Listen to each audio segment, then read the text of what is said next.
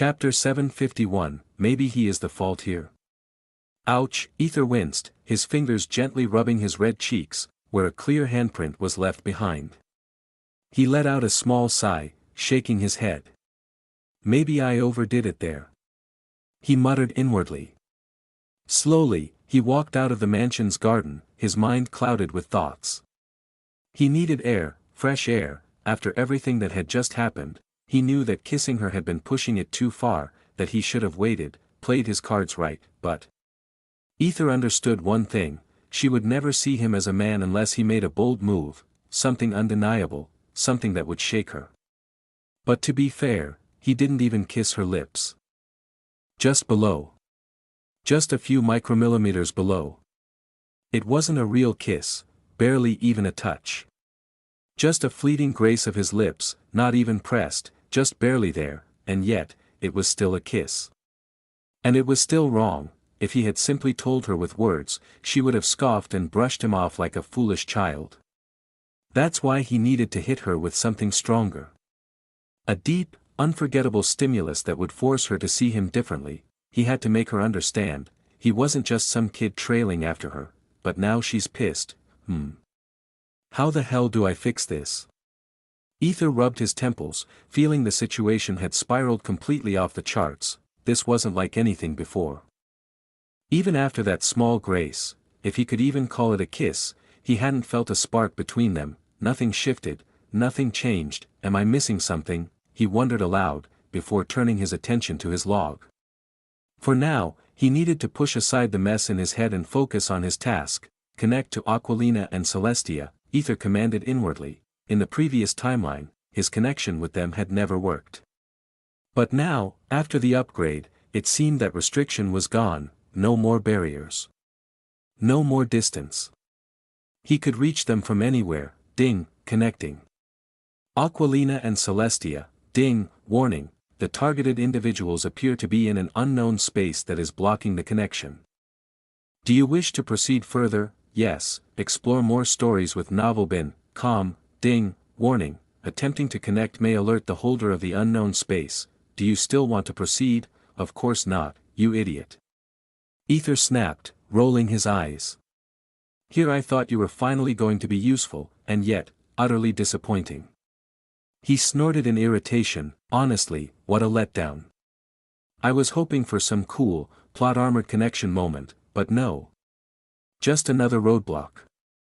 What a bummer. What? Tisk, nothing. Unamused face. Aether's lips twitched. Oh. Someone's getting cocky, huh? He smirked, cracking his knuckles. You sure you want to go down this road? You'll regret it. The log remained silent for a moment before he suddenly remembered something that made his veins pop. Wait. I just remembered the fucking scam. Why the hell do you need 1 billion just for a single level up? Aether nearly screamed. TSK, here I thought he'd forget about it. Anyway, it is what it is. Aether's eye twitched violently. What the hell is that supposed to mean? Sigh. Come on, Aether. Do you have to complain about everything? Do you even realize how much I do for you? All the times I've helped you. You know how hard, don't you feel even the slightest bit of empathy for, oi? You're starting to sound like a real scammer now. Aether's lips twitched. Log needs rest. Goodbye, and just like a true scammer, the log turned silent, completely ignoring him. Oi, motherfuck, Aether. Before he could finish his curse, a soft, sweet voice interrupted him. Then, out of nowhere, Celine jumped on him, wrapping her arms around his waist and nuzzling into his chest like a spoiled kitten. I missed you, she whined, squeezing him tighter. Aether chuckled, his hand instinctively moving to pat her back. I was only gone for a day, you know. Still, it felt too long. She pouted before pinching his cheeks playfully and gazing up at him with those mischievous eyes. Aether tilted his head, amused. Celine grinned widely. You were amazing when you left the Empire. Oh my God. Aether. I almost wanted to scream, that's my husband, right then and there. Her eyes sparkled with excitement as she clenched her fists dramatically. You were on fire. I mean, pure flames. That was some top-tier, breathtaking, jaw-dropping stuff. Aether let out a soft chuckle, rubbing the back of his neck. Don't worry. It's only a matter of time. Soon, you'll be able to shout as much as you want. Celine blinked, caught off guard by his words. Wait. You mean? Aether nodded, his gaze turning firm. I've had enough of hiding. It's time to end this play. He reached out, gently ruffling her hair, his touch lingering just a little longer. He had been thinking about this for a long time. Even before the previous iteration, he had considered it, but back then, he hesitated. He let doubt hold him back. Not anymore. If he kept hiding, it would only complicate things further, not just for him, but for the people he cherished. His beloveds, and Aether had no intention of making the same mistakes again. Celine softly smiled as she watched Aether lost in thought, clearly deep in contemplation about the future. She admired that about him, how he always carried so much responsibility, even when he didn't have to. But then, her gaze fell on the distinct red handprint on his cheek, and her smile instantly vanished. Her expression darkened, turning eerily cold, her eyes narrowing dangerously. Which bitch? She asked in a chillingly emotionless voice, her tone sharp like a blade. Aether glanced at her before replying flatly, your mother. Oh. Oh. Celine blinked, her expression shifting in real time as her cheeks turned crimson with deep embarrassment. WL. It's mother. Shit, she muttered under her breath, mentally kicking herself for her immediate reaction, but then she frowned, tilting her head in confusion. Wait, why? She's not the kind of person who would hit you without a reason. Her skepticism was clear as she studied him. Aether let out a tired sigh before recounting the entire story. His voice laced with frustration. As he spoke, Celine reached out and gently massaged his sore cheek with her soft fingers, her touch feather-light yet lingering. They say licking it makes it feel better, right? She mused to herself, her dark blue eyes fixed on the red imprint marring his skin. Her lips parted slightly, and almost unconsciously, she licked them, slowly, seductively. Who knew what wicked thoughts were running through her mind at that moment? After listening to the full story, Celine nodded in understanding. I see. If it were Celestia, she would have at least given me an idea of what I'm missing, Aether muttered, his jaw clenching slightly. Celestia was always by his side. She understood him better than anyone, hell, better than he understood himself. Celine's lips twitched. As much as she wanted to disagree, she couldn't. Celestia had been the one who made her realize just who Aether truly was, what he was capable of. That woman had an almost terrifying ability to see through everything, catching on to things even before Aether himself did. If anyone could point out what he was overlooking, it was her. I really hate that bitch. Celine fumed inwardly, her teeth grinding slightly as the image of Celestia's smug, knowing grin appeared in her mind. That woman always clung to Aether like he was her personal possession, like she was the only one who had the right to stay by his side. She stole a glance at Aether. His face looked tense, his expression carrying the weight of exhaustion and tense. Celine shook her head, her brows furrowing. That face, Aether turned to her, frowning slightly. That face. You've shown it before. The same expression that used to make me feel lonely, she mumbled as if she had stumbled upon a realization she couldn't quite put into words. What are you saying, Celine? Aether asked cautiously, his voice low, careful. Celine turned her gaze to the sky, watching the clouds drift by, her fingers lightly tracing small circles on his arm. Before you accepted me. You used to have that same look, Aether. A tense, exhausted face. Like you were trying to force something that wasn't there. Her eyes slowly trailed back to him, her voice soft yet certain. I think. It's because you don't see her as a woman. Aether blinked, caught completely off guard.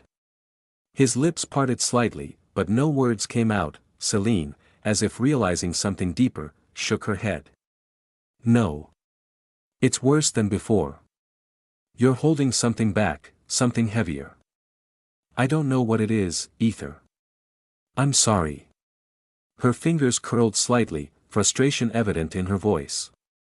She couldn't put it into words, but one thing was clear. Aether didn't see her mother as a woman, Aether remained silent for a moment before exhaling slowly. "I see," he murmured. His mind racing to process his own thoughts. Was he really making that mistake? Celine studied his face before biting her lower lip, hesitant yet determined. "The collision. Was it because you didn't complete the mission?" She narrowed her eyes slightly. "Because no matter how one looked at it, the timing was too perfect. The collision had appeared right after the mission was left unfinished. That couldn't be a coincidence, right?" Aether met her gaze, his eyes unreadable. "A part of it." Celine bit her lip even harder before whispering, "If you need help, please ask me, Aether. I'll do anything for you." Aether's lips curved into a warm smile. "I know." A moment of silence passed between them.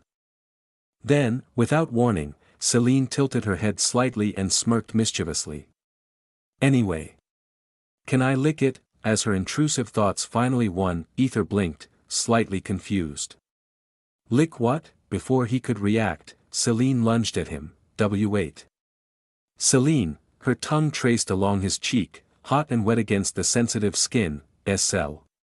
Others will see you, don't worry, they left to rebuild the territory. Or whatever.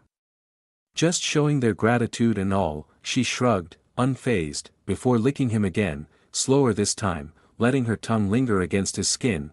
"That explains why no one's in the mansion." Aether thought, exhaling sharply as his fingers instinctively gripped the grass beneath him.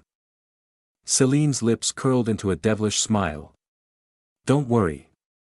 I'll heal it soon." Her voice dripped with seduction as she straddled him properly, rubbing her plump ass against his crotch while her tongue continued trailing across his cheek, hot and deliberate. Aether's hands instinctively found her waist. "Celine," but she just grinned, grinding herself against him even more. "Should just let me take care of you, Aether." Chapter 752, A Dinner Talk, Adoption. The night had finally arrived, marking the end of a long and eventful day. Both empires, after much turmoil, had finally come together in an uneasy yet historic union. Peace had settled, if only momentarily, as the weight of tomorrow loomed over everyone. The citizens were brimming with excitement, eagerly anticipating the grand announcement from their rulers. What would be declared? How would their newly unified empire be governed from here on?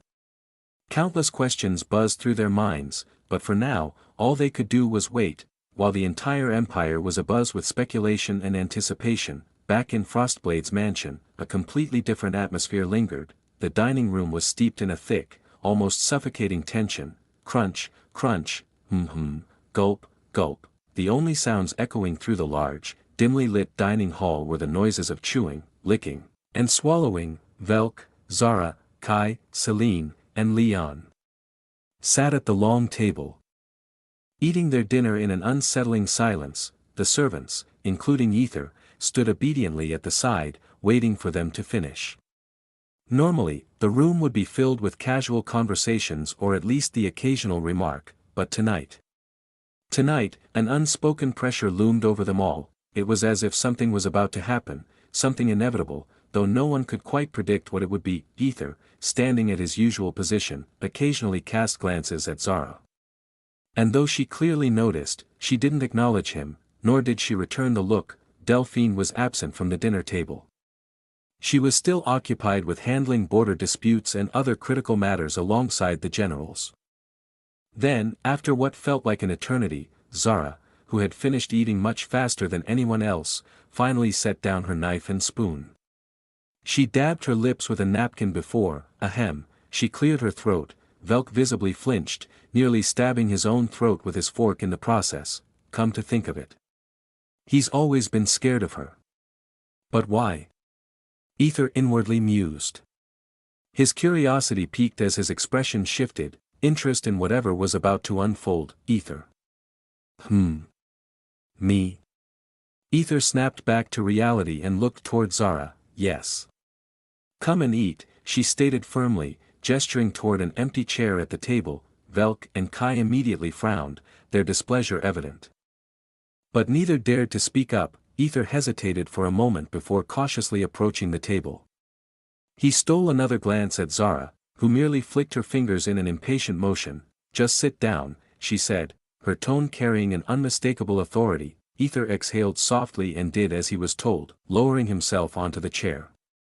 Meanwhile, Zara turned her gaze toward Alfred, who visibly tensed under her scrutiny.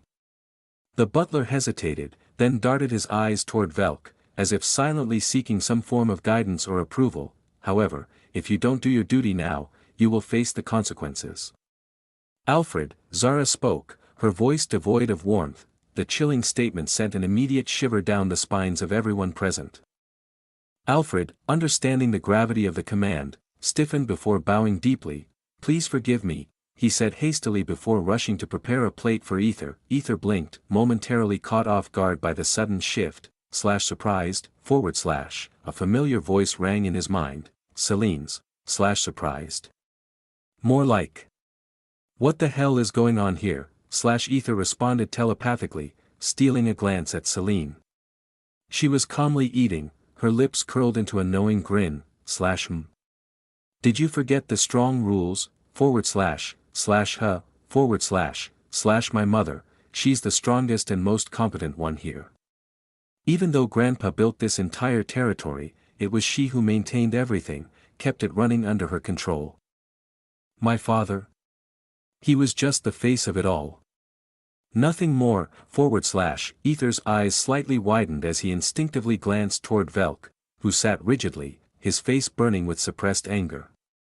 And yet, despite his clear frustration, no words left his mouth. Celine smirked and continued, "The only reason my father ever dared to talk back or do what he did to you was because of my grandpa's influence. That old man didn't like the idea of a woman running the household, so he always kept my mother in check, gave her just enough power, but never too much. He made sure her authority remained under his control. But now, Celine chuckled softly, her amusement evident, don't laugh while eating. Dear, Zara gently chided, her voice softer now. Celine merely nodded with a cheeky grin, playfully winking at Aether before returning to her meal. Aether, however, remained momentarily frozen, his mind still processing everything. He finally snapped out of it when Zara's voice broke through his daze. Are you not eating? She asked, her brows furrowing slightly. Aether quickly picked up his utensils and took a bite, though his eyes still flickered around the room. He noticed Alfred biting his lip nervously. Meanwhile, Timmy. Well, he seemed to have completely given up, his only concern now being his own survival. Velk, on the other hand, was seething, his teeth grinding together much like Kai's.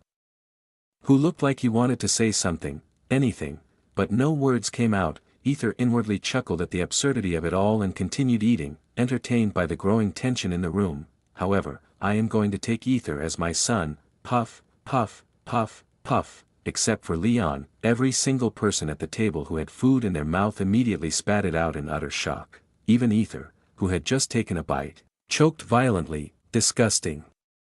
Zara spat in irritation before her sharp gaze swept across the table. What's wrong with all of you, spitting out your food like that? Have you all lost your manners? But before she could even finish. What's wrong with you, Mom? Kai shot back, his voice laced with both shock and frustration. His eyes widened in disbelief, his hands clenched into fists on the table. However, finish your food first, Zara cut in, finish? Are you out of your damn mind? I'm not going to repeat myself, Kai. My son. Zara's eyes darkened with a chilling warning. Finish the food. Kai swallowed hard. Begrudgingly, he picked up his utensils and resumed eating, his jaw clenched in frustration. Not just him. Everyone, Zara commanded, her sharp gaze sweeping over the entire table, making sure her words reached every single person present. Finish your food first before anything else. Silence fell once more, thick and heavy. Everyone instinctively snapped back to their meals, obediently eating despite the tension. Aether and Celine exchanged uneasy glances, their expressions mirroring each other's concern. The situation was spiraling into something far more intense than either of them had anticipated, and neither had a clue how far it was about to go. Minutes passed, the clinking of cutlery against porcelain being the only sound echoing in the vast dining hall. Finally, the last bite was taken, and the maids and servants hurriedly cleared the table, their movements quick and efficient as if they sensed the storm brewing and wanted to escape before it hit. Even Leon didn't hesitate to slip out of the room, clearly wanting no part in whatever was about to unfold. Now, only the key players remained. Velk sat stiffly, his jaw clenched so tightly it looked like he might shatter his teeth. His fingers drummed against the polished wood of the table before he finally spoke, his voice sharp and demanding. "What do you mean by that?" he asked, his piercing gaze locked onto Zara. She, on the other hand, looked utterly unbothered, casually inspecting her nails as if this entire conversation was beneath her concern, as if she had already won whatever game was being played. "It is what it is," Zara finally replied, her tone indifferent yet carrying a sense of finality. "I want to adopt Aether as my son." Kai shot up from his seat so fast that his chair scraped against the floor. "What about me?" he shouted, his frustration bubbling over. His eyes flickered between Zara and Aether, his confusion evident. Zara blinked, her expression blank and unreadable. "What about you?" She tilted her head slightly, her voice carrying genuine confusion. "You're already my son, Kai." Kai's cheeks flushed in embarrassment, realizing how ridiculous his outburst must have sounded. He cleared his throat awkwardly, attempting to regain his composure. "I mean, you already have me as your son, so why the hell are you trying to take him in?" Zara shrugged, then leaned toward him slightly, her lips curling into an amused yet dangerous smirk. "Then please, explain something to me, Kai. If you were already engaged to Leah, why did you suddenly break it off and get engaged to Aquilina instead?" That. Kai faltered, completely taken aback by the sudden shift in conversation. "This isn't about him, Zara," Velk interrupted, his voice firm as he cleared his throat. His dark eyes flickered toward Aether before focusing back on Zara, his expression unreadable. "It's about you. What's the point of all this? What exactly are you trying to accomplish?" Zara finally met his gaze, her expression stern. "No, worse than that." The way she looked at him was as if he were nothing more than an insignificant insect. Something so beneath her that it wasn't even worth stepping on. Velk stiffened, his blood boiling under that humiliating stare. Zara's lips curled slightly, her amusement barely concealed. "I know what you two were planning," she said, her voice calm yet carrying a sharp, knowing edge that sent a chill through the air. "I mean, it's obvious, isn't it?" Both Velk and Kai visibly flinched, their reactions betraying them before they could even attempt to deny it. Aether and Celine frowned at each other, exchanging confused glances, neither of them sure what was so obvious that Zara had figured it out before them. "What the hell is obvious?" Aether inwardly wondered. Celine seemed just as lost. Though her instincts told her this was leading to something major, Zara snorted, her eyes shifting between her husband and son, one gaze filled with disappointment, the other with outright disdain. Both Velk and Kai lowered their heads slightly, unable to meet her stare, as if she had already peeled away every one of their defenses. "Mom, what's going on?" Celine finally spoke, curiosity and a hint of concern evident on her face. Zara let out a low hum before turning to her daughter. "Tell me, Celine. Why do you think they personally went out to help the people after the disaster?" Celine blinked. "Because our soldiers weren't enough to handle the aftermath? Enjoy exclusive content from Novelbin." "Calm," Zara scoffed, shaking her head slightly. "Oh, please. We were near the center of the empire, not on the outer edges. Our territory barely suffered any real damage. Our soldiers were more than capable of handling things on their own." Celine's brows furrowed. "Then, was it for fame?" Zara smirked, leaning back slightly. "Exactly. They wanted to build their own reputation, separate from the old man's legacy. That in itself isn't a bad thing, but that wasn't all they were after." Celine leaned forward slightly. "Then what else?" Zara's eyes flickered toward Aether before shifting back to Velk and Kai, her expression darkening slightly. "Him," she said, her voice carrying a weight that made Aether stiffen. Aether's fingers twitched slightly. "Me?" Zara's smirk widened ever so slightly. They wanted to see whether people still clung to the old man's letter. And to Aether's presence. Celine's eyes widened slightly, realization clicking into place in her mind like pieces of a puzzle she hadn't even realized were missing. Aether, too, felt something shift within him, his thoughts suddenly aligning in ways he hadn't considered before. Wait. Now that I think about it, the more he thought about it, the clearer it became. People always forget old news when something bigger happens. And after everything, the near collapse of the empire, the chaos, of course, the attention would shift elsewhere. No one would have the time or reason to bring up an old letter anymore. He hadn't even considered this possibility until now. Even Celine, who usually caught onto things quickly, had only just remembered the letter's existence. If Zara hadn't mentioned it, she, too, might have forgotten entirely. We were just trying to, Velk started, his tone almost offensive, but Zara didn't let him finish. Since the Empress has been busy with political matters, everyone would soon forget about the letter and Aether's freedom. She cut in smoothly. She tilted her head, amusement flickering in her gaze. They thought if they just left things alone for a while, eventually, no one would be talking about Aether anymore. Velk and Kai both bit their lips, their frustration evident as their plan was laid bare before everyone. Aether let out a slow breath. This woman, she was far more dangerous than he had ever given her credit for. Interesting. Chapter 753, A Dinner Talk, Divorce. Still, it doesn't change the fact that you're trying to adopt a slave as your son. Have you completely lost your damn mind? Do you even realize what kind of disgrace this would bring? What would others think of this? Velk shouted furiously, his voice shaking with anger. His name, his reputation, his entire family, already tarnished by that damn letter, and now this? He wasn't going to let this slide. Zara's expression darkened. Now you're worried about what others think. She let out a bitter laugh before her face twisted in rage. You, of all people, have the audacity to talk about disgrace when you and your wretched father stole a child's future right out of his hands. Both of you destroyed an innocent life without a second thought. And now, you stand before me, acting like you have the moral high ground. You have some fucking nerve to say that to me, bastard. Velk clenched his teeth, his fists tightening at her words. But it was for the future of our household, for the future of your household. Zara scoffed, her disgust evident. By snatching away a child's rightful future. She took a step forward. Her piercing gaze making Velk instinctively avert his eyes. Tell me, Velk. When you destroyed that child's destiny, did you once stop to think about the consequences? Or were you too blinded by greed to care? Velk remained silent, unable to meet her eyes. Zara's gaze then snapped toward Kai, her tone sharp as she asked, You knew about this, didn't you? What? Kai stammered, his body tensing under the weight of her stare. Zara frowned, her voice low but firm, Don't play innocent with me, my son.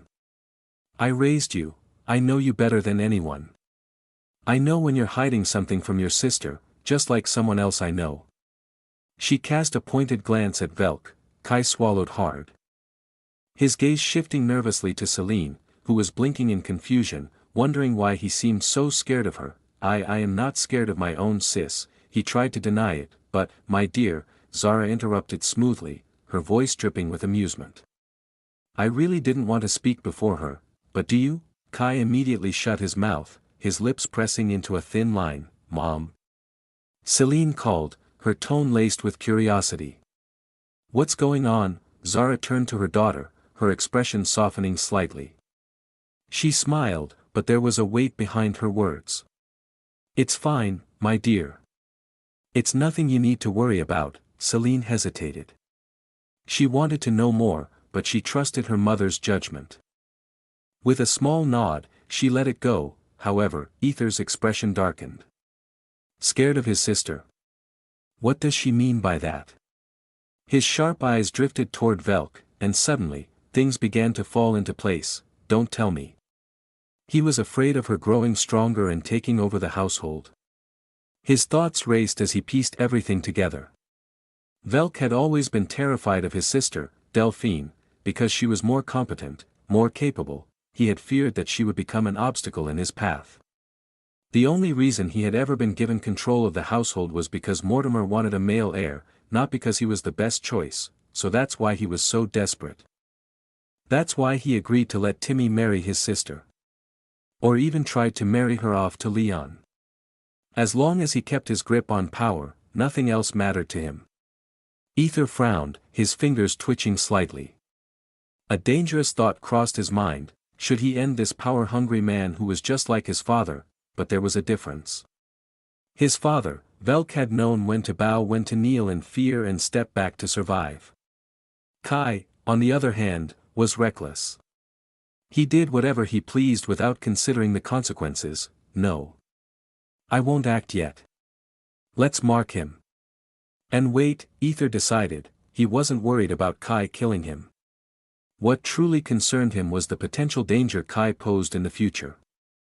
He had that sword, the one with a power eerily similar to the Sovereign's. Aether had promised Selene he wouldn't take another life, but if the time came. If Kai became a true threat. I'll have no choice but to end him too, Kai, Zara called out again, this time her voice carrying an unmistakable authority. Kai bit his lips, his hands curling into fists before he finally nodded. Why yeah, I know who Aether is. Grandpa already told me about his powers and everything, and you accepted it?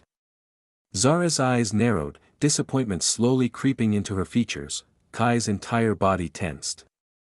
He hesitated before responding, his voice weaker than before. But a lowly slave is not worthy. Who the hell do you think you are to determine who is worthy? Huh? Zara's voice exploded through the mansion like thunder, shaking the very walls with its intensity. Aether raised an eyebrow, watching with amusement. Damn, she's good. Zara was trembling with rage, her teeth gritted as she struggled to keep herself in check. She took deep, measured breaths, silently repeating to herself, he is my son. He is my son. He is my son, over and over until she regained a sliver of control. Finally, in a slightly calmer tone, she spoke, only the gods have the authority to decide who is worthy, my son. She lifted a hand, pointing at Aether, and the gods chose him. The arcane chose him. She saw his worth and deemed him worthy. Yet here you stand, questioning that decision. She leaned in closer, her gaze now ice cold. Tell me, Kai. Are you a god? Kai's body trembled, his hands shaking with both fear and frustration. Zara scoffed, shaking her head, true disappointment written all over her face. I thought you had grown into a fine, honorable man, she murmured, her voice heavy with regret. Maybe. Maybe I was wrong. Maybe I failed as a mother.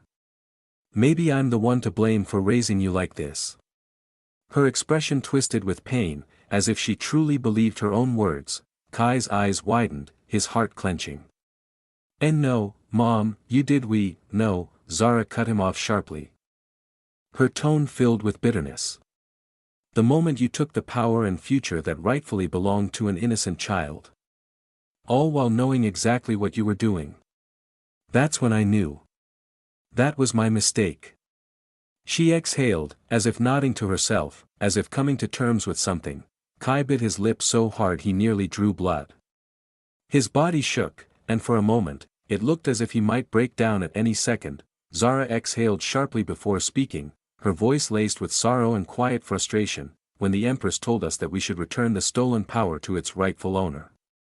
For a moment, I hesitated, just for a brief second, I accepted it.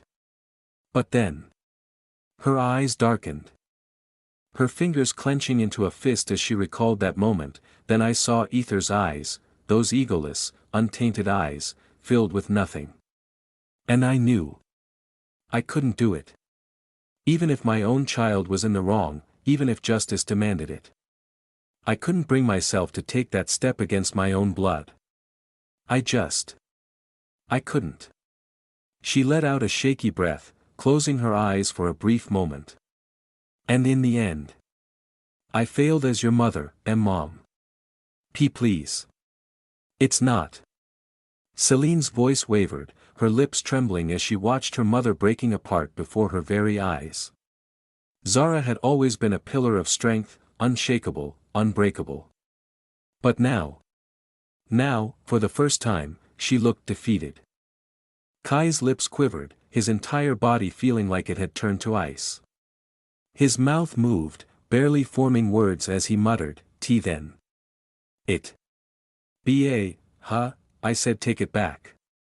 Kai suddenly erupted, his voice raw and cracking under the weight of his emotions. Take this shitty power of the chosen one that everyone keeps blaming me for. I never asked for this. It was Grandpa who gave it to me. I was just a damn child back then. What did you expect me to do? Just throw it away. His body trembled, his breaths coming in ragged gasps as frustration and pain spilled from every word. I just wanted to know what it felt like to have power. I wanted to be the hero from the stories I grew up with. I was too young to understand any of this. I just wanted to be happy. To make Grandpa proud. That's all. Was that really so wrong, Mother? Was it? His voice wavered at the end, his vision blurring with unshed tears.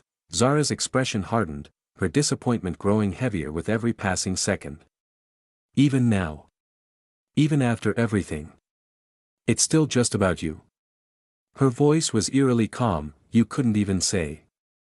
I'm sorry, Kai took a step back, his breath hitching in his throat. That was all Zara had wanted, just an apology. Just an ounce of regret. Not for herself, not even for her family, but for Aether. That was all she had wished for from her son. What was done was done. No one could change the past. But a simple acknowledgement, a moment of true remorse, was that really too much to ask for, yet Kai? He was still only thinking about himself. She had truly failed as a mother. Zara shook her head, the weight of disappointment pressing heavily on her shoulders. Why are you making my son out to be some kind of murderer? Velk finally interjected, unable to hold back any longer. Do you even realize how many innocent lives he's saved using that power? His furious gaze locked onto Aether as he spat out, what could a mere servant have possibly done with such power? He would have wasted it. Or would he even, if you utter another word, Zara interrupted, her voice eerily soft. I swear. I will paint this table with your blood. She smiled, just a small, delicate smile, but her eyes. Her eyes were void of emotion, like an endless abyss swallowing every trace of light. Velk's entire body shuddered in fear. Without realizing it, he leaned back in his chair, instinctively trying to put distance between himself and the woman before him. Zara held her empty stare on him for a long moment before shifting her gaze toward Aether. Every power comes with responsibility. Whether to waste it or wield it, that decision belongs to the one who holds it. We are not the ones who get to judge how someone should use their power, nor. She turned back to Kai, her voice colder than before. Should we let jealousy consume us? Taking a deep breath, she straightened her back. Anyway, you've all had your say. Now it's my turn. I will bear the sin of being the wife of a useless man and the mother of a selfish son. And I will take responsibility in my own way. She reached into her bag and placed a stack of documents on the table with a firm hand. From this moment forward, I am adopting Aether as my son. The room fell into stunned silence seeing the documents. She came well prepared. Velk's eyes widened in pure shock before rage overtook him. His entire face twisted with fury as he slammed his fist against the table. Do you think you can do whatever the fuck you want? His voice was filled with venom. Spitting out every suppressed grievance he had been holding back. I am the master of this household. I hold the power over everyone in this family, including you, my wife. So just bow your damn head and, his voice rose further as he roared, know your place, you bitch, and then, Zara laughed, a chilling, humorless laugh. Experience exclusive tales on novelbin.com, ha ha ha ha ha. Her laughter echoed throughout the room, sending a shiver down Velk's spine. It was a laugh filled with amusement, mockery, and something even darker, something unsettling. Then, with a smirk, she reached into her bag once more, pulling out yet another document. She slid it across the table without saying a word. Velk's hands shook as he picked it up, his fingers tightening around the edges as his eyes scanned the contents. A divorce paper. She had come prepared. Very well prepared. Chapter 754, A Dinner Talk. signing the documents. Velk's throat felt dry as he swallowed hard, his mind struggling to process the situation. A divorce paper that he already signed. What's this? He stammered, his voice barely above a whisper. He was completely flabbergasted. Zara leaned back in her chair, a faint smirk playing on her lips. Can't you read? She asked, her tone dripping with amusement. Velk's lips twitched in frustration. Without a second thought, he slammed the divorce papers onto the table, his voice rising with anger. I never signed this document. You forged it. His hands clenched into fists as he gritted his teeth, his entire body tensed. Zara's expression remained blank as she regarded him. Looks like you've forgotten our deal, she said coolly. Then, without warning, she cracked her fingers. Before Velk could react, slap, a sharp, resounding slap echoed through the room. The sheer force sent Velk flying backwards, crashing against the wall. Thud. Aether instinctively raised a hand to his own cheek as if he had been the one struck. Damn this woman, he cursed inwardly. Then, shifting his gaze, he watched as Velk sluggishly pushed himself up from the floor. Velk shook his head, blinking rapidly, as if trying to align his mind with reality. Then, a thin trickle of blood slid from his nose. Kai and Celine stood frozen. Completely taken aback. Looks like it's their first time witnessing this too, Aether mused, amusement flickering in his eyes. Zara crossed her arms over her chest, her gaze sharp. Now do you remember? Velk, showing not even a hint of shame, rapidly nodded like a man whose survival depended on it. I remember now. I remember everything. We signed when we got married, right? His voice wavered slightly. Zara gave a satisfied nod. Exactly. Our marriage was nothing more than a contract of mutual interest. We agreed from the very beginning that when the time came, we'd separate without complications. That's why we signed the divorce papers back then. It was always meant to happen. Do you understand now? Velk's head bobbed up and down like a woodpecker. Without further argument, he hurriedly dragged himself toward the table and sat down, gripping the papers as if he was ready to sign them immediately. Kai and Celine, still reeling from the shocking turn of events, could barely process what was happening. Mom, are you? Kai began hesitantly, but his voice was laced with uncertainty. Zara cut him off with a calm but firm tone. I only stayed with him because I didn't want to leave you two alone. But now, you've both grown. You understand how the world works. You've started making your own choices. I am no longer needed here and of course, I am still your mother and always be. As she softly smiled, Kai opened his mouth, wanting to protest, but the situation was already moving forward at an alarming pace. His father was signing the papers, without hesitation, after a single slap. However, what about Aether's ownership? Celine's voice cut through the tension, making Kai and Velk simultaneously flinch. She had to ask now. They both screamed internally in unison. Zara turned to Celine and nodded. Of course, that too. Since I am going to adopt him, his ownership will naturally belong to me. Celine's eyes widened. That's unexpected, she thought, her heart pounding. This was unacceptable. No matter who it was, even if it was her mother, she could not allow Aether's ownership to belong to anyone else. That right belonged to her. Celine had to put a stop to this madness. But you belong to the Frostblad. Her voice trailed off as a realization dawned upon her. Their parents had already been divorced for years, just staying together for appearances. That meant her mother had every right to claim Aether's ownership. Zara wasted no time. Come on, sign it, and we'll perform the ritual, she urged Velk. Velk bit his lip, hesitating for the first time. He cast a glance at Kai, who seemed equally powerless to stop what was happening. But there was nothing either of them could do. Taking a deep breath, Velk slowly moved his pen to the paper. His fingers trembled slightly, but he signed. The dining room fell into a heavy silence, the only sound being the soft scratch of the pen against paper. Velk hesitated just before the final signature, his voice suddenly uncertain. Why don't we take this slowly? Maybe we should sit down, discuss things calmly, and handle this tomorrow morning. I don't mind the divorce, but Zara's eyes narrowed. She sighed, then fixed Velk with an icy stare.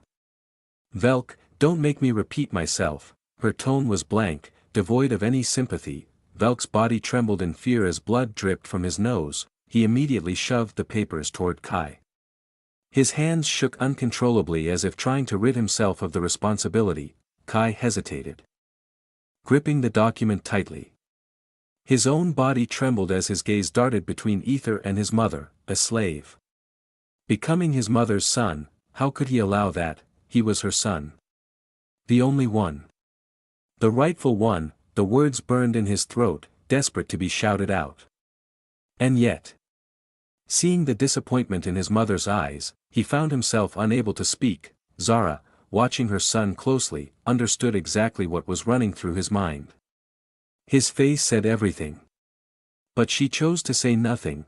Kai clenched his jaw before whispering, his voice almost pleading, Mom. Could you please reconsider this? I'll do anything, just don't do this. Just give me a chance to make things rig. Doesn't this feel familiar? Zara suddenly interrupted, her voice cutting through his desperate plea. Everyone frowned at her words, then she continued, I chose that girl. That innocent, lovely girl. I knew she was perfect for you. And yet, you threw her away as if she was nothing. The room fell into an uneasy silence. Everyone knew exactly who Zara was talking about, Aurelia Scarlet, aka Leah. Kai's throat tightened as Zara pressed on, I just want to remind you, Kai. Only I know how difficult it was to get Leah's mother to agree to that engagement. If you thought it was just because we were friends, then you were gravely mistaken. Her voice darkened, a sharp edge of frustration creeping in. That woman doesn't have friends. No, she never thought others friends. She never cared others. She is the most insane and twisted woman I have ever encountered in my entire life.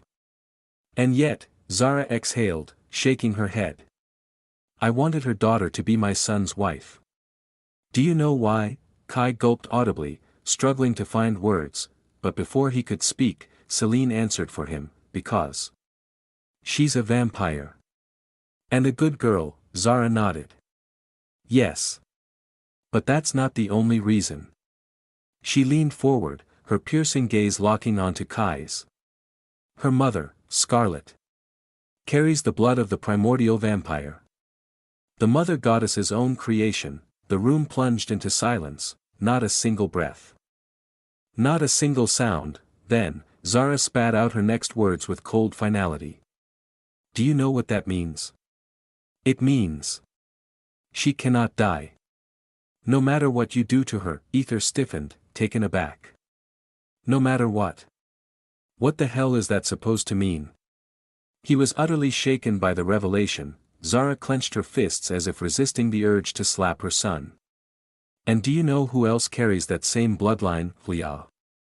Celine whispered in shock, realization dawning on her. Experienced new tales on novel bin. Calm. Zara merely nodded, her expression unreadable. Yet here you are, having wasted all my efforts.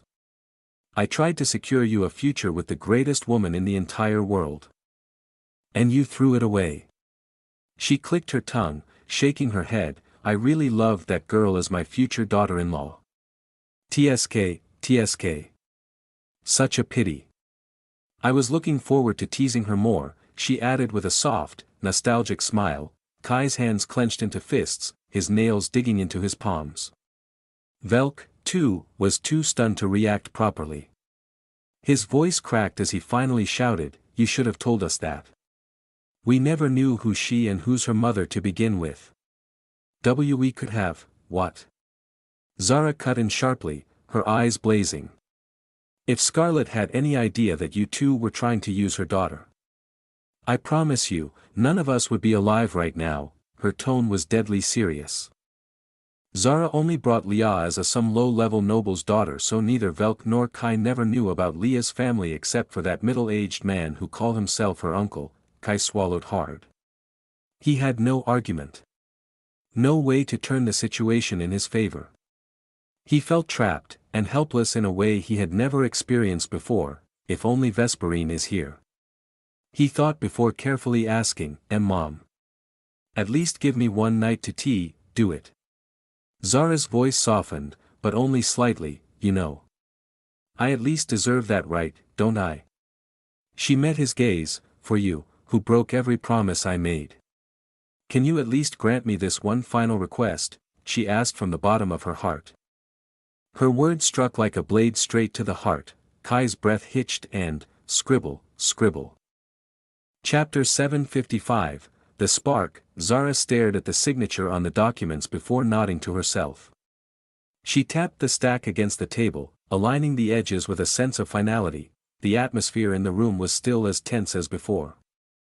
No one dared to say a word. Celine bit her lip, frustration and disbelief appeared on her face. Her grand plan to claim Aether as her own had been utterly shattered, by none other than her own mother. She had never even considered the possibility that an enemy would rise from within her own family. Fuck you, fate. Celine screamed inwardly, clenching her fists so tightly that her nails dug into her palms. Zara's calm voice sliced through the suffocating silence. Shall we begin the procedure? Velk, after that humiliating slap, turned eerily silent. It was as if the fight had drained out of him in an instant, as if he no longer cared. Aether observed him closely. He dared to speak up against the Empress without hesitation, but now, before Zara. He's suddenly quiet. The thought nagged at him. Something wasn't adding up. And now that he thought about it, even at the funeral, Empress Marisandra had looked at Zara with an unmistakable look of irritation, animosity, even. As if she considered Zara an equal, a rival, interesting. Aether mused, shifting his gaze to Kai, whose hands trembled as he clenched his fists, his lips pressed into a thin line. Kai. Zara's sharp gaze fell on him. Kai exhaled heavily before meeting her eyes. His jaw tensed, his expression conflicted. Finally, he spoke, "Okay, mother. But I don't think I can do the ritual tonight. I'm completely exhausted. I spent the entire day working with the crew to rebuild the damaged buildings. Can't we just postpone it until tomorrow?" Zara's expression remained unreadable as she shook her head. "We cannot delay it. I want you to immediately, Cha, can't you just give us a single night?" Velk interrupted, his voice unusually measured. As much as he preferred not to get involved in divorce matters, this was different. He had seen firsthand how hard they had worked. They deserved at least some rest. With a sigh, he added, "And let's be honest here. The ritual takes an immense amount of energy. He's already weakened. If he performs it in this condition, it's only going to backfire on him, and on you." Zara studied him for a long moment. She could sense the exhaustion in them. They weren't just trying to buy time, they were genuinely worn out. Finally, she let out a quiet sigh before nodding. "Very well. Rest for the night. Tomorrow morning, we'll proceed with the ritual." With that, she turned and left the dining hall without another word. Aether wasted no time in following her. Meanwhile, the remaining trio let out deep sighs of relief. Slumping into their seats as if a crushing weight had been lifted off their shoulders, Celine had lost Aether's ownership. Kai had lost his only son's name, Velk. Well, he didn't lose anything, to be honest. As Zara walked down the corridor, the document still in her grasp, she suddenly came to a halt. Without turning around, she spoke in a low, firm voice. "I promised you freedom.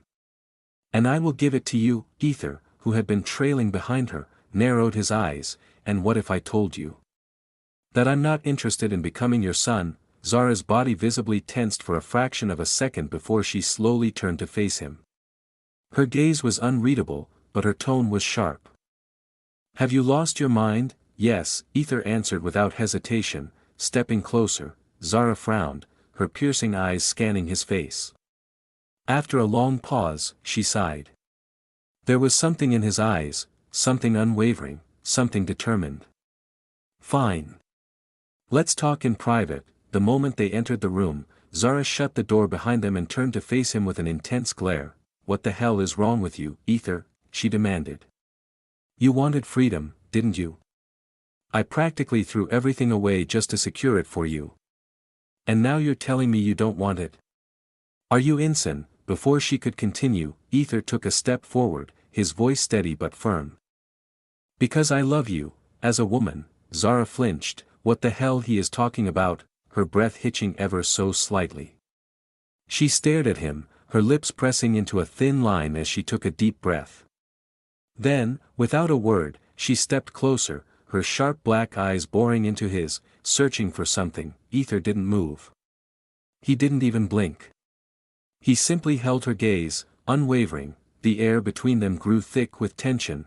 Then, finally, Zara spoke.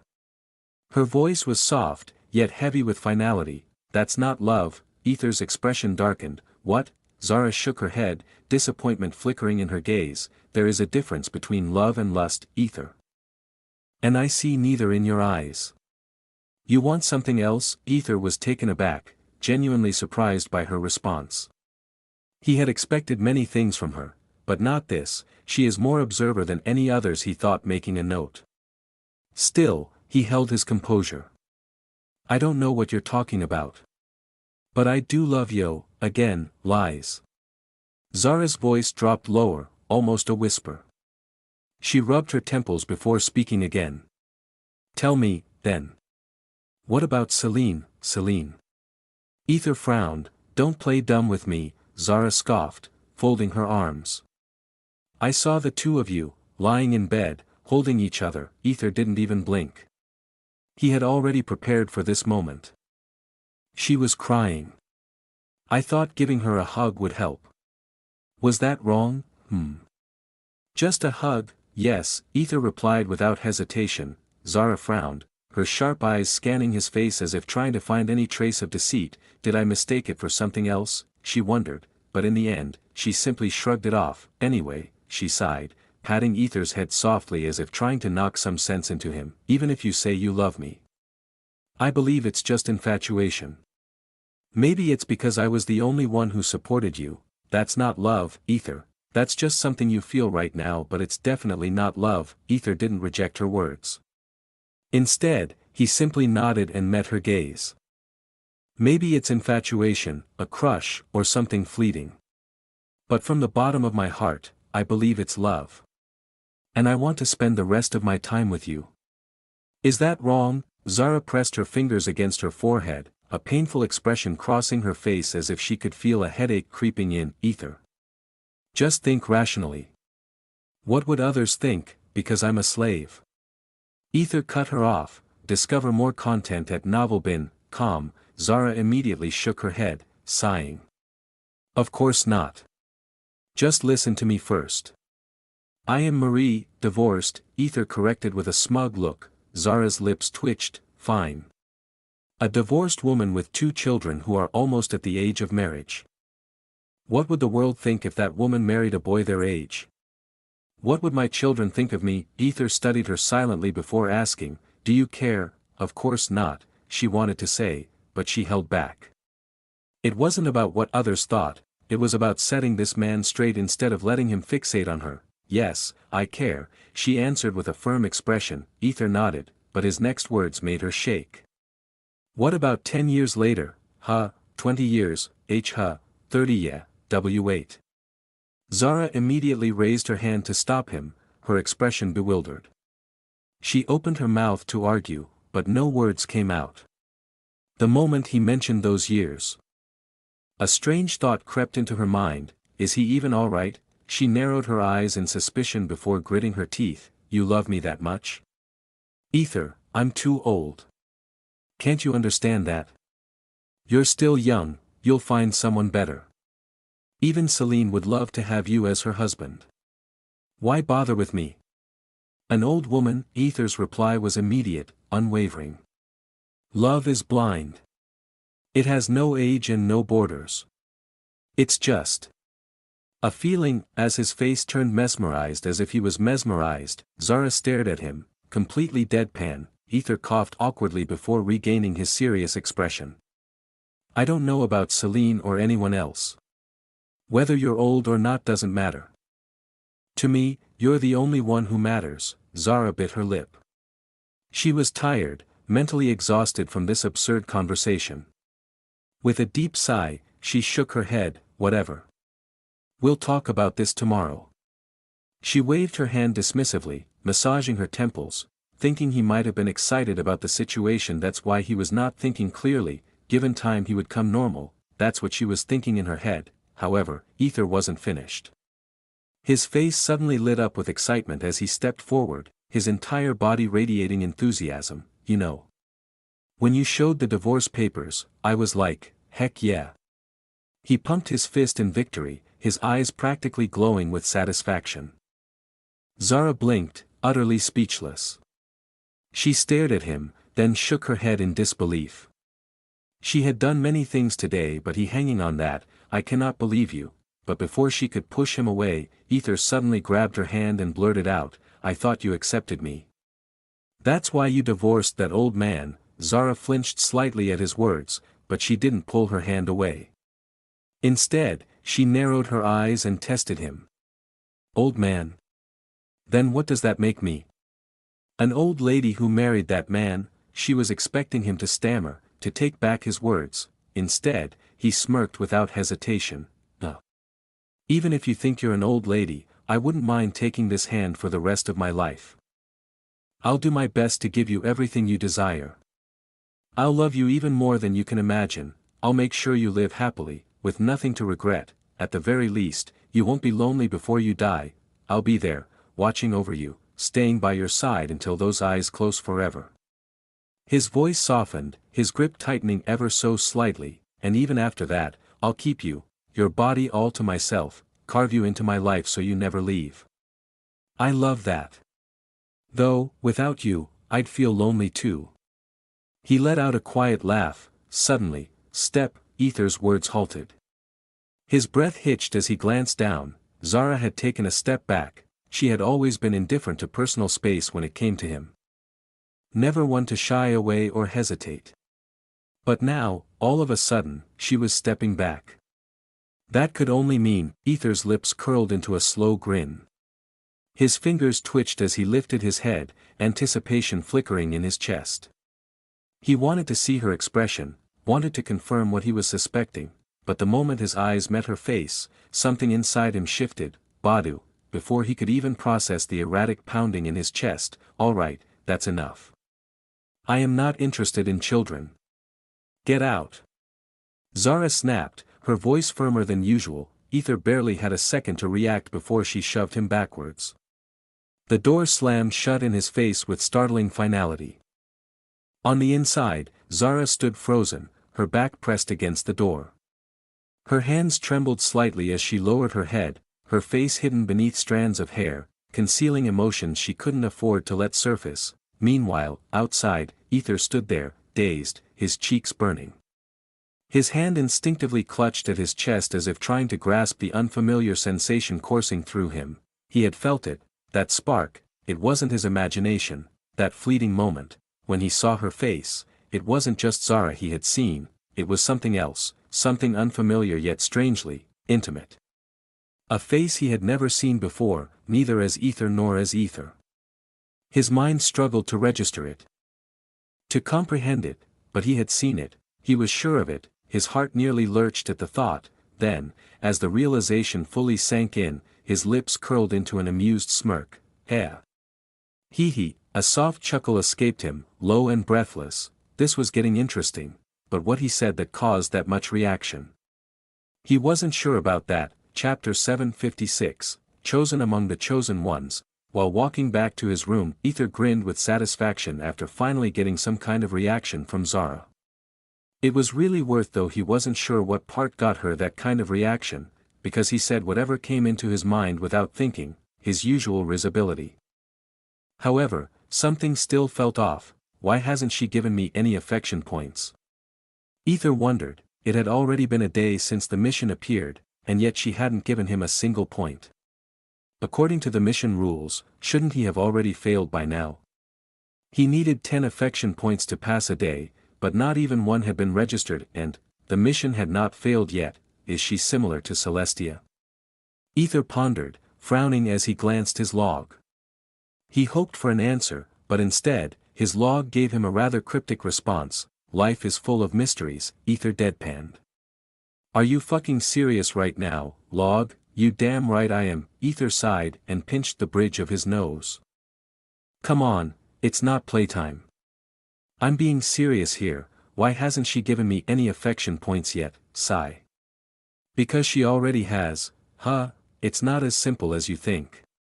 The affection points are really someth. Before it could finish, the log was abruptly cut off. Log? Aether frowned. Error. No available data for the user's question. Aether raised a brow, his confusion deepening. His log was an enigma. It sometimes acted like an advanced AI, sometimes like an overly dramatic human, and sometimes, well, like whatever this nonsense was. So, affection points are something more than they appear to be? Aether thought, rubbing his forehead. He was sure Log had almost let something slip. And what the hell does it mean that Zara already gave it to me? His frown deepened as his mind raced for answers. Just then, his attention was drawn to two figures standing in the garden below. Lowering himself into a crouch, Aether carefully peeked over the corner. His sharp eyes quickly identified them, Leon and Kai. They seemed to be engaged in a serious conversation. Aether's lips curled into a mischievous smirk. Heh, looks like it's time to test the waters. A devilish glint flashed in his eyes before his figure silently vanished into the shadows. Meanwhile, in the garden, I still can't believe your mother actually wanted a slave as her son, Leon said, shaking his head in disbelief after hearing Kai's story. His voice was laced with both shock and sympathy. Kai exhaled heavily, crossing his arms. Yeah, well, neither can I, he muttered, glancing up at the night sky. Leon could only sigh. He pitied Kai. It was an absurd and cruel situation to be put in. After a moment of silence, Kai mumbled, maybe I should call Vesperine. She might have a better idea of what to do. His gaze lingered on the stars as if searching for answers. Like two friends sharing secrets under the veil of the night, they stood there, bound by unspoken understanding. Leon nodded in agreement. That might be a good idea. Vesperine's sharp, she could help you figure a way out of this mess. He patted Kai's shoulder with a reassuring grip. Don't worry, my friend. No matter what happens, I'll always have your back. Kai's eyes softened, glistening slightly. I'm really grateful to have you as my friend, Leon.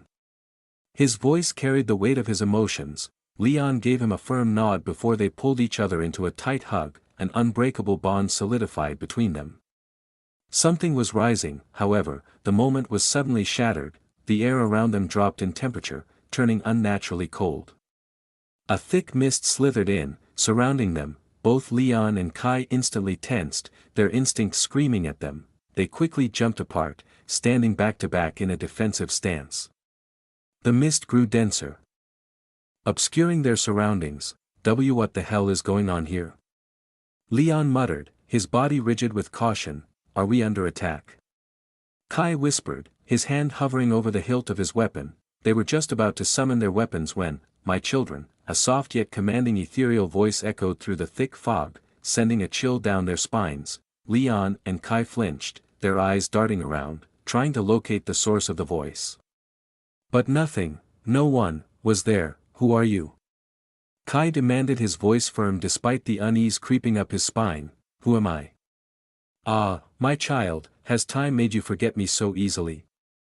The ethereal voice whispered again, laced with both sadness and amusement. Kai and Leon both frowned in confusion. But then, realization dawned on Leon's face.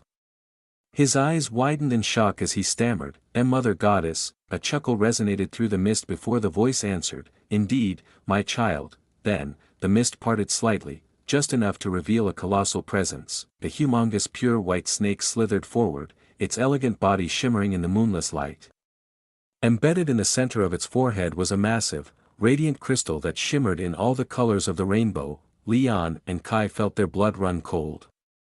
They couldn't move, they couldn't breathe. A rainbow arcane monster. They had never encountered such a being before. Kai's voice came out in a shaky whisper. "Are you seeing what I'm seeing?" Leon didn't even have time to speak. He only nodded furiously, gulping as his ultra-dragon instinct screamed at him to do one thing: run, run as fast as possible. "Doesn't it look like Vict?" Before Kai could say anything, "There is no need to be tense, my child," the snake spoke in an ethereal tone, its voice carrying a deep, calming resonance. both Kai and Leon flinched once more, their bodies stiffening. A monster speaking directly to them? This was beyond unnatural, it was utterly disastrous. Their minds struggled to comprehend what was happening, but fear gripped them too tightly. Was my form too overwhelming? The snake asked innocently, tilting its head in a strangely human-like gesture. Without waiting for an answer, its massive body began to shrink, the air around it shimmering like rippling water. In mere moments, it had reduced itself to the size of a regular snake, its presence far less intimidating. Now. Are you calm? Kai and Leon exchanged wary glances, their breaths still uneven. Though the suffocating pressure had slightly lifted, their instincts screamed at them to remain on guard. Leon hesitated before stepping forward, his legs feeling unnaturally heavy. He swallowed down his nerves before mustering the courage to speak. "Are you really the Mother Goddess?" he asked, his voice laced with uncertainty and hesitation. The snake stared at him for a moment before slowly nodding. Can you not tell by my crystal?" Kai and Leon's gazes shifted toward the radiant, rainbow-colored gem embedded in the snake's forehead. A deep sense of reverence and unease filled them as they stared at its mesmerizing glow. A strange warmth radiated from it, washing over them like an invisible force. Even so, Kai furrowed his brows, doubt still lingering in his expression. Something about this whole situation felt unreal. Even so. "That still doesn't prove that you are the actual Mother Goddess," he muttered, his fingers tightening into fists. The snake simply smiled. Then, without warning, its entire body began to glow, radiating an otherworldly brilliance that made the surroundings blur. The air crackled with energy, the atmosphere growing heavier. Outside the smoke-filled garden, Aether stood with a wicked grin, watching his masterpiece unfold. "A1 and A2, more smoke," he commanded. His clones immediately fanned the mist, thickening the dramatic illusion. Meanwhile, he channeled his clarion energy behind Snowflake's body, amplifying the visual effects even further. Like lightmen behind the cameraman, the way the shimmering light mixed with the thick fog created a scene straight out of a divine revelation. Aether smirked, eyes glinting with amusement. "How's that, idiots?" he muttered under his breath. Thoroughly enjoying himself. The illusion was flawless, it mimicked the presence of the real Mother Goddess perfectly, and, Mother. Leon suddenly dropped to his knees, his voice filled with reverence and overwhelming devotion. Kai, still taken aback, stared in shock before managing to whisper, "Why? Why are you here?" His heart pounded violently in his chest. "Because I felt my children suffering through hardships," the snake responded, its shimmering eyes locking onto Kai. Kai's breath hitched. His eyes widened in sheer horror as realization struck him like a bolt of lightning. "Why you mean, find your adventure at Novelbin, calm, yes, my child. I have seen everything." The snake declared with solemn finality. A shudder ran through Kai's body, his legs giving out beneath him. He collapsed to his knees beside the snake, his emotions crashing over him like a tidal wave. His heart clenched painfully, and tears welled up in his eyes as he gritted his teeth, unable to contain the emotions swirling inside him. I know I'm not the chosen one," he whispered, his voice breaking. "I'm just a fake. But even so, I worked so hard, I pushed myself beyond my limits. Not to be some disposable slave. I. His voice trembled as raw emotion poured out, his chest rising and falling in uneven breaths. The snake gazed at him with an almost motherly warmth. "It's fine. My child. It's fine," it murmured soothingly before continuing, "I have seen your deed for long time. That is precisely why I have come, to give you something." Kai blinked through his tears, his breath hitching as he stared at the radiant serpent in disbelief. Give me something, yes." The snake slowly moved its tail, revealing two glistening rainbow arcane crystals. They shimmered like divine relics, pulsing with an incomprehensible energy. Kai's breath caught in his throat, and his hands trembled slightly. "Mother? What? What are these?" The snake's voice softened as it answered, "Your future, my children." It gazed at both of them with profound meaning, the power inside these crystals. is beyond what you can comprehend. Take them. Search for your destiny. Find your answers. And most importantly, find yourselves. This is the only favor I can grant to my children who are lost in confusion. Kai and Leon's hands trembled as they stared at the divine gifts before them, their minds struggling to process the weight of those words. For both of us. Leon's voice barely came out as he tried to comprehend what was happening. Yes, the snake confirmed. You two have endured the most. So I bestow this upon you. Be proud, my children, for I came only for you. You are the chosen among the chosen ones. Search for the monsters that have same crystal as mine and defeat and grow beyond anyone. Mother, long live Mother Goddess, both Kai and Leon shouted in unison, their voices filled with overwhelming emotion as they slammed their foreheads against the ground in deep reverence. Their hearts pounded, and their entire bodies trembled with the weight of this divine moment. The snake's glowing form flickered as it spoke one final time, good. Make me proud. Its voice slowly faded into nothingness, like a whisper carried away by the wind. The heavy mist cleared in an instant. When Kai and Leon finally lifted their heads, they found themselves back in the quiet garden. The ethereal presence was gone, no smoke, no colossal snake, nothing but the stillness of the night. Leon exhaled, his chest rising and falling as he tried to steady himself. Man, was that really real? His voice was laced with disbelief.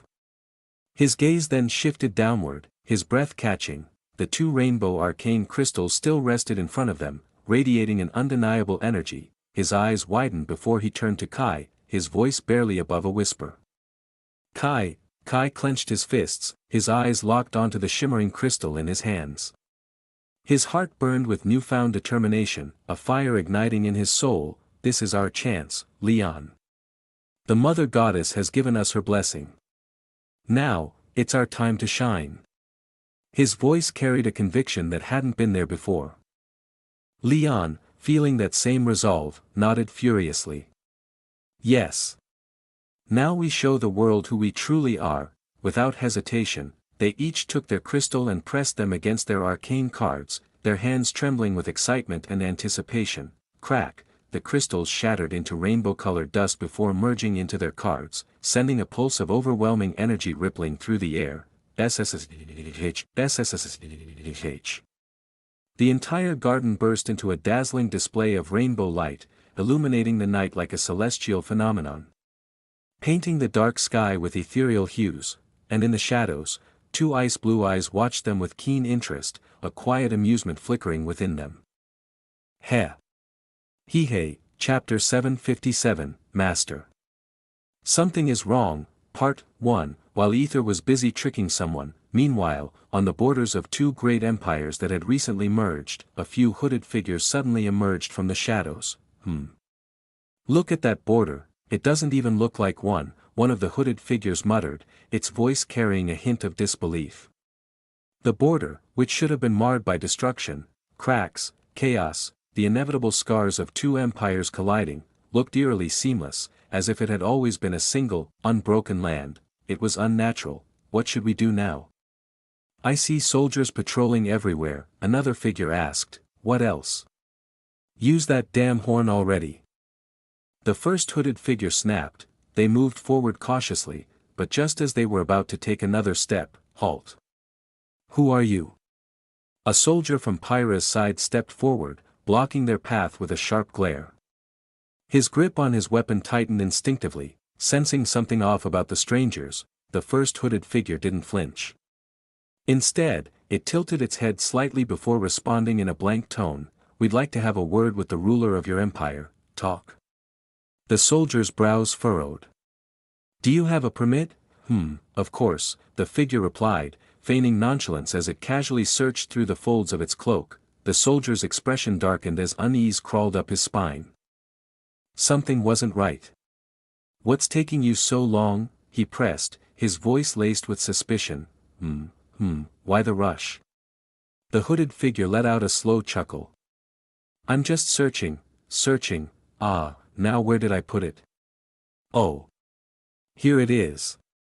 It suddenly pulled out an ice-blue horn and raised it slightly. Then, lowering its voice, it whispered, "Let us through without causing trouble. We're friends of your ruler, after all." The soldier's gaze locked onto the blue horn, and almost instantly, his pupils dilated, his body stiffening as if trapped in a trance. His lips parted, and in a monotone voice, he muttered, "Yes, you are OU," but before he could finish, a sudden flicker of purple light flared in his eyes. As though something inside him snapped. Wait, wah, his breath hitched as clarity returned, but before he could fully process what had just happened, "What's going on here?" A commanding voice rang out, sharp and authoritative, "Talia." She strode toward them. The hooded figures stiffened momentarily before quickly concealing the horn beneath their cloaks. Talia's gaze swept over them with a hard, assessing stare. "Who are you? And why are you hiding your faces?" The first hooded figure clicked its tongue, as if annoyed by the interruption. "We are here to explore stories at Novel Bin, com." Before it could finish, another hooded figure stepped forward and interjected smoothly. "Perhaps we could speak in private." Talia arched a brow, her suspicion deepening. She glanced at the rest of the group, then at her soldiers, who seemed oddly unsettled. Something wasn't adding up. After a pause, she exhaled through her nose and nodded. "Fine." She allowed herself to be led a few steps away while the rest of the group waited in tense silence. Meanwhile, what the hell just happened? The soldier, still shaken, rubbed his temples as if something had been forcibly erased from his memory. His eyes narrowed on the first hooded figure, his gut screaming that something wasn't right. "Did you just show me something?" he asked, his voice hesitant yet demanding. The hooded figure feigned innocence. "What are you talking about? I didn't show you anything," but in its mind, it cursed, "Tsk, that damn woman had to interfere. If she hadn't shown up, we would have slipped in without a hitch." Suddenly, "Oh my god. It's yo." "Shush!" A sharp hush sliced through the air. The group's heads whipped toward Talia and the hooded figure she was speaking to. Something had just been said, something significant. "Calm down," the hooded figure whispered in a hushed but urgent tone. "I came here secretly because I need to speak with your ruler, Talia. This isn't an official visit." Its voice was smooth, controlled, and dangerously persuasive as it lowered its hood for just a fraction of a second. Talia's breath hitched. Her eyes widened, and for a split second, an almost childlike gleam of excitement flickered in them. "Oh. Oh, okay." She quickly covered her mouth, trying to suppress a grin. She looked as though she had just met her idol. "I need an unofficial meeting with your ruler due to certain pressing matters in my empire," he continued, his voice trailing off meaningfully. Talia inhaled deeply before nodding with exaggerated determination. Puffing out her chest, she declared, "Don't worry. I'll take care of it, I'll guide you myself." Moments later, she returned to the group. "Let them in, but they don't have a permit." The soldier barely got a word out before Talia shot him a sharp glare. His throat went dry, and he stiffly nodded. "Understood, good." Talia turned back to the hooded figures. "Come. Follow me." Just like that. The first hooded figure blinked, momentarily caught off guard. It turned to the second hooded figure, who merely shrugged as if to say, "Just go with it, huh? Whatever. As long as we get what we came for." With that, the first hooded figure smirked slightly before motioning for the rest to follow as they silently trailed behind Talia, slipping deeper into enemy territory. Finally, they arrived at the palace. "Come inside," Talia said without a hint of hesitation as she welcomed the mysterious hooded group into the grand structure. As they stepped in, one of the hooded figures let out a quiet chuckle. So it really is the Black Castle, just like I heard," it mused, its tone laced with amusement as its eyes roamed over the dark, imposing walls built from rare black stone. "Quite the intimidating place. It has a certain, ominous charm to it." Talia merely smiled, leading them deeper inside before stopping at a spacious chamber adorned with luxurious yet minimal furnishings. "You guys can sit here," she said, motioning toward the plush sofa. Only two of the hooded figures took a seat, while the others remained standing behind them, their rigid postures resembling that of loyal soldiers guarding their superior.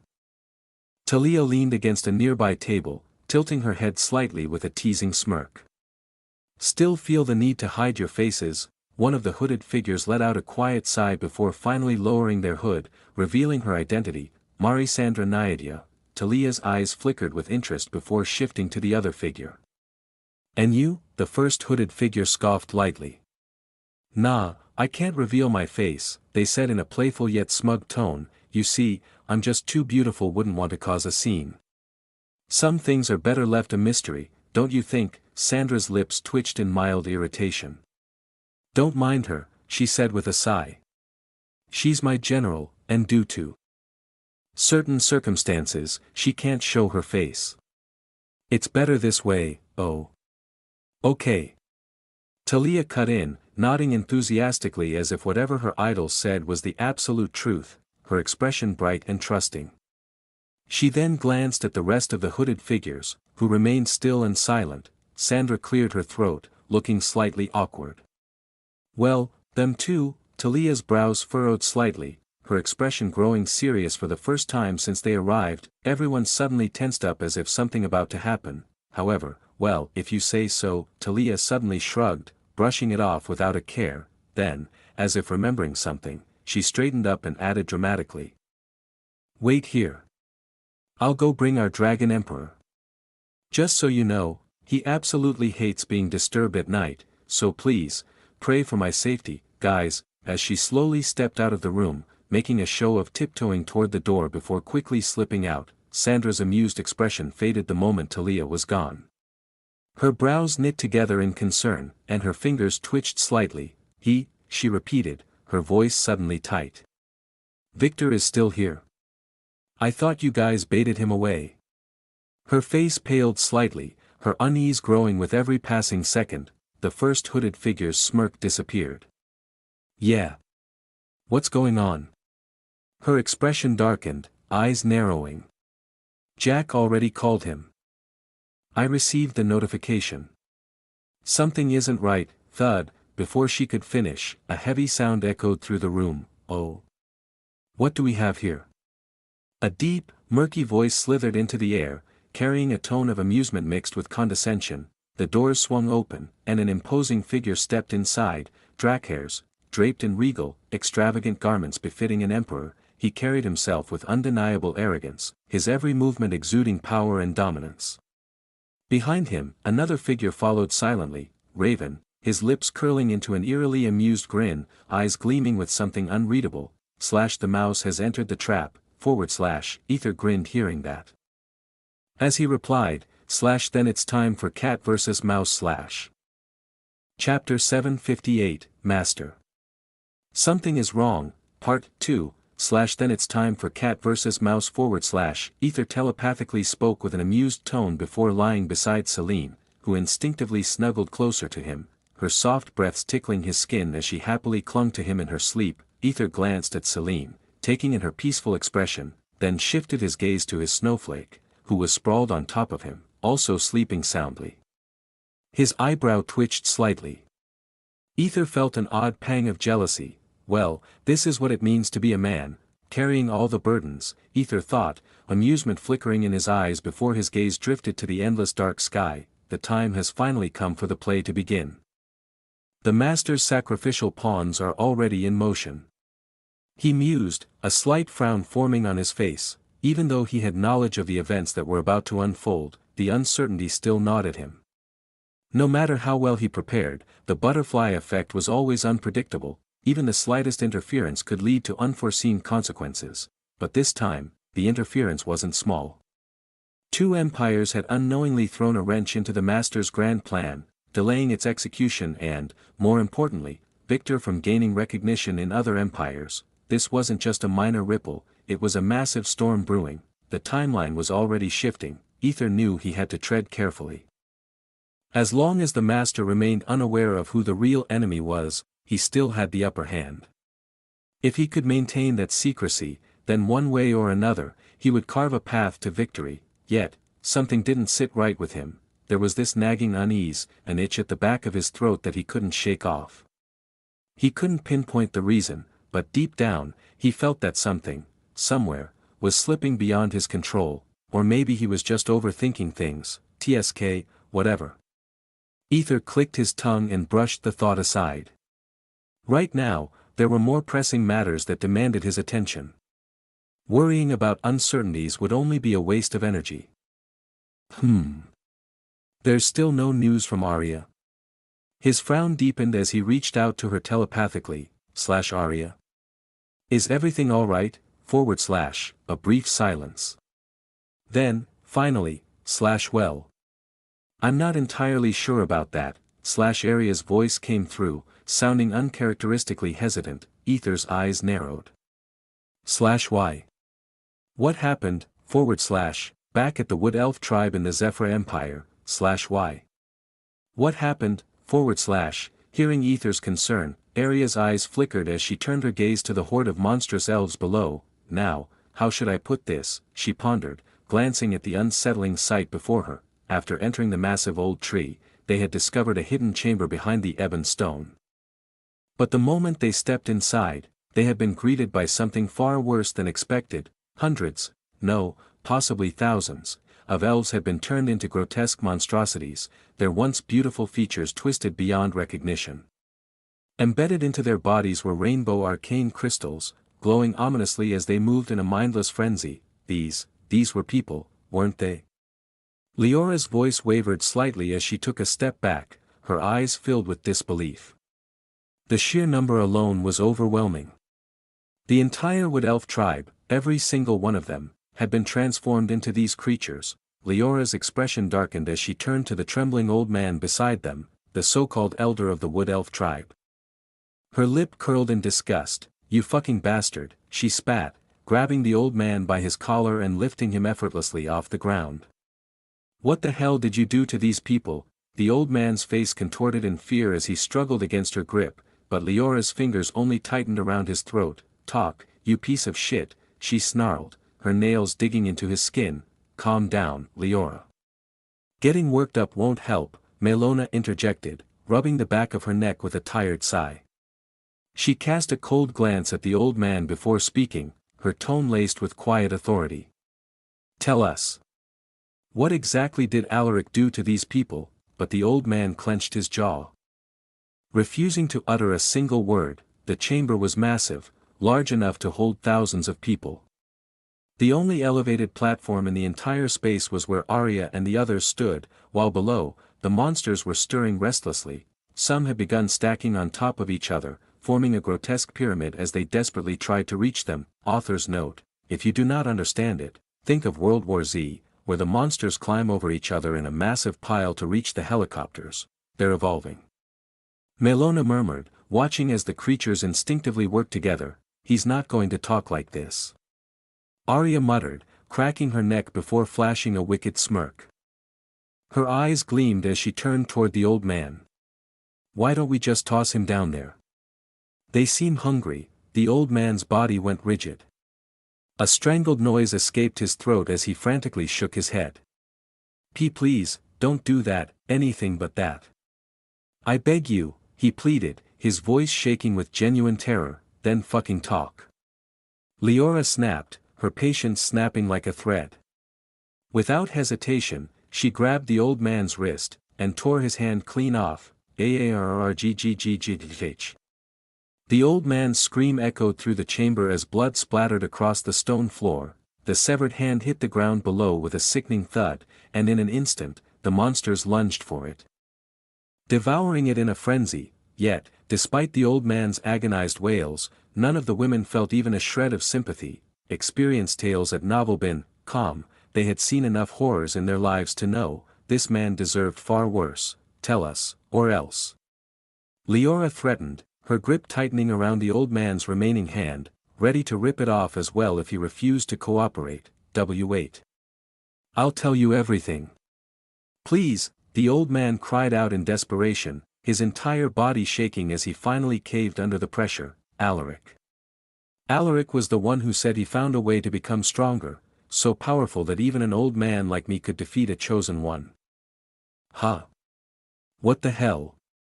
Arya blinked, momentarily taken aback by the sheer absurdity of his words. The old man swallowed hard and continued, his voice trembling. At first, he only took a few people as his test subjects. When they returned, everyone was shocked. They had gained incredible power and skills overnight. These people were once weak, nothing special, but after just one day, they became the strongest warriors in our tribe. It was like a miracle. There was a brief flicker of admiration in his eyes, but it quickly faded as horror replaced it. However, it was just yesterday, something changed. They started acting strange. They groaned, twitched, their bodies convulsed. And before anyone could understand what was happening, his voice broke into a whisper. They started eating people. A heavy silence fell over the group. Melona's expression remained cold. The story is the same as before. Thank goodness nothing changed there. But why did every single one of them turn into monsters this time? There should have been a few survivors before, so what changed in this timeline, she wondered, her brows knitting together in concern. Unlike in the previous timeline, where at least a handful had managed to escape, here, every single elf had been transformed into a mindless creature. Only a few soldiers remained alive, then. Leora pressed, her gaze shifting toward the horde of monsters below.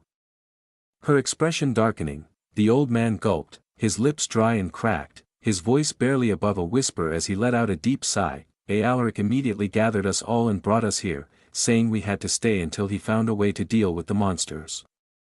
Everyone believed him. After all, he was the one who turned our meaningless wood elf tribe into something significant. We trusted him. I trusted him. His face twisted in anguish as his shoulders slumped. Until he threw one of the monsters at us, a chilling stillness filled the air. Why you mean? Melona's eyes widened in disbelief, her mind racing to process what she had just heard. He trapped everyone here. And then deliberately threw a monster into the group. Her voice rose slightly, her disbelief morphing into anger. This wasn't what had happened before, something was definitely different. Leora frowned, folding her arms. Still, it was one monster against hundreds of people. How the hell did you let it run wild? You're telling me not a single one of you could stop it? The old man clenched his teeth, his entire body trembling. All it took was a single bite. He whispered, his voice cracking. One bite, and whoever got bitten turned into a monster before we could even kill the first one. His eyes were wide with terror as if he was reliving the nightmare all over again. A heavy silence followed. Leora's fingers twitched, her jaw tightening as she shifted her gaze downward, watching the grotesque creatures writhing below them. Among them, she could still see remnants of what had once been men, women, and children. All twisted into monstrous abominations beyond saving. Then how are you still alive? Arya asked with a suspicious tone. The old man took a shuddering breath, his frail frame trembling, his eyes glistening with unshed tears. My people. My only people. They sacrificed themselves for me. His voice cracked as his lips trembled. He looked utterly broken as he recalled the horrifying sight, his own kin stacking their bodies, forming a pyramid-like structure. Desperately trying to push him up to safety as the monsters devoured them, so that's how. Arya muttered in realization, exhaling softly. She reached for her bow and swiftly knocked an arrow, releasing it in one fluid motion. The projectile struck a monster in the skull just as it managed to claw its way higher up the pile of writhing bodies. They learned the way out, Leora muttered, her tone filled with distaste. Her sharp gaze studied the creatures below. They're trying to replicate what the old man did, aren't they? Using each other as steps to reach us. The old man hesitated before adding in a hoarse whisper, I tried to escape the village, but Alaric had already stationed soldiers outside. They were guarding the village entrance. And my tent. That's why I hid there for as long as I could. I see. Arya murmured, the pieces finally falling into place. This was worse than before. Now, the real question remained, what should we do? She muttered, her expression unreadable as she glanced down at the monstrous horde. Despite everything, there was a flicker of pity in her eyes. These creatures were once living, breathing people. Melona stepped forward, with no hesitation, of course. We burn them all. Chapter 759, Master. Something is wrong. Part 3, / burn them all, / discover more stories at novelbin.com. Aether was taken aback after hearing everything. He knew this reality had shifted a few things, but this, / are you saying, not a single one of them has consciousness, / Aether asked, his brows furrowing deeply. He had encountered at least a few people who, despite turning into monsters, had managed to retain their consciousness and rational thinking. He had seen it with his own eyes. But now, / I don't know, they all look the same to me, / Leora responded with a shrug. She leaned on the railing, gazing at the creatures below. They did nothing but growl and snarl like mindless beasts, not a single word spoken among them. There was no sign of reasoning, no hint of intelligence, only the raw, primal hunger of monsters. If that was all they were, then there was no question about what needed to be done. Aether's frown deepened. He had no hesitation when it came to eliminating true monsters. That wasn't the issue. The real problem was the possibility that among them were those who had retained their humanity, those who could still think, still feel. How could he justify burning them along with the rest? He wasn't that heartless. / wait there. I will be calm. / he was about to move when, / Aether, / Melona's voice cut him, / they are monsters, / she stated, / Melona, I believe at least a few of them, / Aether, / he stopped, / it's not about what you believe, / she exhaled, her voice low but sharp. / this is spreading like a plague. What do you think will happen if one of these so-called conscious monsters bites another person? Do you think they'll just stop at that, / Aether's fists clenched at her words. He knew where she was going with this, / we can separate them for the time being, / and then what? Hope that we figured it out in time, hope that none of them turn fully, hope that none of them escape. Aether, / her voice softened, but it carried the weight of truth, / I know you don't want to hurt the innocent. I know it goes against every part of you to condemn someone who might still have a shred of humanity left. But these aren't normal people anymore, rational or not, the moment they bite someone.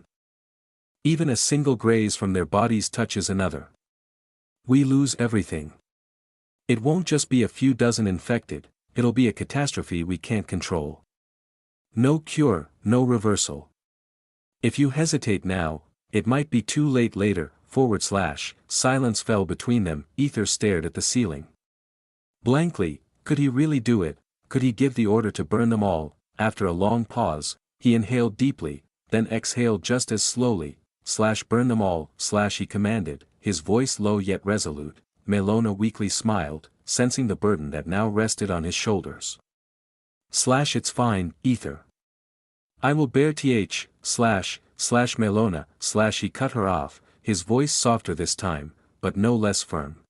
/ I know exactly what I'm doing. And I know what I need to face, my actions, my consequences. I will bear them. You simply gave me your honest thoughts. I'm not blaming you for that, okay? / he offered her a faint smile. Melona nodded before shifting to Leora and her daughter, who both gave silent nods in understanding. Without another word, they turned to cast the spell. Melona took one last glance at the creatures before stepping out of the chamber. Thud, the screams echoed long after the flames had devoured their victims. Leora and Arya emerged from the chamber, the scent of burned flesh still thick in the air. Their faces were unreadable, since they were in a single room. It went easy, otherwise it would be a horror to finish them all. Let's come back tomorrow to check if anything's left, Arya said, her tone firm, her expression unshaken. Leora nodded, wiping her forehead. Yeah. I'll assign soldiers to guard this place overnight. Just in case. As they stepped further outside, their eyes fell upon Melona. She stood near the ebon stone, her gaze fixed on the blackened ashes, unmoving. Arya's expression shifted to worry. Mom, she whispered before stepping closer. Without hesitation, she wrapped her arms around Melona in a warm embrace. Are you all right? Melona blinked as if waking from a trance, then forced a smile. I'm fine, Arya pulled back slightly. Pouting. Really? You seem like you're thinking too much again, Melona chuckled softly, shaking her head as she remembered what happened. Before they had even reached the chamber, before they had found all those monsters, something had attacked her, a monster elf. It had been hiding behind the ebon stone, waiting, watching. If not for Arya's quick reflexes, striking it down with a well-placed arrow before it could lunge, Melona knew that right now, she wouldn't be standing here, she would have been among the ones burned. This must have been one of the creatures that escaped earlier, Leora muttered, staring at the ashes. Her eyes darkened slightly. Maybe I should reinforce the door, she thought, brows furrowing. Without another word, she turned and walked toward a nearby stack of wooden trunks, one of the makeshift walls of the village. Grunting slightly, she dragged one of the heavier trunks over, placing it firmly against the chamber's entrance. If, by some miracle, something had survived inside, it wouldn't be coming out. Always cautious, Arya murmured, watching her. Leora shrugged, better safe than sorry. These aren't just some random monsters. One bite, she exhaled sharply. And it's over for all of us. Arya nodded before turning to look at the old man, who was clutching his torn, bloodied hand, his face twisted in pain and fear. His breath was ragged, his body trembling as he struggled to process everything that had happened. What should we do with him? She asked coldly, her voice carrying no hint of mercy. Leora's gaze remained unreadable, her eyes scanning him like a predator sizing up its prey. He will pay for his tribe's sins, Huh? The old man's eyes widened in shock, his voice cracking with panic. What did I do? I didn't. Tsk, didn't you try to overthrow our rule? Arya sneered. The old man gulped, his throat tightening, his body tensing under her gaze. Your greed is what led to this destruction, Arya spat, her voice laced with fury and disgust. Because of your foolishness, your entire tribe is gone. You lost everything, you pathetic bastard. Without warning, she kicked him, making him stumble back onto the cold, blood-stained ground with a pained groan. Calm down, Melona interjected, her voice firm and unwavering.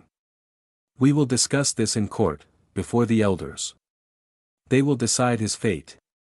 It is not our place to act on impulse. With that, they finally turned to leave the wrecked village. Leora grabbed the old man roughly by the collar, dragging him forward with little care for his discomfort, while Arya followed closely behind, her eyes still glaring at him as if she were holding herself back from kicking him again. Melona, walking a few steps behind them, suddenly flinched. A sharp, unexpected twitch pulled at her lips, and for a brief moment, her expression contorted with pain. Slowly, she reached up, rubbing her neck and shoulder, her fingers pressing against the sore spot. A strange discomfort spread through her skin, sending a slight shiver down her spine. As she did, she hesitated, then, with careful fingers, she pulled her clothing aside slightly, revealing a faint but unmistakable mark beneath, a bite mark. Before Arya could fully react and strike the monster earlier, it had already bitten her. Melona gulped, her heart pounding as she felt an odd, itching sensation creeping along her skin, spreading from the wound. Her breathing quickened for a moment before she forced herself to steady it. Arya's sharp voice jolted Melona back to reality. Instantly, she yanked her clothing back into place, took a deep breath, and forced herself to keep walking as if nothing had happened. Meanwhile, at the academy, Principal Isadora strode briskly down the long corridor, her sharp heels clicking against the polished stone floor as she moved with determination. The entire academy was buzzing with excitement, the air filled with endless chatter. Everywhere she passed, students spoke in awe about Victor, their voices filled with admiration and respect. Did you hear? Victor saved the entire empire, he's incredible. I still can't believe how powerful he is. Dora smirked as she overheard the endless praises. She crossed her arms, her grin growing wider with satisfaction. Of course, it was only natural. He was, after all, her disciple. What else would they expect? She practically radiated pride, as if she herself were basking in the glory of their words. However, Kaya. I love him so much. Maybe I could seduce him. Come on, girl. Have you even seen your face? Seduce him. Keep dreaming, ha ha ha. You never know.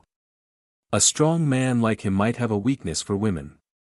He might be easier to seduce than you think. You do have a point. I should give it a try. Me too, the excited voices of the girls echoed through the hallway. Growing louder as more joined in, Dora's eye twitched visibly. Weakness, that bastard had been seducing women left and right, strong women at that. These damn fools had no idea what they were talking about. If they thought they stood even the slightest chance, they were out of their minds. She grinned knowingly, shaking her head. She had witnessed firsthand just how hard that man had worked to win her over. "Tsk, I hate that man," she muttered under her breath, her teeth clenching, yet, despite her words, her lips still curled into a smirk. Suddenly, "Principal," Dora turned, her expression shifting slightly as Alaric approached her. She frowned slightly at his sudden arrival. Wondering what he wanted, Alaric, wearing an innocent expression, asked casually, "How's Aquilina's re-exam going?" "Pardon?" Dora blinked, momentarily caught off guard, her expression shifting into something between confusion and exasperation. Chapter 760, Master. Something is wrong. Part 4. Meanwhile, in an unknown place, Aquilina and Celestia were struggling, just to walk up the stairs. Huff huff, why are we even walking on these damn stairs? Aquilina groaned, her face twisted with exhaustion.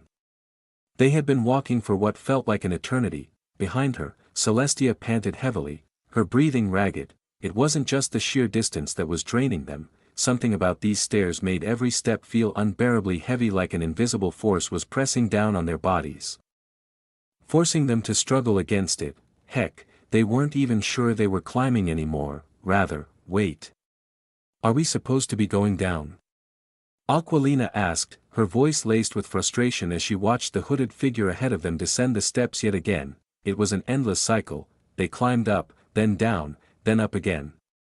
Every time they reached a certain floor, they'd be forced to change direction as if trapped in some twisted loop, repeating over and over without escape, and to make it worse, the hooded figure leading them wasn't saying a single damn thing. It just kept walking ahead, silently guiding them without explanation. Tsk. Aquilina clicked her tongue in irritation. As much as she wanted to yank that hood off and see who or what was underneath, she held herself back. There was a time to be curious and a time to know when to leave things alone. Right now, this mysterious figure was their only lead, their only way out of this bizarre, endless space that felt more like some kind of twisted experiment designed for monsters. Celestia, however, was more focused on something else. As they continued moving, she started noticing a pattern: up, down, down, down, up. It felt familiar, like some kind of key sequence. But to what? She wasn't sure. She had only observed it, nothing more. Aquilina glanced over her shoulder at Celestia, who had been silently trailing behind her. It wasn't just coincidence. Celestia was deliberately staying close, positioning herself protectively in case anything attacked them from behind. Aquilina hesitated for a moment as if she had something to say, but no words left her lips. Noticing her unease, Celestia shot her a questioning look. "Do you need something, Princess?" Aquilina met her gaze for a second before shaking her head. "No, it's nothing," she muttered, though her voice lacked conviction. Celestia didn't push, but she could tell something was on Aquilina's mind, and then, "Nope, I can't keep quiet about this anymore." Aquilina suddenly blurted out, her voice laced with exhaustion. She turned to Celestia, her expression serious. "Is my mother?" Celestia stiffened, swallowing nervously. What is she about to ask? Aquilina clenched her fists, struggling to get the words out. It was as if they were lodged in her throat, refusing to be spoken. But after taking a deep breath, she finally forced them out. "My mother likes Aether, doesn't she?" Celestia's eyes widened in shock. She flinched, visibly. That reaction did not go unnoticed by Aquilina, who simply nodded, her expression blank. "I see," she murmured, before turning back to follow the hooded figure, as if the conversation was already over. Enjoy exclusive chapters from novelbin.com. Celestia, however, panicked. W8. "Princess, What do you mean the Empress likes Aether? That's not, come on now, do you really think I'm that much of an idiot? Aquilina interrupted, her voice filled with quiet frustration. I saw how my mother reacted when I announced Aether as my lover. She went completely pale. Celestia opened her mouth to protest, but Aquilina wasn't done, and it wasn't just shock, it was something else, Aquilina continued, her tone growing somber. Besides, I was once her mother. Of course, I know how she hides her emotions. That look on her face, it was the same expression she always had whenever she got jealous. For a brief moment, amusement flickered across Aquilina's face. But Celestia wasn't about to let this go so easily. She had to protect what Aether had worked so hard to maintain. Maybe. She was just surprised to see you fall in love with a Slav, do not call him a slave. Aquilina's voice was cold. Deadly. Her glare cut through Celestia with sharp intensity, void of any emotion. Celestia blinked, then immediately bowed her head. Please forgive me, princess. I meant that he was just, I know exactly what you meant, Aquilina cut her off, her voice firm. But I don't believe for a second that my mother's reaction was just about me. There's something more. She trailed off, her mind racing. She still remembered how her mother had stared blankly at Aether. And how Aether, normally so composed, had avoided her gaze, almost as if he was guilty. They had hidden it well, but Aquilina had caught glimpses of something off, something neither of them wanted her to see. More than that, Aether's eyes, the way he looked at her mother was, wait, Aquilina's heart pounded as a realization hit her. Pieces were clicking together in her mind, things she had ignored or brushed off before, suddenly making sense. She had been too distracted, too caught up in everything else. But now that she had time to think, now that it was just the two of them, walking endlessly in this strange space, her thoughts were unraveling the truth, and she didn't like where they were leading. Being alone in silence always had a way of making people dwell on their past, sometimes far too much. It was an endless cycle of overthinking, a loop that only deepened the more time passed. Celestia gulped, feeling unease creeping up her spine. If she finds out, some disaster will definitely happen. But then, her thoughts came to an abrupt halt. We can't hide this forever. Sooner or later, she's bound to learn the truth. Should I plant the seed now? A sly grin curled on her lips as the idea took form in her mind. Meanwhile, Aquilina's thoughts were spiraling into an abyss. Does Aether love my mother? Even thinking about the possibility made her stomach twist into knots. A dreadful expression settled on her face, her mind racing with thoughts she wished she could shut out. But before she could drown in those emotions, what if? Celestia suddenly spoke, her voice careful. The Empress actually loved him. Aquilina stiffened on the spot, her body going rigid as she turned toward Celestia. Celestia quickly raised both hands as if surrendering, flashing an innocent expression. I'm just speaking hypothetically. I mean, what if the Empress truly loves him? And the only reason she's letting him go is, for you. Aquilina flinched at those words. For me. She remained frozen in silence for a long moment before finally whispering, what would I do? Her face had gone pale. Sharing Aether with other bitches was already more than overwhelming, but this? This was too much. This was her own mother. Or rather, her own daughter. No matter which way she looked at it, it was suffocating, an impossible situation to process all at once. Celestia, on the other hand, was watching her reaction with sharp eyes. The fact that Aquilina didn't outright reject the thought but was actually considering it, oh, this was priceless. Now, Aether better reward me well for working this hard. Celestia chuckled inwardly, a devilish smirk curling at the corner of her lips. Suddenly, here, a deep voice rang out, cutting through the tense atmosphere like a sharp blade. The hooded figure had finally spoken. It had stopped moving, standing still at the edge of the dimly lit staircase. Both Aquilina and Celestia snapped out of their thoughts, their attention shifting toward the mysterious figure before them. At the very end of the staircase stood a small door, or at least, something that resembled a door. Frowning, Aquilina and Celestia exchanged glances before turning their gazes back toward the so-called door. It was almost completely blending into the wall. The hooded figure raised its hand and motioned toward the disguised entrance. Once you enter this, you will find yourself inside another building. There, you must reach the top and locate a door identical to this one. Aquilina frowned deeply, suspicion creeping into her eyes. You're not coming with us, the hooded figure didn't answer. It merely motioned again, urging them to step forward and enter. Aquilina and Celestia hesitated. But with no other choice, they shared one last glance before nodding in silent agreement. As they cautiously approached the hidden entrance, something strange happened. The wallpaper, which had seemed completely flat and seamless, suddenly shifted. The two women tensed in shock. The doorknob was emerging, slowly pushing out from within the wallpaper, as if the wall itself were alive. Aquilina and Celestia gulped simultaneously. Taking a deep breath, Aquilina reached forward. Fingers trembling slightly as they brushed against the eerie, out-of-place knob. She twisted it carefully, and with a soft creak, the door opened. As soon as they stepped through the mysterious doorway, the hooded figure turned away and moved with hurried steps. Meanwhile, the moment Aquilina and Celestia crossed the threshold, chaos met them head-on. Hold the subject number 23408, I'm trying, sir. But the reaction getting stronger, voices filled the air, sharp, frantic, and filled with urgency.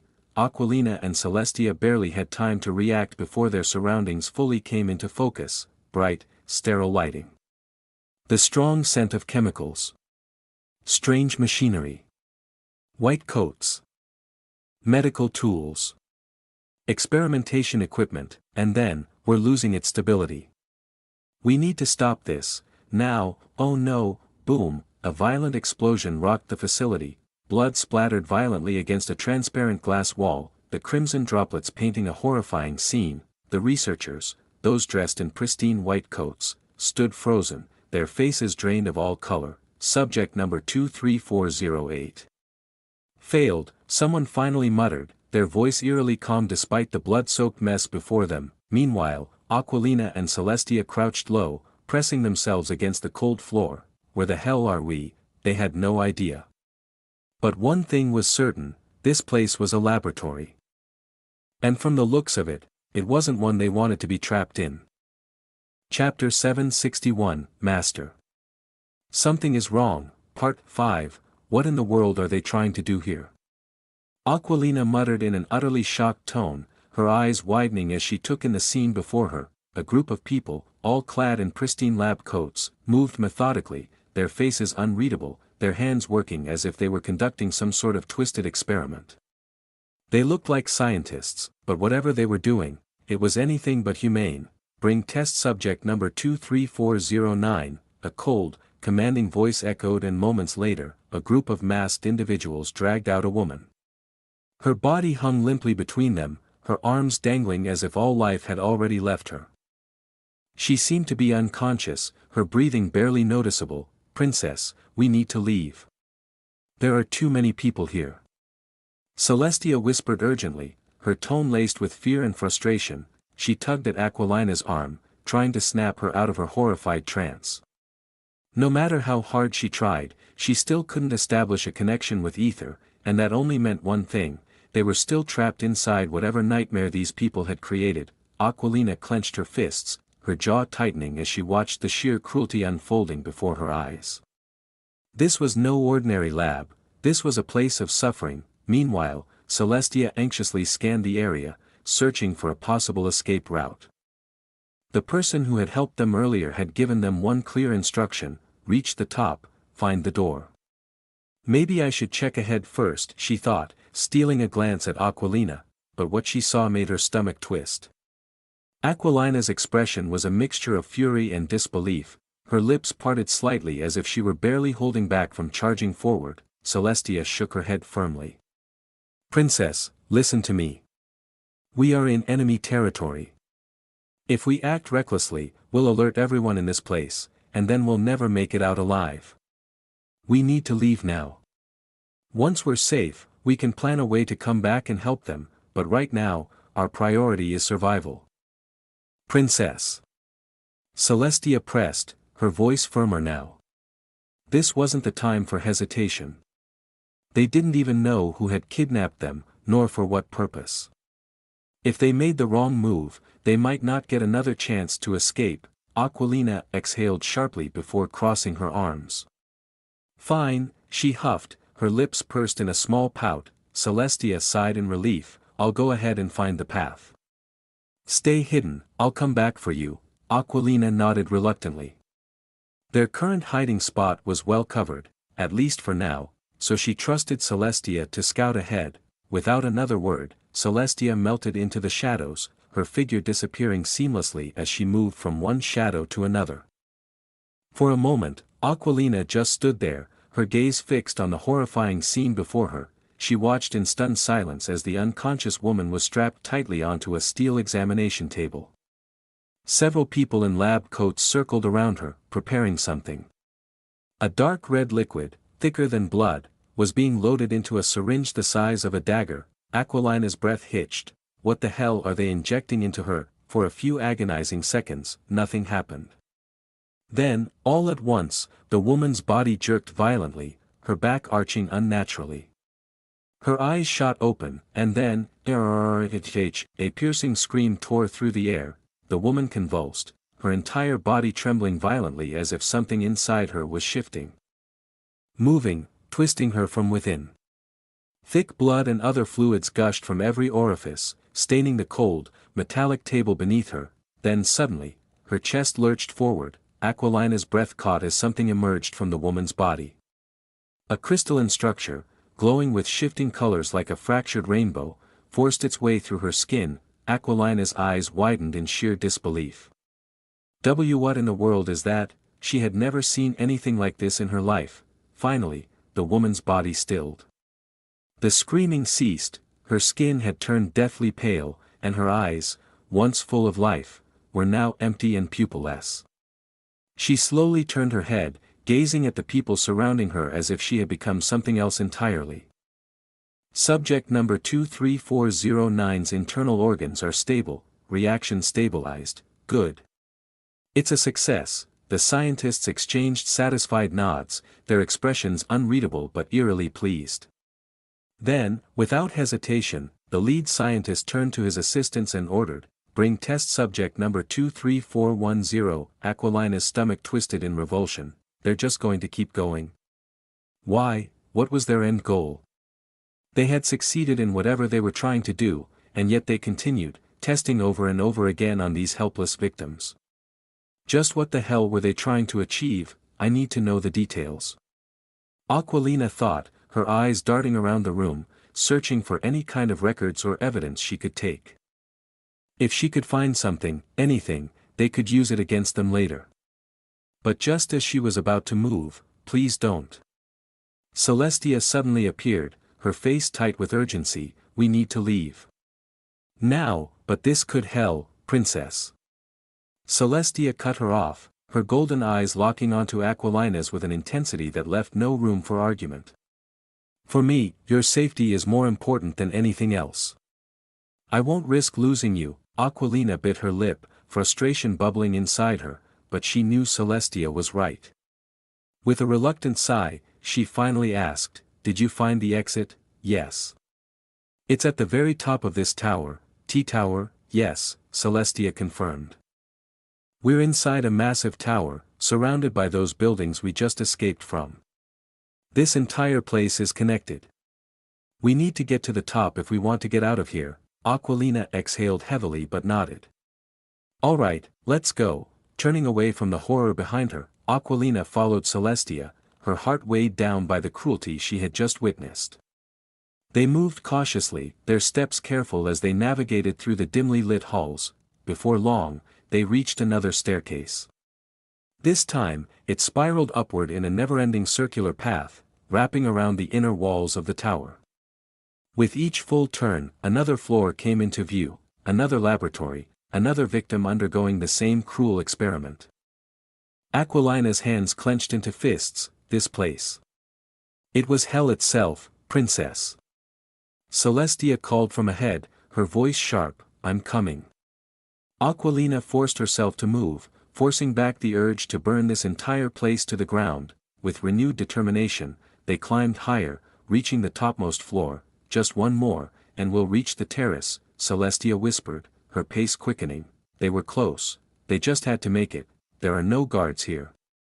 Aquilina muttered as she ascended the spiral staircase, her footsteps echoing faintly in the eerie silence. She hadn't encountered a single guard since they started climbing, which felt unsettlingly unnatural. It wasn't just strange, it was outright suspicious. Do they really think no one could escape? Aquilina thought with a deepening frown, her mind racing with possibilities. The complete absence of security wasn't just negligence. It was deliberate, as if the captors believed escape wasn't even within the realm of possibility. Reaching the last floor, Aquilina slowed her steps.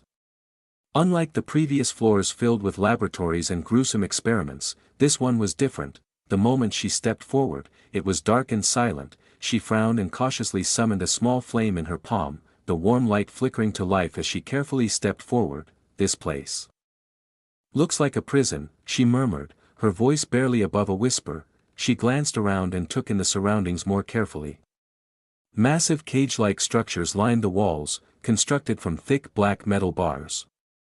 They were large, ominous, reinforced as if meant to contain something, or someone, who couldn't be allowed to escape under any circumstances. Aquilina slowly moved the flame around, trying to see inside the cages, but the darkness was too dense. The light barely reached beyond the bars, and from what she could tell, the cage nearest to her appeared empty. Princess Celestia called from behind her. Yeah, I'm Comey, SHIT, just as she turned to respond. A figure suddenly emerged within the dim glow of her flame, standing eerily still. Aquilina's heart nearly leapt out of her chest, and she barely stopped herself from stumbling backwards. Fuck. I'm still not good with this kind of shit. Gritting her teeth, she forced herself to steady her breath. Her fingers tightened into a fist before she slowly let them relax, exhaling deeply. Finally, she focused her gaze on the figure that had nearly scared her half to death, and then, she realized. Child, Aquilina frowned. A small child, no older than 5 or 6, stood just beyond the bars, their face pale and gaunt. Their small body was clad in nothing but a tattered sack for clothing, the fabric barely covering their frail frame. The child's hollow eyes were locked onto the flame in her hand, filled with something between curiosity and hesitation. What's going on? Aquilina's words trailed off as movement stirred in the darkness behind the child. Read new chapters at novelbin.com, not just one, dozens. One by one, more small figures began to emerge, stepping hesitantly toward the light. The children moved cautiously, their tiny, dirt-streaked faces showing a mixture of fear and fascination. Children? Celestia's voice finally broke the silence as she took in the sight before them. She had been too focused on finding the exit to bother checking what lay in this area before. The children huddled behind the thick metal bars, their wide eyes fixed on the small flame in Aquilina's palm. They did not speak. They only watched. Aquilina hesitated for a moment before slowly extending her hand, bringing the flame closer to them, illuminating their small, malnourished faces. The children flinched instantly, their tiny bodies tensing as they took a cautious step back, almost as if they expected pain. Don't worry. I won't hurt you, Aquilina murmured softly, her voice gentle yet firm. She wasn't sure if they understood her words, but after a few moments of tense silence, the children stopped retreating. Instead, they inched forward again, drawn toward the warmth of the fire like moths to a flame. Aquilina glanced at Celestia, her expression grave. If this many children are in just one cage, what about the rest on this floor? Celestia swallowed hard, dread curling in her gut. She already knew where Aquilina's thoughts were heading. Princess. Please, Celestia started, her voice almost pleading. You need to understand, we have to get out of here first. Once we're safe, we can come back and plan to rescue them. But right now, save them. How? Aquilina snapped, her frustration evident. We don't even know where the hell we are. What if whoever kidnapped us moved this whole location somewhere else? Then what? How can you be so sure we'll even get the chank?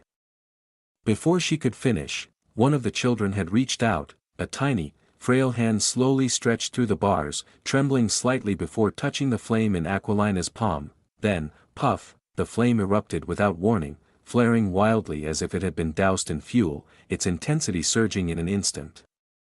Aquilina barely had time to react as she stumbled back in shock, shielding her face from the sudden burst of energy. "Princess. Are you all right?" Celestia rushed forward as she quickly scanned Aquilina for any injuries, but Aquilina wasn't listening. She stood motionless, staring blankly at her own hand, her fingers trembling before she slowly clenched them into a fist. The sensation. The raw, unfiltered power she had felt the moment the child touched her flame, it was overwhelming. The children had scrambled backwards in fear, vanishing into the shadows of the cage. Celestia, sensing something was very wrong, cautiously stepped closer. "What happened?" I felt it. The Power of the Chosen Ones, Chapter 762, Master. Something is wrong, Part 6, What do you mean, the power of the chosen ones? Celestia frowned, her sharp gaze locking onto Aquilina. Aquilina stared at the dark, foreboding cage before murmuring, "I just felt something. I need to see them up close," her voice laced with uncertainty as she stepped forward. Her fingers lightly grazed the bars while her eyes scanned for any kind of lock or mechanism. However, no lock. Aquilina's brows furrowed in surprise. She had expected chains or something to keep the cage shut, but there was nothing, just a door simply closed. Cautiously, she reached out and pulled it open, stepping aside as she gestured for the children to leave. "But, come on, you're free now," Aquilina encouraged, her voice gentle yet firm. Still, not a single child moved. Frowning, she took a step inside, summoning a small flame in her palm. As the warm glow illuminated the dark space, the sight before her made her heart clench. Dozens of frail children huddled together in the corner, clinging to one another in pure terror. Aquilina's expression softened instantly. "I'm not going to hurt you. Come, little ones. Come see this." Her voice was soothing, almost a whisper, as she knelt down, letting the flickering flame in her palm dance invitingly. The children flinched at first, their wide, fearful eyes locked onto her. But when they caught sight of the gentle orange glow, something changed.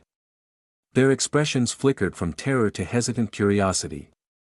Slowly, ever so slowly, they inched forward. Meanwhile, Celestia was scanning the cage with a wary eye. Something about this place felt off. Then, in the dim light, she spotted something in the farthest corner. Her gaze sharpened as she strode towards it. "Yes, that's it, come closer." Aquilina encouraged, lowering her palm so the children could see the flame up close. They crept forward, their movements timid yet filled with fascination, like moths drawn to a flame. "Can you tell me your names?" Aquilina asked, her voice carrying a soft warmth as she looked at the closest child. No response. What about this?" She conjured a small chunk of ice in her other hand, then gently placed it into one of their tiny palms. "Eshu." A chorus of hisses followed as the children flinched at the icy sensation, their lips parting in surprise. Then, to her amazement, their expressions shifted, like curious little creatures discovering something new for the first time. Some even smiled. Aquilina chuckled softly. See? It's cold, isn't it? Now, can you tell me your names? Why are you here? And where are your parents?" Before she could finish her sentence, "Princess." Celestia's sharp voice cut through the moment. "You need to see this." Now, Aquilina's brow furrowed as she glanced over at Celestia. Creating more ice cubes, she handed them to the children, who eagerly took them, their small fingers grasping at the cold sensation. Then, she turned and walked toward Celestia. "What is it? Look." Celestia raised her flame, casting light over the darkened corner of the cage, revealing a half-eaten corpse. Aquilina's breath caught in her throat. Her gaze snapped back to the children, her mind racing. "Do you mean to tell me that?" Celestia's expression was grim. "I don't know for sure, but it's the only logical conclusion." She crouched down, reaching towards the ground, and carefully picked up a small piece of cloth, worn, tattered, and all too familiar. It was the standard robe given to test subjects. Seeing it sent a shiver down Aquilina's spine. Her voice dropped to a whisper. They were feeding the children.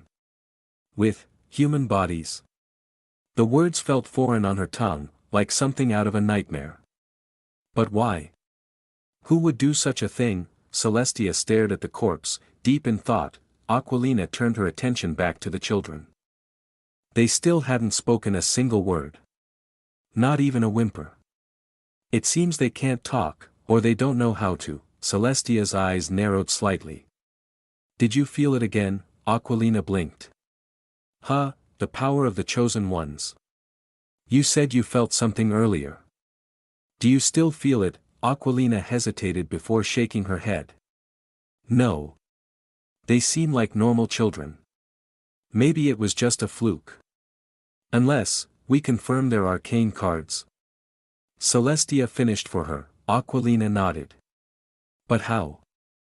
They won't even speak then. Who they could even call the card out. She gestured towards the children, who were still silently licking the ice.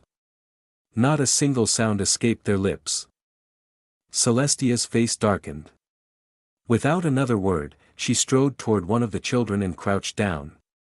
Hey, speak, she commanded in an emotionless tone. The child did nothing. Just stared at her. Aquilina frowned. You can't just demand that from them. Before she could finish, Celestia's hand shot forward. Without hesitation, she plunged her fingers into the child's chest. Aquilina's eyes widened in pure horror.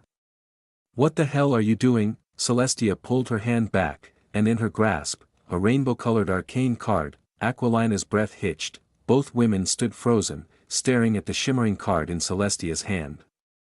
But what was even more shocking, the child. No screams. No cries of pain, unlike Aether who felt pain when Sandra pulled it out. What in the? Aquilina whispered, unable to finish her sentence, and before either of them could snap out of their shock, who's there? A voice echoed through the dimly lit space, snapping Aquilina out of her horrified daze.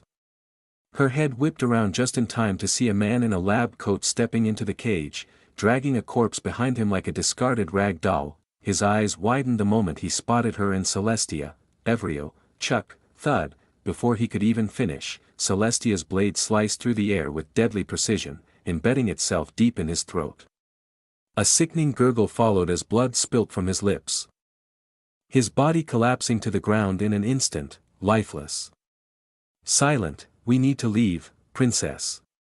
Celestia hissed, her grip tightening around Aquilina's wrist as she attempted to pull her away. Discover exclusive content at novelbin.com, but Aquilina stood frozen. And no. We can't just leave. This is wrong. Everything about this place is so wrong. She whispered, her voice breaking as she took in the horror surrounding her. I can't just turn my back after seeing all this. Whatever this organization was doing, it wasn't just inhumane, it was something beyond comprehension, something utterly monstrous. And worst of all, they had managed to create a rainbow arcane card, an impossibility.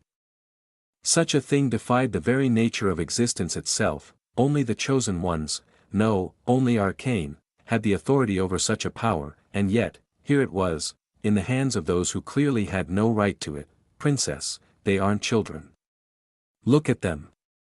Celestia's voice was sharp and urgent, her eyes locked onto the horrific sight before them. Aquilina hesitated, turning her gaze back to the small figures huddled in the cage, and then, her breath caught in her throat. The so-called children, no, the creatures, were hunched over the corpse the man had dragged in, their small hands tearing into flesh with terrifying ease. They weren't eating the man Celestia had just killed. No, they were feasting on the one he brought with him. Aquilina felt her stomach churn, a sharp tug yanked her out of her horror, and before she knew it, Celestia was dragging her out of the cage, forcing her to move, forcing her legs to run even when her mind was screaming at her to stop. They rushed through the winding corridors, their footsteps echoing against the cold stone walls, until they finally burst through a door, onto the terrace. As they stood there, gasping for breath, the full scale of where they were finally came into view. A massive tower stretched high into the gray sky, enclosed within a monstrous rectangular structure. The metal walls which were the building that they escaped. Surrounding them loomed like an impenetrable fortress. It was clear now, this wasn't just a lab, it was a prison, there. Celestia pointed toward a door wallpaper exit at the far side, a wave of relief washed over her face, finally. They were almost out. She could finally reunite with Aether. After everything, after all the horrors they had faced, she could finally see him again, or so she thought, until, I'm sorry, Celestia barely had time to react before Aquilina yanked her hand free, P-Princess. What the hell are you doing, if I run away now? If I abandon those children just to save my own life? Aquilina's voice was steady, but there was something raw in her tone. Something unshakable. Aether would be disappointed in me, Celestia blinked, stunned. No, no, no, he wouldn't, you don't get it, Celestia. Aquilina's voice softened, but there was an undeniable steel behind it. He has the heart of a child. When he sees something wrong, he's the first one to step in, no matter the cost. He's an idiot. That's why I know, if he were here, he wouldn't abandon them. He just wouldn't. She was a selfish, cunning princess who never cared for others but, after being with Aether. Something changed, no, many things changed inside her, of course, Aether would want her to be safe. But if he knew she had left innocent children behind, knowing they had even the smallest chance of survival, he would be devastated, and it wasn't just about Aether. She was one of the chosen ones. If she turned her back on those who couldn't fight for themselves, then what was the point of being chosen in the first place? But those are not children. Celestia's voice rose in frustration. Can't you see them? Those things just ate a dead body. That's not normal. That's not human. To her, Aquilina's life mattered more than anything, yet, Aquilina smirked. Haven't you noticed? They only ate that body. They ignored the one you killed. Her eyes gleamed with realization. That means there's something different about it. Something unnatural. We need to figure out what it is. Celestia groaned, running a hand down her face. Why now, God, she screamed inwardly, barely suppressing the urge to slam her forehead against the nearest wall. And how exactly do you plan to figure it out, when we're standing in the middle of enemy territory? Aquilina's lips curled into a daring grin. Because we're in enemy territory, she whispered, her body shimmered, an overwhelming surge of energy radiating from within. In an instant, a tsunami of blue swords materialized, flooding the sky above them before raining down like an unstoppable tidal wave. The entire tower quaked as the swords tore through the structure, cutting through everything in their path, ripping through stone and metal as if they were nothing but paper.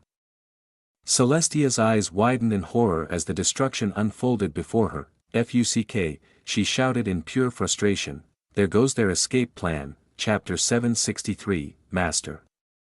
Something is wrong. Part 7, in a certain natural garden, where only flowers swayed in an eerie unison as the gentle breeze whispered through the air, a hooded figure stood motionless amidst the sea of blossoms. Its gaze was fixated on the flowers below, unmoving. You won't be lonely for much longer. A soft yet dangerous voice broke the silence, tinged with longing. Slowly, the figure reached up and pulled back its hood, revealing a pale, bald head marked with a large, deep X carved across its pale white face. The master of the Arcane Hunter organization, his pupilless eyes lifted toward the sky, staring into the vast expanse of deep blue as soft, lazy clouds drifted by. There was something hypnotic about the way they moved, as if they carried a spell that lulled one into surrender, urging them to let go of everything, to rest forever. Luna. The master whispered the name with a trembling voice, his emotions raw, his stare unblinking. It was as if he could see her face forming among the clouds, an illusion born of his longing. Then, as if something inside him snapped, his face twisted with rage. His once solemn gaze burned with fury. They will pay. Each and every one of them will suffer for their sins. His voice echoed. Those bastards who abandoned you. His lips curled into a dark grin. I've almost wiped them out. Just a few remain. Soon, they too will fall. And when that happens, Luna, you'll be returned to me. Every last one of last era's so-called chosen ones will be erased. His fist clenched, their blood will be your welcoming gift, as if responding to his emotions. The wind howled louder, and the flowers around him trembled wildly, their fragile petals scattering into the air. But before the storm of his fury could build further, Master, the voice cut through the heavy atmosphere. The Master turned his head, his expression dark as his gaze fell upon a towering figure that loomed beside him. The figure was built like a behemoth, its massive body concealed beneath a heavy hooded cloak. It dropped to one knee, its deep voice carrying a nervous edge. Aquilina and Celestia.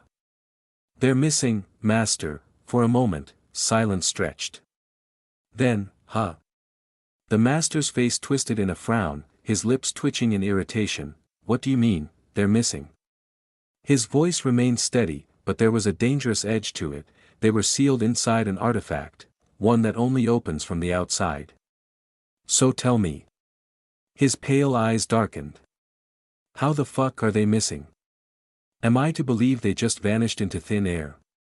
Or are you telling me they somehow managed to break it? His voice dropped into an abyss of void-like stillness. The sheer weight of his presence pressed down on the kneeling man, making him tremble as if a mountain had fallen upon his back. Please forgive me, Master. The massive figure struggled to keep his voice steady. Be but the artifact. It wasn't broken at all. A flicker of something unreadable passed through the Master's face before his gaze narrowed further. The suffocating pressure eased, but his next words came laced with suspicion. Only a handful of people know the code to unlock that artifact. His voice was slow and measured. Are you telling me someone opened it for them? The kneeling figure swallowed hard and gave a shaky nod. A terrible silence settled between them. Then, someone betrayed me? The Master's voice carried no emotion, but the deadly aura that followed made the flowers around them wither and blacken in an instant, but then frowned. They had been working with me for almost hundreds of years. I checked them every time. That's not possible. It must be something else. The Master believed no one betrayed him that easily. Then he asked, they also escaped from the maze prison? We're still searching the maze prison, Master, the figure responded, its forehead damp with sweat. The Master's expression hardened. So they're not in the maze prison either. The only way out of that place is through the stairwell, and only in the correct sequence. Only a select few know that sequence. His gaze darkened. Don't tell me there's a mole among the table. After a long pause, he finally spoke. Even if they've escaped, no one can leave that realm without my permission. Except through that door in the tower. His eyes gleamed coldly. Guard it well. They'll have no choice but to come through it. Now go and capture. Before he could finish, another figure rushed forward. Unlike the previous man, this one was small, barely reaching the Master's waist. The tiny, hooded silhouette trembled slightly as it came to a sudden halt. Master, the Master's gaze flicked toward the newcomer. The small figure gulped audibly before blurting out in a shaky voice. Our group. The one we sent to retrieve the phoenix. They've been trapped. Hearing that, the Master's eyes widened in pure shock. Trapped? What do you mean? He asked, his tone sharp and laced with irritation as his frown deepened. The tiny figure quickly nodded before stepping forward and extending a small, glowing orb toward him. Master, we are trapped here. A flickering image materialized within the orb, a hooded figure, their breath uneven and ragged, moving in a hurried, almost frantic manner as if something was relentlessly chasing them. The surroundings behind them blurred with speed, further confirming the urgency of the situation. Trapped? The Master's gaze turned razor-sharp. His fingers twitching slightly. Did they somehow learn of our plan? His voice, though calm, carried an unmistakable sense of menace as his eyes narrowed. His attention was fixated on the hooded figure in the video, studying every detail, every movement. No, I don't think so, the hooded figure from the orb replied quickly, shaking its head. It's just that the substitute Victor bastard put in charge. He wasn't some nobody, Master. That man turned out to be a fucking general. And not just any general, he's General LACKEY'S. That lunatic does whatever the hell he pleases. He attacked us just because we woke him up in the middle of the damn night. The master blinked, momentarily taken aback before his lips pressed into a tight line. The name Drackhair was not one he had expected to hear. Indeed, he knew the man well. That erratic, unpredictable fool who followed his own twisted sense of justice, striking on whims rather than orders, when was his prime time. That man's name echoed everywhere, and even he was beaten by that man. Master's eyes burned with fury as he exhaled sharply.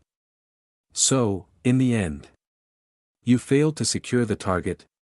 His jaw clenched tightly, but before the hooded figure could respond, the video projection within the orb flickered once more, shifting the view.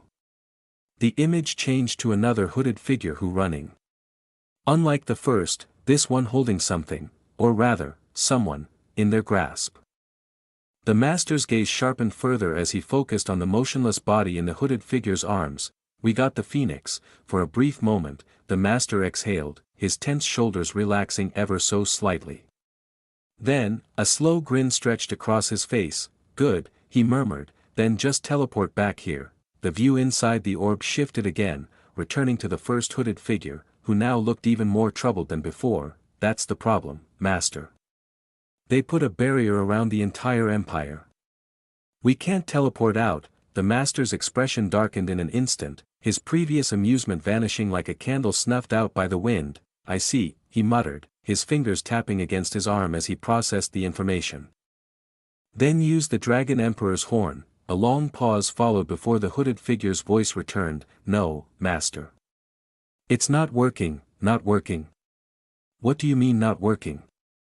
His tone dropped, dangerously low, a warning laced beneath his words. I don't know, the first hooded figure responded, the rising panic evident in their voice. It worked for a few seconds. But then they seemed to snap out of it, like nothing happened. The master's frown deepened. A few seconds?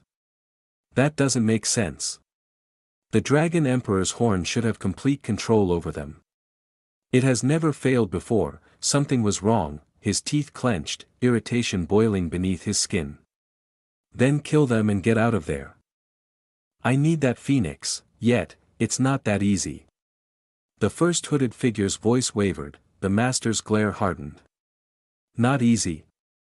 What do you mean it's not easy? Before he could finish, the orb's perspective suddenly shifted upward, as if the hooded figure holding it had looked to the sky. At first, it seemed insignificant, but then, the master's breath hitched as he took in the scene before him. It wasn't just a handful of dragons, it wasn't even a squadron of trained beast riders, no, it was the entire empire's dragon force. Hundreds, maybe thousands, of dragons, their enormous wings blotting out the sky in a terrifying, synchronized hunt. The sheer mass of them moved like a storm. Their powerful forms carving through the clouds as they pursued. The master's face turned grim. Chapter 764, Master. Something is wrong. Part 8, in Pyra Empire. Shit, the first hooded figure cursed as she twisted her body mid-air, narrowly avoiding the scorching flames that shot toward her. She dashed across the rooftops, leaping from one building to another with effortless agility while the dragon's fire rained down, scorching everything in its path. Boom! A massive explosion erupted as the buildings collapsed under the sheer force of the dragon's breath. Debris flew everywhere, sending shockwaves through the already ruined city. Fuck this bastard, the first hooded figure spat, her voice laced with frustration. She shot a quick glare at the second hooded figure, who was sprinting ahead, carrying Raven over her shoulder like a sack of grain. We can't outrun them forever. We need to divert them, the second hooded figure shouted, her tone urgent as she picked up speed. The first hooded figure gritted her teeth before glancing at the small orb in her hand. The hazy surface flickered, and her master's face appeared. His sharp gaze settled on her as he asked in a calm yet authoritative voice, "What about the subordinates that went with you? They were eaten." There was a brief silence. "Huh, that fucking Dracarys ate all of our subordinates. It's a damn miracle we even managed to escape from the palace with Raven in the first place," she snarled, panting slightly as she dodged another blast of fire. The master let out a thoughtful hum before responding, "I will send reinforcements to handle your situation." Until then, do not, under any circumstances, lose Raven. With that, the connection cut off, the first hooded figure exhaled sharply, frustration clear on her face. She turned to the other one, I'll handle them. You take her and get the hell out of here, she ordered. The second hooded figure hesitated for only a second before nodding. Without wasting another breath, she picked up speed, dashing away with Raven, while the first hooded figure skidded to a stop on the edge of a crumbling rooftop. She turned to face the incoming horde of dragons. Their glowing eyes locked onto her as they let out deafening roars. A wicked grin spread across her lips as she flicked her wrist. In an instant, two sleek metallic blades extended from her sleeves, glinting under the orange glow of the burning city. All right, you oversized lizards. She murmured, shifting into a stance. Time to paint these rooftops with your damn blood. Wait, what? Her confident smirk faded into confusion as she watched the dragons suddenly change course, soaring past her without so much as a glance. Huh. What the actual fuck? She blurted out, utterly dumbfounded. Meanwhile, the second hooded figure, still carrying Raven, suddenly halted mid-stride. With precise movements, she leaped off the rooftop, flipping through the air before landing silently in a dark alley. Pressing her back against the cold wall, she watched as the dragons flew past, completely ignoring them. After a tense moment, she exhaled. TCH. Looks like that worked. Then, without warning, she grabbed Raven and unceremoniously tossed her off her shoulder. Enough with your damn act, she muttered. The moment Raven's body left her grasp, her eyes snapped open, revealing sharp heterochromia eyes. She landed gracefully on her feet, dusting off her clothes before tilting her head at the hooded figure with a small, knowing smile. The hooded figure sighed before pulling back her hood. Marisandra Naidia. Her piercing eyes scrutinized Raven with an expression caught between irritation and curiosity. You let yourself get kidnapped, didn't you? Sandra accused, her tone flat but sharp. Raven blinked, feigning innocence. Oh. What makes you think that? She asked, a playful lilt in her voice. She was pretty sure she had played the part of an unconscious captive flawlessly. Where did I slip up? She wondered. Sandra's expression didn't change as she deadpanned. I've never seen anyone drop unconscious before I could even knock them out. Raven's lips twitched. When Dracarys had suddenly roared in anger over his disturbed slumber, Sandra had taken the opportunity to knock Raven out quickly. But before she could even strike, Raven had dramatically collapsed on her own. Even an idiot would have found that suspicious, much less Sandra, noted. I will do my best next time. Raven nodded to herself as if mentally taking note of this important lesson. Sandra's lips twitched at the sight. What's your plan? She asked, stepping closer to Raven.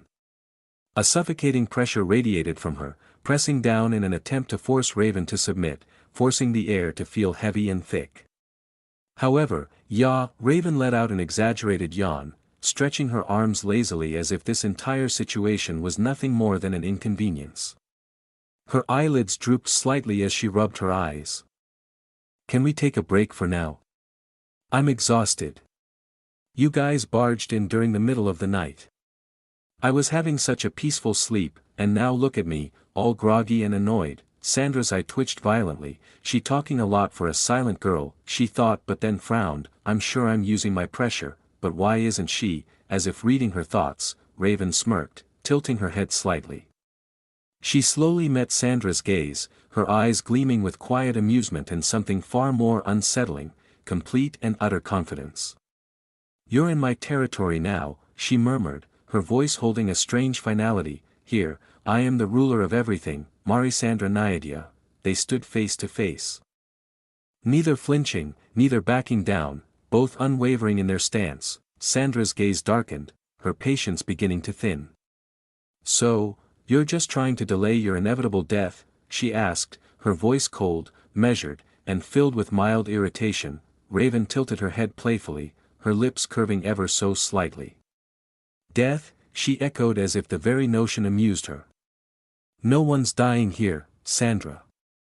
Not today, not tomorrow, and definitely not me. Sandra narrowed her eyes, watching her closely. Raven took a slow, deliberate step forward. Then, she leaned in just enough for her breath to brush against Sandra's ear, her voice dropping to a near whisper. "It's just a game of cat and mouse." She murmured, "Huh." Sandra frowned, instincts flaring as she suddenly lashed out, gripping Raven's neck in a vice-like hold. "I don't know what kind of sick game you're trying to play, but it ends here," Sandra spat, her grip tightening with each passing second. "Do you think I can't escape from here?" Her voice dropped lower, venom dripping from every word, her fingers pressing against Raven's throat. "I will kill whoever stands in my way. You included." But then, Raven vanished from her grasp. Sandra's eyes widened slightly in surprise. "Fast," she thought, snapping her head around just in time to spot Raven now leaning casually against the wall at the exit of the dark alley. Raven's gaze drifted toward the street beyond, her expression unreadable as if she was merely admiring the scenery. "I know you can kill anyone," she murmured, almost absently, as if stating a simple fact rather than a warning. "You are the strongest one here. I mean, you did kill 2 of the chosen ones, after all." Sandra's eyes flickered dangerously, her fingers twitching. Yet, there was no fear in Raven's tone, no hesitation, only quiet acknowledgement, as if it didn't concern her in the slightest. "Then you should know it's in your best interest to come with me." Silent, however, Raven interrupted smoothly, finally turning her blank, indifferent gaze toward Sandra. Her finger lazily pointed toward the alley's exit. The streets. Sandra followed her gesture, and her pupils shrank ever so slightly. A restless crowd had gathered outside. Men, women, even children, each one bearing an expression of barely restrained fury, their eyes scanning the streets as if searching for something. "No someone," Sandra's jaw clenched. "Even the civilians are looking for her." The realization was unsettling. Raven's soft voice broke through her thoughts, carrying an eerie weight with every word. "Indeed. We dragons are one," she murmured as if reciting an unbreakable truth. "You cannot even pull a single strand of my hair, Sandra. Go ahead, kill as many as you want. But listen carefully, they don't know who the culprit is." Raven continued, her tone light yet disturbingly calm. "They're searching for me blindly, nothing more. However." A slow, eerie smile crept onto her lips, her eyes gleaming with something unreadable. "The moment the world learns the truth, when Dracarys announces it for all to hear, your Naiad Empire will face the wrath of dragons that have remained silent for thousands of years. And trust me, when that day comes, it will be nothing short of catastrophic." Sandra's expression stiffened, Raven's gaze never wavered. "Are you threatening me, woman?" Sandra hissed, her voice dropping into a dangerously low whisper, the air turning icy as her irritation flared. Raven merely shrugged. Her posture completely relaxed, as if she wasn't the least bit concerned about Sandra's reaction. Sandra frowned, her gaze narrowing on Raven, who stood there far too calm, like she didn't care about a single thing happening around her. It must be part of Aether's plan, but what is he really trying to achieve? Sandra thought to herself. She knew he was trying to save her, but the current plan seemed too far from saving her. Thought, she had to admit, she was slightly unsettled. She knew that in order to fulfill her own mission, she needed Raven, but taking her out was far more complicated than it seemed. Every corner, every street was filled with people desperately searching for this one woman. Sandra couldn't even understand why they were looking for her so fervently. It wasn't like they had kidnapped an emperor or anything of that magnitude. The entire city seemed to be holding its breath, waiting for something. The whole situation felt off, far more complicated than she had originally anticipated. Was it because Aether being became their pride? She wondered. Suddenly, Sandra's hand shot out, and she pulled an orb from beneath her cloak. It was similar to the one the first hooded figure had held earlier, and as she activated it, the orb flashed to life. A voice crackled through the air as the first hooded figure spoke urgently. "I found a place we can stay until reinforcements arrive.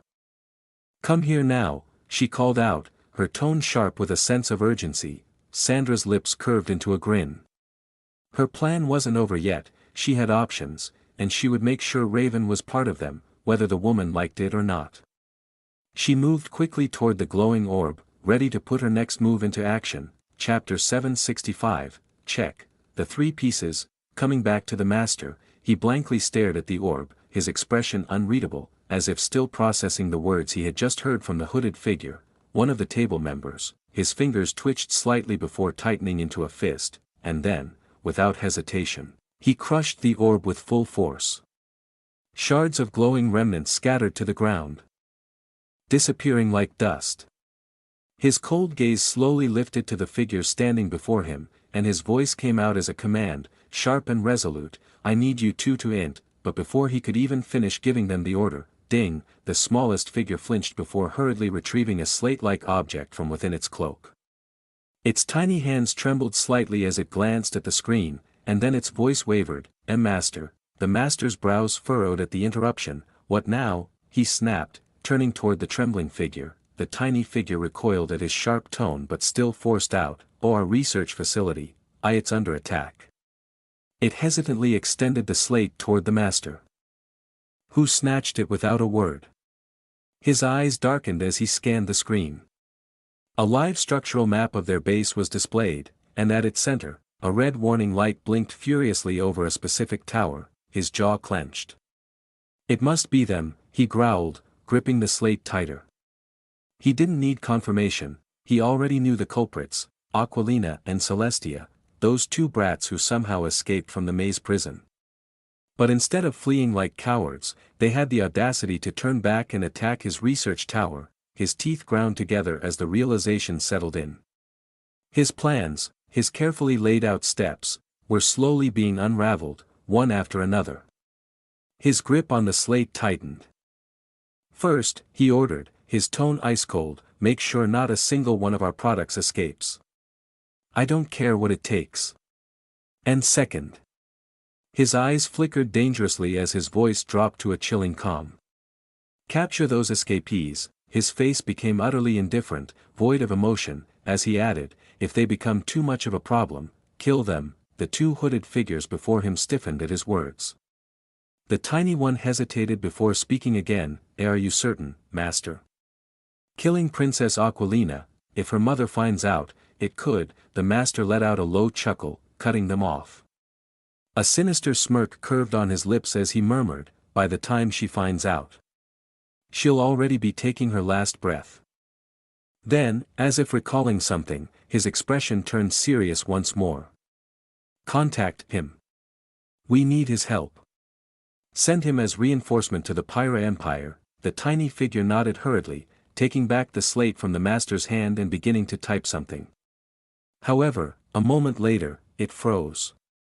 A bead of sweat dripped down its forehead. There is no signal." The master's gaze sharpened. "No signal."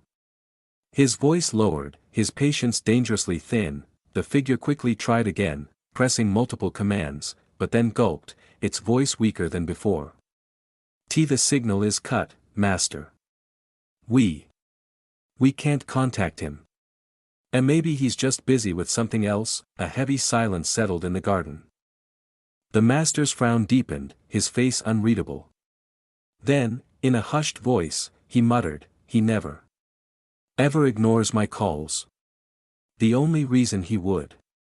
His words trailed off into ominous silence. Meanwhile, back in the academy, clang, clang, drip. Drip, chains rattled. Blood dripped steadily onto the cold stone floor. Alaric's body hung, restrained by thick iron chains, his arms stretched above his head. His breathing was ragged and pained, and his body was marred with numerous wounds, fresh cuts, bruises, deep gashes that still bled. His eyes, dulled with exhaustion, sorrow and pain, barely lifted as he saw the person, and standing before him, watching him with an unreadable, indifferent gaze, was none other than the principal, Isadora. She simply stared at him. Silent, Alaric's lips trembled as he forced out a hoarse whisper, This wasn't supposed to happen." He was supposed to bait her. The plan was simple. He was to tell her that Aquilina had been summoned by her, make her believe that Aquilina was in trouble. And then, like the previous timeline, the moment she entered her office, she was supposed to notice the scent of something off. She was supposed to realize a succubus had been involved. She was supposed to follow the trail, head toward the Void Empire to confront whoever was behind it. And then they would have her right where they wanted her. That was the master's plan. It had been calculated perfectly for many years, executed without error, and yet, she never went to the Void Empire. Instead, she came straight for him. Why? Alaric's breath hitched, his vision blurring slightly as he looked at her. He weakly muttered, "Why?" His voice was barely above a whisper, the blood dripping from his head blinding him for a moment. Isadora didn't flinch. Didn't react. She just stared, cold. Emotionless. Why? Because something that had been bugging her for a long time finally made sense. She wasn't oblivious. She wasn't simply sitting idly by while her academy was repeatedly targeted, while the city surrounding them was destroyed, while even Kennedy nearly razed everything to the ground. She had been investigating, tracking every detail, and yet something had never matched up. No matter how deeply she dug, no matter what leads she followed, one fact remained: the Void Empire. The attacks. The infiltrations, none of it would have been possible, not without someone inside the academy helping them, and at first she thought Kennedy was the mole, but then, Kennedy died. And worse, someone had helped him before that. Someone had been working behind the scenes the entire time. She thought about someone who belonged to Void Empire and was doing this, like Nyx and Jack. Her eyes never left them, as if she already believed they were responsible ones. She had suspected them. Considered every possibility. Checked every file, even everyone in the academy, except for one person, Alaric Zephyr, who was now Alaric Wood, because, unlike the others, Alaric was always with her. After the near destruction of the academy during their final battle with their sovereign, she had rebuilt everything, thanks to Alaric. He had been by her side, supporting her, helping her, guiding her when she needed it. She trusted him, more than anyone. More than Aether, until, "Be careful around Alaric," those words. They weren't just some passing remark. Aether had always complained about Alaric, always voiced his doubts, always teased and mocked with irritation or jealousy. But this time, his words carried something different. Something that felt heavier, something that settled uncomfortably in her chest. Dora had been with Alaric for nearly 1,000 years. She had fought alongside him, built the academy with him, and endured countless hardships with him. She trusted him beyond reason, beyond logic. She had trusted him more than anyone, more than Aether himself. Yet, those words from Aether, they weren't born from petty emotions. They weren't just some casual suspicion. They held weight, a depth that unsettled her, that shook something within her. After hearing those words, her mind, one that had stubbornly refused to acknowledge the lingering doubts, finally connected the dots. Alaric was positioned right next to the academy's core power structure. That meant he had higher authority than most. He could bypass security protocols. He had unrestricted access to areas that others couldn't even dream of entering. He had the power to let outsiders in without raising an alarm, and somehow, he was involved in Kennedy's entry as well. The questions she had ignored, the doubts she had dismissed for years, were now answering themselves, one after another, and every single answer led back to the same person. "Alaric, why, you ask?" Dora's voice was cold, and controlled, yet laced with something far more dangerous than anger. Her fists clenched so tightly at her sides that her nails dug deep into her palms. "Don't you know, Alaric?" Her tone sharpened, a cutting edge to her words. "You betrayed me. You, of all people, you betrayed me." Alaric's breath hitched, his heartbeat hammering in his chest. He shook his head frantically, his voice cracking under the weight of desperation. I never betrayed you. Please, you have to believe me. It was you who called Aquilina, you spoke with her. I never did anything." Dora's expression didn't waver. Her eyes, once warm with trust and loyalty, were now cold and unyielding. "The only reason you still have your limbs is because of our friendship. Otherwise, you already know how my investigations end, don't you?" Alaric's body stiffened, his breath coming in sharp, ragged gasps. He knew, her methods were calculated, ruthless, and thorough. Those who betrayed and crossed her never simply died. They wished for death long before it came. "Tell me everything," she demanded, her voice dropping to a deadly whisper. "And I will let you go. For the sake of our friendship." Alaric swallowed thickly, his throat dry as his pulse pounded against his skin. The woman he had once loved, the woman he had trusted for a millennium, was now looking at him as if all those years had meant nothing. As if their bond had turned to dust, scattered in the wind. Please. Believe me." His voice cracked a hollow plea. Meanwhile, the master's fists clenched so tightly. His jaw was set, and his expression darkened with a frustration that threatened to boil over. He must have been caught. The two hooded figures standing before him flinched. The air around them grew heavy, suffocating with the weight of those words. The smaller figure hesitated before blurting out, "But that's not possible. We made sure nothing stood in his way." How could this happen? The master's jaw tightened further, his teeth grinding in frustration. "I don't know." His voice was sharp, filled with a rare uncertainty, and then, "Ding, master, I just received a report from Jack," the tiny hooded figure said hurriedly, scanning the slate in their hands. "He has Victor. They're currently traveling to the Ebon Stone in the Void Empire." The master exhaled slowly, pressing his fingers against his temples. A minor relief. At least one piece was going perfectly, but not enough, because even though Jack had Victor, his carefully laid out plans, his masterpiece of a strategy, were now being blocked at every turn. His three key pieces were trapped by the enemy. He was being cornered. A check, a move he had never anticipated in his grand design, a plan he had spent years crafting, a plan that had been his life's work, was now standing at the precipice of collapse. Everything was slipping through his fingers, or so everyone thought until. I didn't become a sovereign just by luck. Chapter 766, Announcing His Love to the World, Part 1. Meanwhile, back in the Pyra Empire, the entire kingdom was on high alert. People stormed through the streets, their eyes scanning every shadow, every corner, searching desperately for someone important. No one slept that night. The empire echoed with fury and tension. Amidst the chaos, a hooded figure, Sandra, moved swiftly across the rooftops, her steps silent as a whisper. Draped over her shoulder like a sack of stolen goods was Raven, her unconscious form swaying with each movement. Or she tried to act like one. "What's the point of doing this?" Raven suddenly asked while swaying.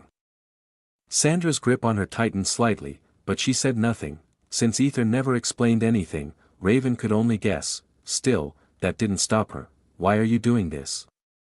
You know your empire is at risk, right? What's the endgame here? Are you seriously going to throw everything away for this? You guys just lost someone important, and now you're making things worse. Are you even thinking straight?" Or, Raven, who had always been the quiet observer, was suddenly rambling like a broken radio with no pause button. Sandra's lips twitched in irritation, but she held her tongue.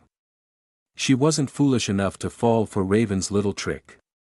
The more someone talked, the more they revealed. And Aether, he was always up to something. Soon, they reached an abandoned village.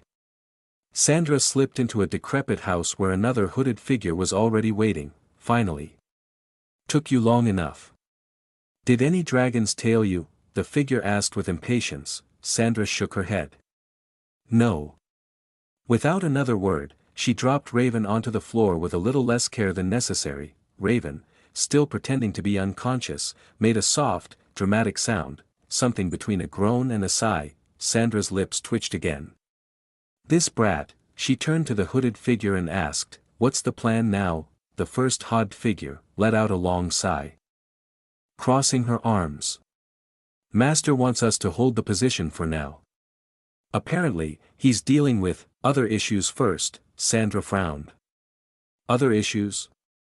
What the hell is going on?" She had never been given the full picture, only the order to retrieve someone and bring her to the Zephyr Empire. The first hooded figure moved toward the window, peering out cautiously. A few dragons were patrolling overhead, their glowing eyes piercing through the night. Her expression hardened. "You know," she muttered, her voice low and edged with danger, "it would be easier to just kill them all rather than hide. Especially with your ability, you've already taken down 2 chosen ones before." Sandra's expression darkened instantly. "Have you lost your damn mind?" she hissed, stepping in front of the woman, they know who I am. They know my face. The second word gets out that I kidnapped someone from their empire, and worse, killed their people, what do you think will happen? My empire will burn for my mistake.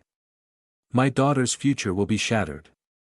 She will suffer because of me, you reckless bitch, the hooded woman scoffed. Oh, please. Like you're not already making a mistake by being here. She turned to Raven, her eyes gleaming with curiosity. So. This is the hybrid. A dragon and phoenix mix. Interesting. I never thought I'd see more than one miracle in my lifetime. Sandra didn't respond, but she was thinking the same thing. The woman's expression shifted, a deep frown settling on her lips. But even so. It doesn't quite add up, does it? Why would the entire empire be in a frenzy over one girl? Sure, she's unique, but it's not like she's their empress or something, right? Sandra's frown deepened. That's a good point. She glanced down at Raven, who was still feigning unconsciousness. For the first time, a mild suspicion crept into her mind. Maybe we should dig into who she really is, Sandra murmured. The first hooded figure snorted. And how exactly do you plan on doing that? The second they see you, they'll sense you don't belong to one of them. And trust me, once that happens, thousands of dragons will hunt you down. Now that would be amusing to watch. Sandra's lips twitched violently. The temperature in the room dropped sharply, frost creeping along the edges of the broken windows. The woman raised her hands in mock surrender. Okay, calm down. No need to freeze me to death. Anyway, for now, we stay put. We wait for reinforcements.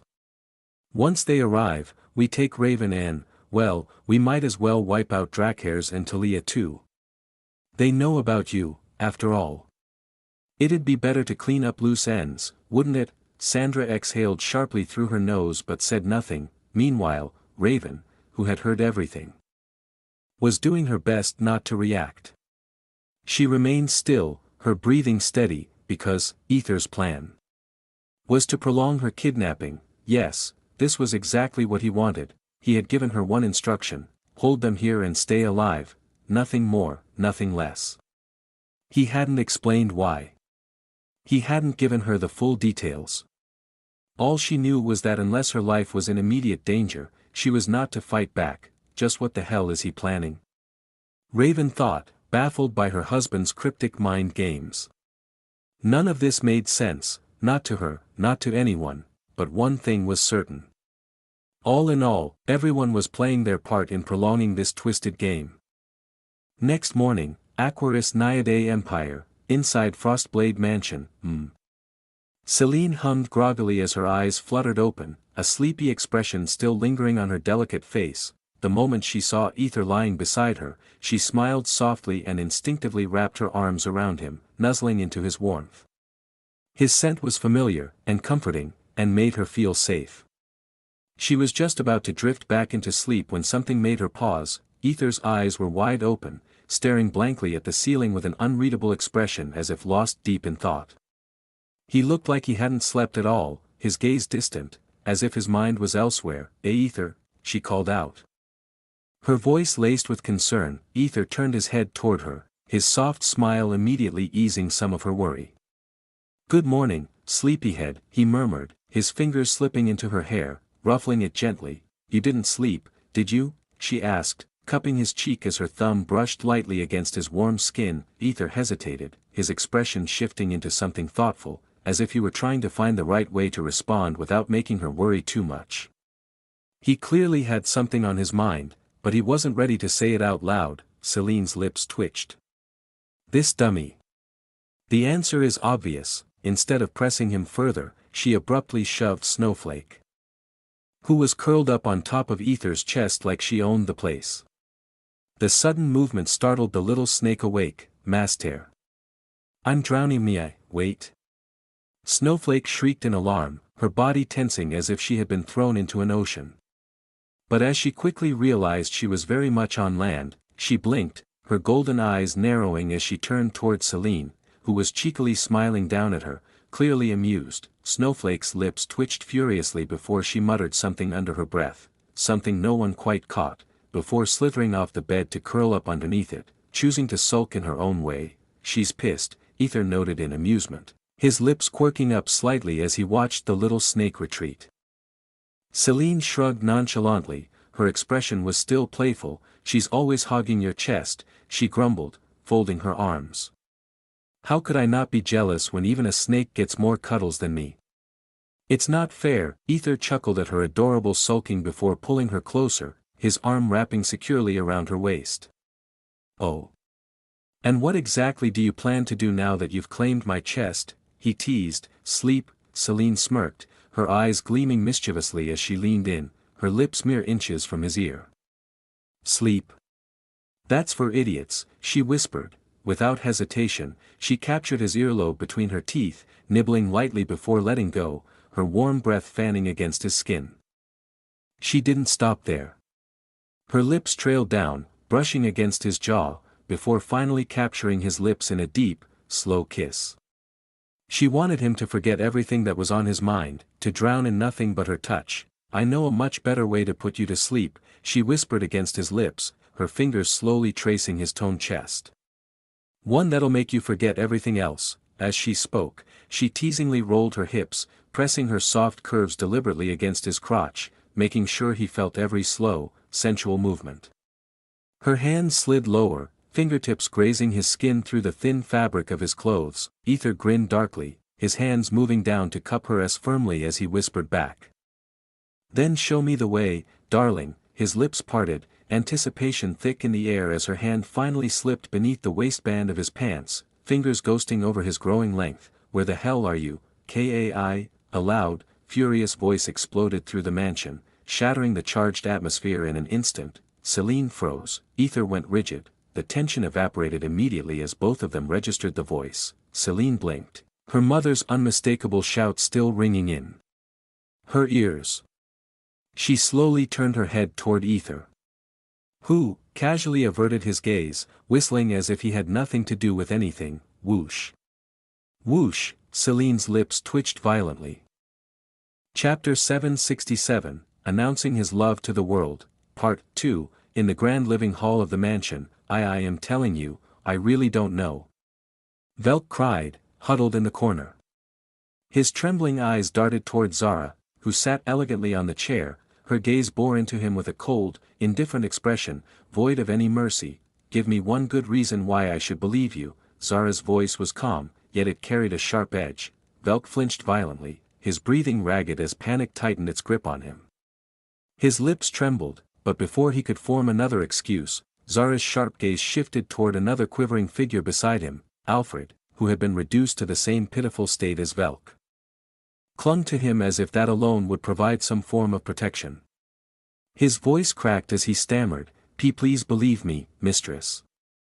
I swear I don't know anything either." Yes, both Velk and Alfred were hugging each other pathetically, their bodies shaking in sheer terror as they pressed themselves into the corner as if it could somehow swallow them whole. Once, they had stood tall, haughty and arrogant, looking down on others with pride.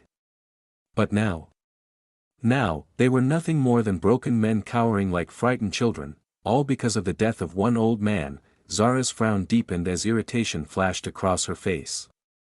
With an annoyed scoff, she crossed one leg over the other, her fingers tapping restlessly against the armrest. She never imagined her son would do something like this. Actually, she had entertained a mild suspicion, but after speaking with Kai, she was certain he would never act so recklessly. Yet, despite her certainty, he had run away from home. I know him. He wouldn't just decide to leave on his own. Something must have happened after that talk. Was it that damn lizard of his? Did Leon do something to change him? Her thoughts raced, her suspicion growing stronger. Still, that didn't change the reality of what she had painstakingly done yesterday. How dare he just walk out after I spoke to him? That brat needs a proper lesson.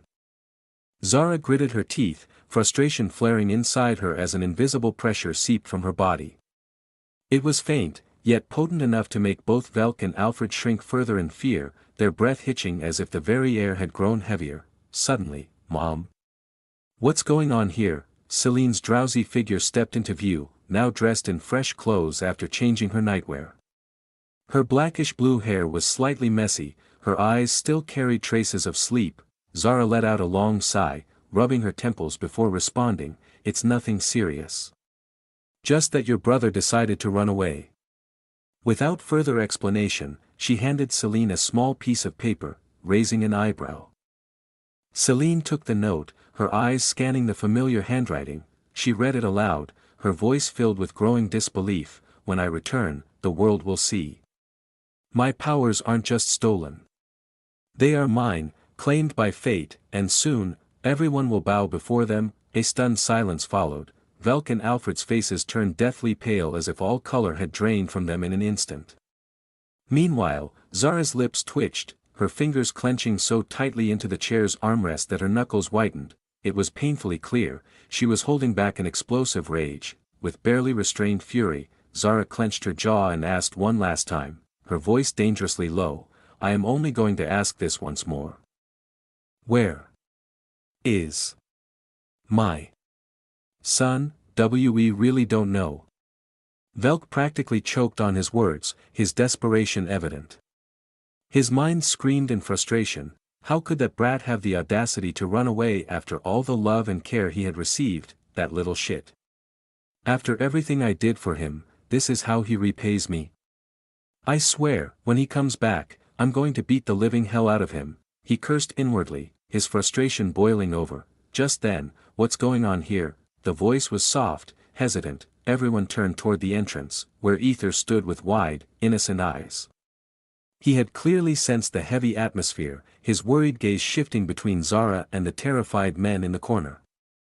Zara's rigid posture softened, only slightly, at the sight of Aether. But just as she was about to respond, a sudden thought hit her, and her entire body tensed.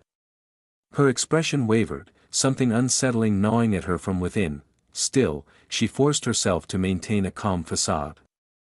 Taking a deep breath, she finally spoke, her voice carrying a hint of guilt. "It's just."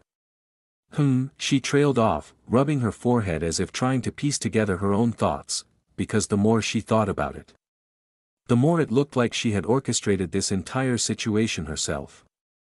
Like she had been the one pulling the strings, making it seem as if she had given her son a grand opportunity.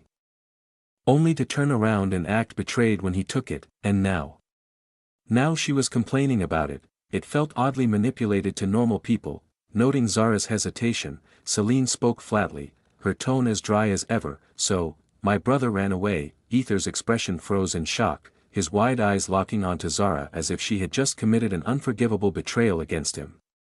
He looked completely dumbfounded, struggling to process what he had just heard. "Aether." Zara's voice wavered for a brief second before she quickly recomposed herself. "Don't worry too much. I'm sure he's just out for a few days, and he'll come back soon," she said, her tone attempting to sound casual. Though there was a subtle awkwardness to it, Aether's expression immediately softened at her words. His lips curled into a gentle smile, his eyes filled with unwavering trust. "If you say so." There was something almost blind about the way he believed her, like he was incapable of doubting a single word that came out of her mouth. Zara's lips twitched slightly.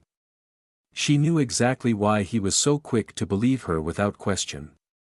"TSK, what's with this brat?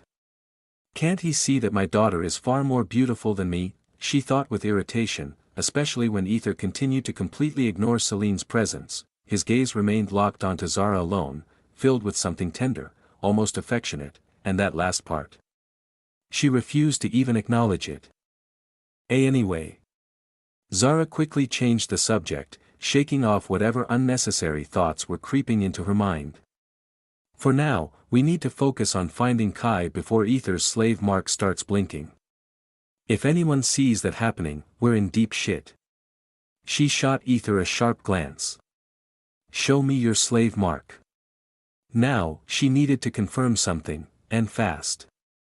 If his slave mark was already blinking, it meant Kai had crossed a certain distance, making it extremely difficult to track him down. But if it wasn't blinking, that meant he was still somewhere within their territory, making their search significantly easier. Aether's face paled slightly. "Fuck.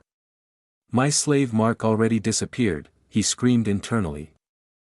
Ever since he had upgraded his freedom skill, the slave mark on the back of his neck had completely vanished, and now there was no way for Zara to use it to track Kai. TSK, I didn't think she'd check for my slave mark this soon, he thought, cursing his own lack of preparation. As he tried to maintain a neutral expression, his eyes darted toward Celine. Celine, instantly recognizing, took a step forward before anyone else could speak. I'll check his neck, she said, her voice steady as she walked toward him. Zara raised her hand as if to stop her but then shrugged. On second thought, this was actually better. She didn't need to get close to Aether herself. Safe, Celine carefully examined the back of his neck. Her eyes widening ever so slightly when she found it completely clean, devoid of any markings. She was taken aback. To think he has the ability to remove a slave mark, she thought, feeling an unexpected sense of pride for him. Still, she knew better than to let it show on her face. Hiding the small smirk that threatened to surface, she feigned hesitation before saying, It's not blinking. Zara's expression turned even more serious. Then that means he's most likely still within our territory, she muttered, her sharp gaze flickering toward Velk and Alfred. The moment their eyes met, the two of them flinched like frightened animals before quickly nodding, as if they had already understood their assignment without her needing to say a single word. Just as they were about to set out to search for Kai, my lord, a sudden, urgent voice cut through the tension. A guard burst into the hall, his face tense with urgency. But the moment his eyes landed on Velk, who was still cowering in the corner, his expression twisted in sheer disbelief, as if he couldn't believe what he was seeing. The sight must have been truly ridiculous. Velk, a man who once carried himself with pride and authority, was now backed into a corner like a frightened child, looking as though he had been bullied into submission. Velk coughed and quickly stood, his face heating with embarrassment. Straightening his posture in an attempt to regain his dignity, he forced on a professional demeanor and cleared his throat. If you haven't come with something truly worth my time, you do realize the consequences, don't you?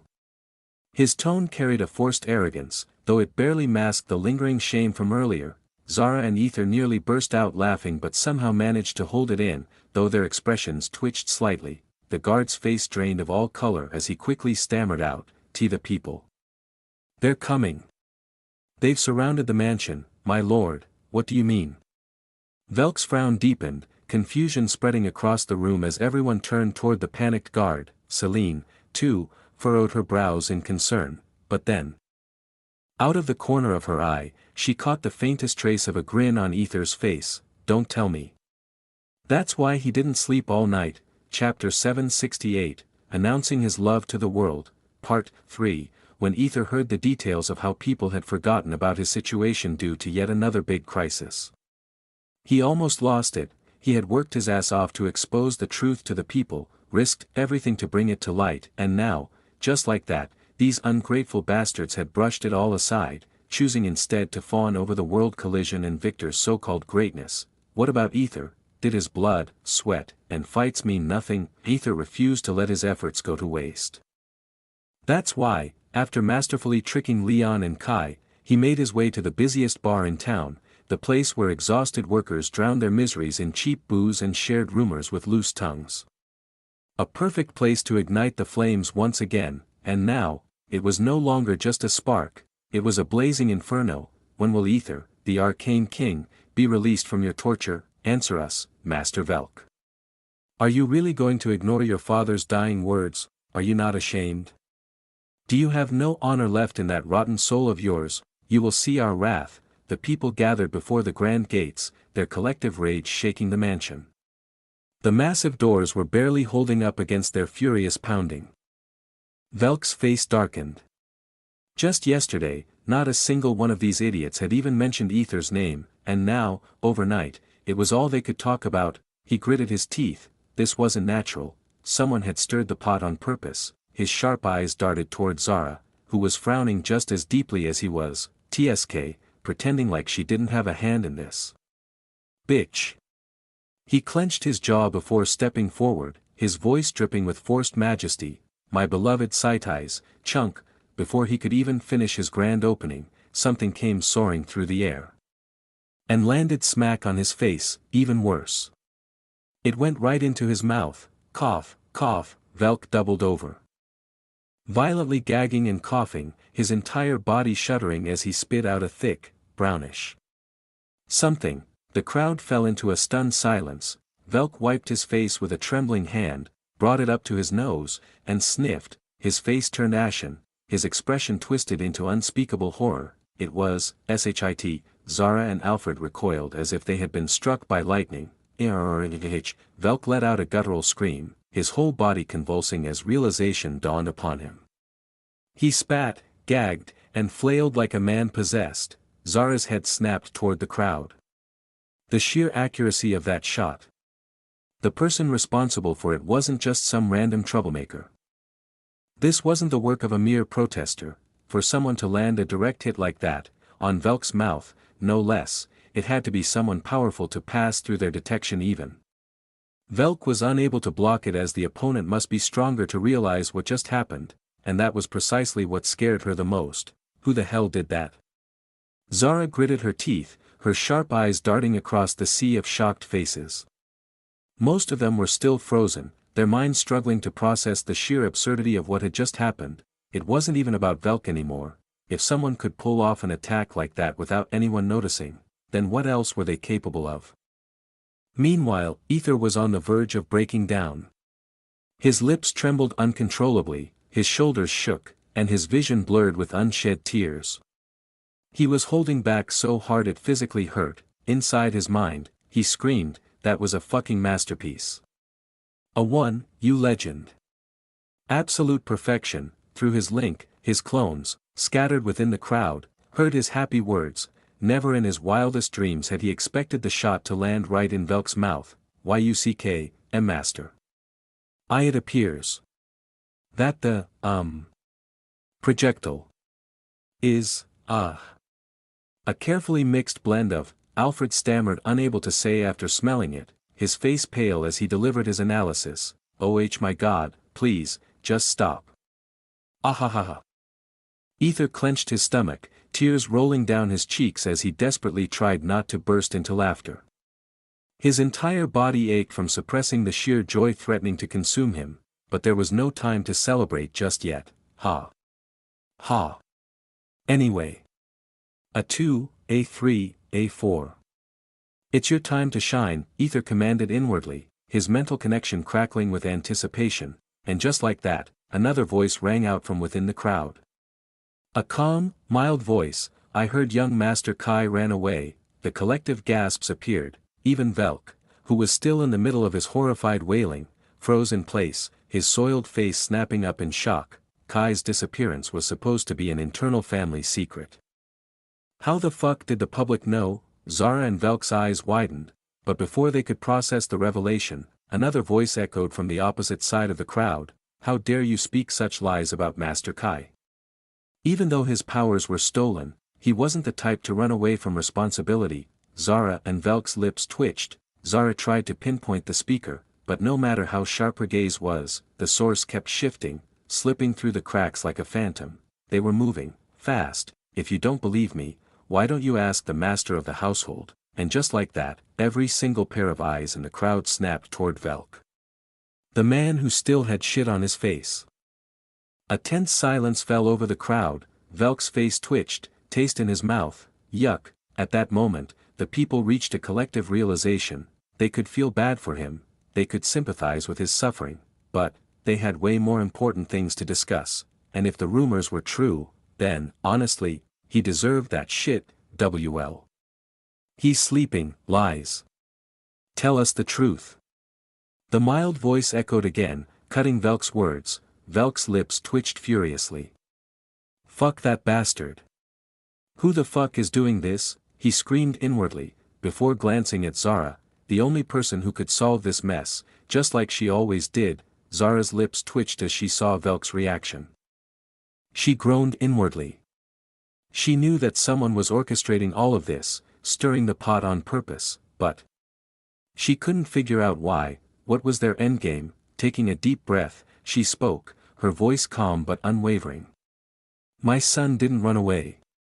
He left to become stronger." that's the same as running away, you unfaithful lord. The mild voice rang out again, louder and more insistent. The crowd's faces twisted with fury upon hearing Kai's disappearance from his own mother's lips. This is how the Frostblade family falls apart. Can't they honor their ancestors' words and traditions? Disgusting. How can people like this even claim to rule? Let the poor child go. Let the real Arcane King go. Let the real Arcane King be free. The chants began to grow, echoing across the Frostblade territory like an unstoppable storm. The crowd's anger was swelling, and Zara could feel the situation slipping rapidly out of control. She took a deep breath, steadying herself. Then, silence. The crowd instantly fell silent, the suddenness of her command leaving them stunned and hushed. Zara stood tall, her gaze piercing the crowd as she continued, her voice much calmer now, yet still full of power. As I said before, my son didn't run away. He left the house to prove his worth to all of you. To prove that he is worthy of his name. You're still, someone began, but Zara raised her hand. Cutting them off sharply. Let me finish, she said, her expression indifferent but her presence commanding. The crowd flinched in slight fear, sensing the weight of her words. Though he left the house, heed my words, he gave me his ownership, Zara said, holding up the signed document that Kai had legally given control of Aether to her. The crowd gasped in collective surprise, murmurs of disbelief rippling through the mass of people. I see. Some of them nodded as if everything had fallen into place. They seemed to believe her words as if they had been waiting for some form of validation. But then, someone spoke out in disbelief. Wait. Do you even belong to the Frostblade household? Are you lying to us? Why are you changing ownership instead of just releasing him from this slavery? Zara raised her hand again, this time holding up another document. It's my divorce. The crowd froze, stunned by the revelation. Zara's face softened, her voice growing quieter yet firmer. Since it was my family that caused this poor child so much pain and suffering, I took full responsibility when I signed the divorce papers. I am no longer a part of this family. And more than that, I have decided to adopt Aether as my own son. The crowd stood in stunned silence. What they had just heard seemed impossible, something they had never imagined happening, a woman taking full responsibility for the wrongs committed by her husband, her son, and her grandfather-in-law. It was something almost no one had ever seen before. Tears welled up in the eyes of many as they processed what she had just said, and they nodded in approval, moved by her determination and sincerity. Zara smiled, feeling the tension in the air finally starts to dissipate. She turned toward Aether, her voice softening as she called him in a motherly tone, my son. Crack. Suddenly, something cracked inside Aether's chest. A wave of emotion washed over him so suddenly that it nearly took him to his knees. He felt blood dripping from his mouth, but somehow he calmed himself, telling himself, it's fine. I can handle this. He forced himself to walk toward her. Zara's smile grew even softer, her eyes full of affection as she made the final announcement. From this moment on, Aether is no more mere servant. He is Aether Seraphi. I love you. The words slipped from Aether's mouth before he even realized it, filling the air with shocking sincerity. The crowd blinked in confusion, unsure of what they had just heard. Chapter 769, Announcing His Love to the World, Part 4. If there was ever a moment when people wanted to witness a massive crowd turning dead silent, then they needed to visit this place called Frostblade Mansion in the Naiade Empire, because right now, the very people who had gathered to uphold the honor of their savior, to carry out Mortimer's last words with unwavering loyalty, had finally turned silent, but it wasn't because of the weight of their savior's final words or some profound wisdom he had left behind. No. It was something else entirely. Something so ridiculous, so outrageous, that it left everyone speechless. A boy, a mere servant, was standing in front of an older woman, openly, boldly, shamelessly confessing his feelings to her. And not just any woman, a woman who had children almost his age. The sheer audacity of it sent shockwaves through the crowd. Zara's face flushed a deep, burning red, not from excitement or joy, but from pure, unfiltered embarrassment. She wanted to dig a hole and bury herself alive. This little brat. This insane, reckless brat had just proposed to her in front of everyone as if he were making some grand romantic declaration to the whole damn world, and not just any audience. Oh no, that would be too easy. He did it in front of her daughter, in front of her ex-husband. She could already feel the judgment, the stares boring into her from every direction, and the worst part. Aether, that shameless little devil, was looking at her like she was the most precious thing in the world. His warm eyes, his soft, affectionate smile, it was enough to make any woman's heart flutter, but not Zara's, no. She was far too horrified to feel anything remotely romantic about this situation. He did not just do that. This little shit. Zara screamed internally, her hands trembling at her sides, trying to salvage whatever remained of her dignity. She forced a shaky, motherly smile and stammered, "Why, you mean like a mother, right?" She had barely finished her sentence when Aether's lips curved into a small, teasing smile. He didn't answer. He just stared at her, his expression unreadable, yet somehow infuriatingly smug. "Oh, hell no, his face says everything." Zara clenched her fists, her mind racing as she scrambled to take control of the situation. Panicked, she turned to the crowd and, with a forced chuckle, quickly added, "He meant as a mother. I've been taking care of him all this time. You know. He loves me as his mother, that's all." Her forehead was practically sweating bullets as she desperately tried to steer the conversation in a non-scandalous direction. A few beats of silence followed. Then, "I see, just a mother's love, haha. I almost thought it was something else, man, that scared me for a second. That boy really has a hilarious sense of humor." Ahaha, the once stunned crowd finally erupted into laughter, their tension dissolving into amusement. Zara nearly collapsed from relief. Thank the gods, they bought it, but then she turned to look at Aether again, and nearly had a stroke. That little menace was smirking at her.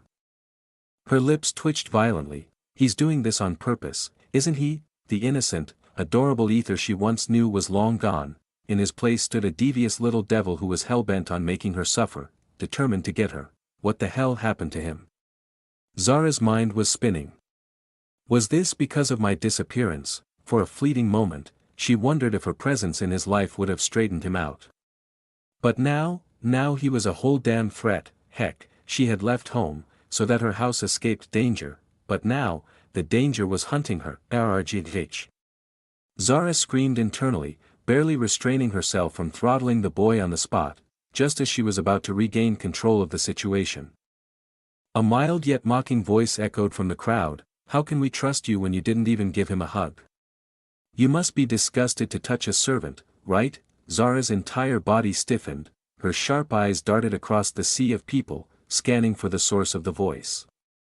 But whoever it was had already vanished, slipping away in the blink of an eye. Those bastards.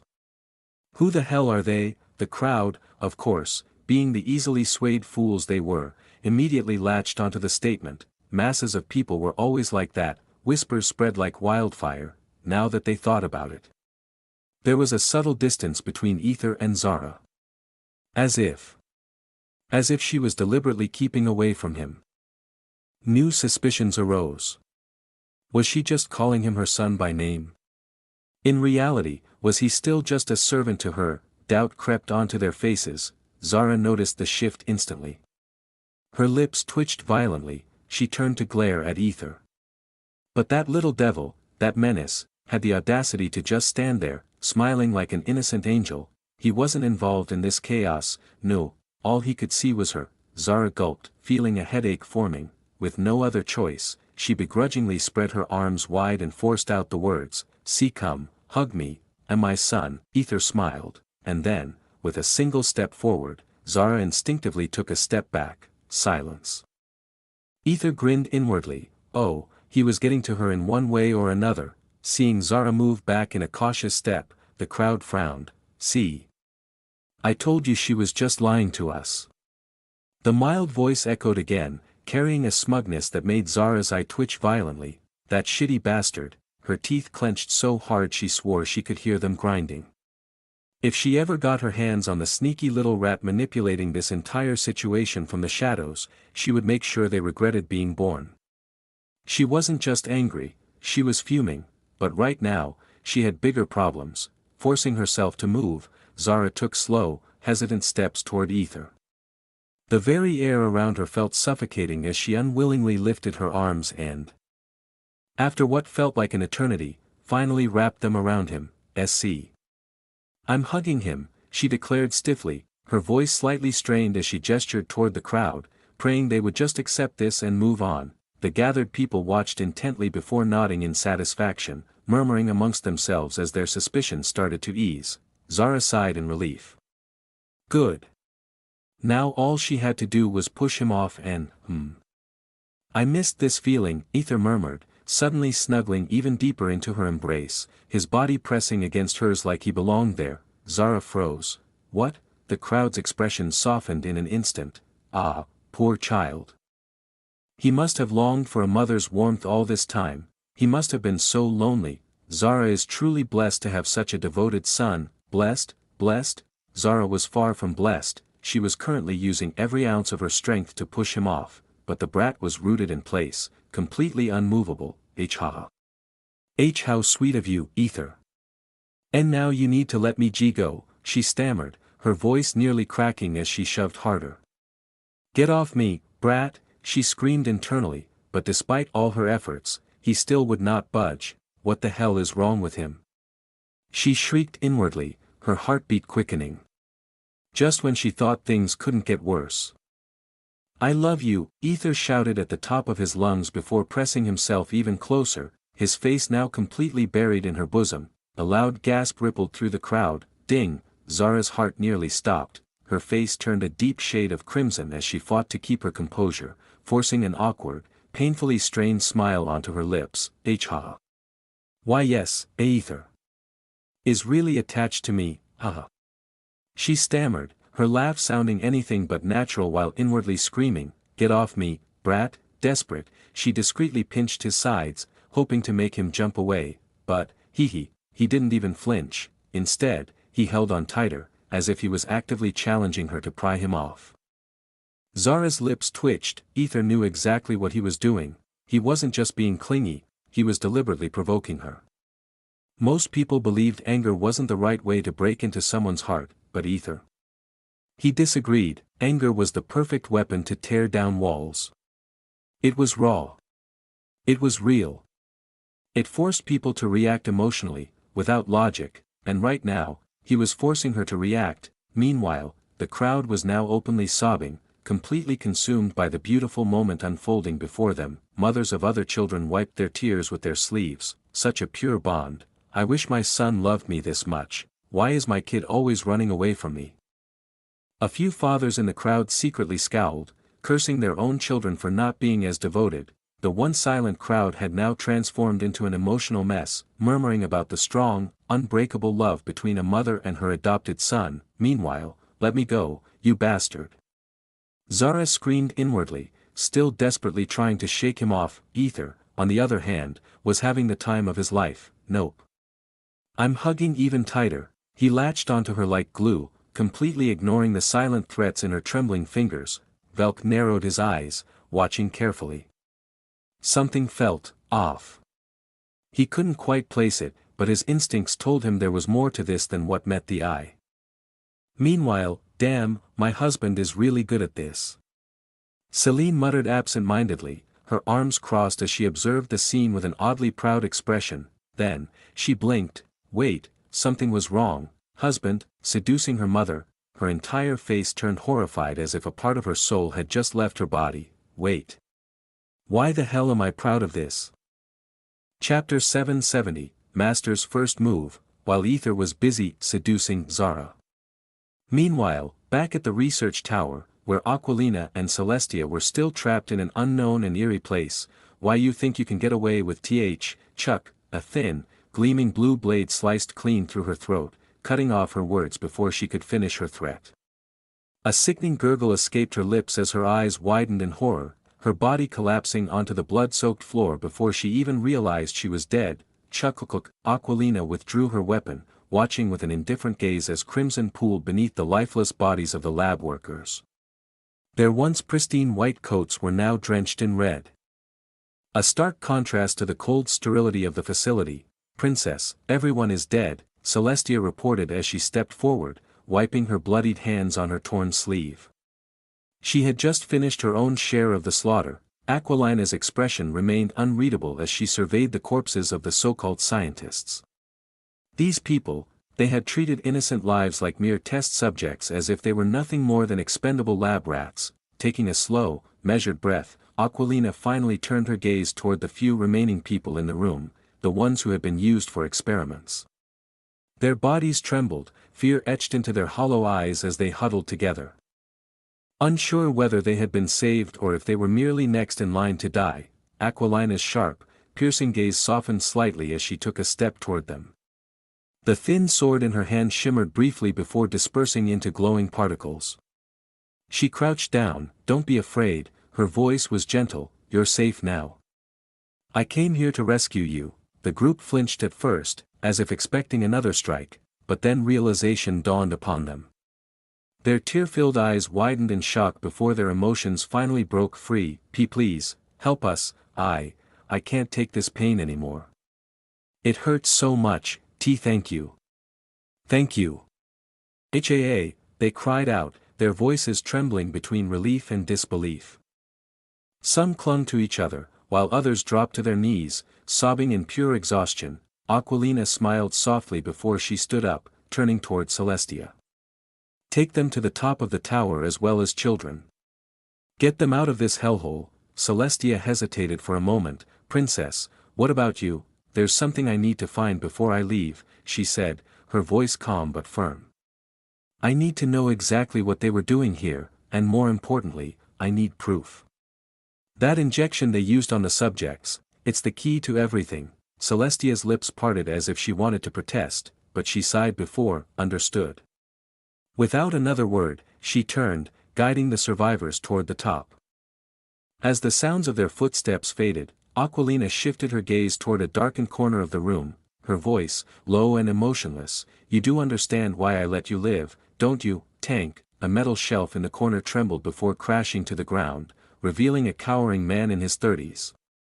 His breath hitched as he looked up at Aquilina, his entire body trembling in sheer terror. Tell me everything you know, she said coldly, taking a slow step forward. And if you're honest, I might just be merciful enough to let you live. Her voice was eerily calm, but there was something in her tone that sent a chill down the man's spine. His eyes widened in desperate hope. Really?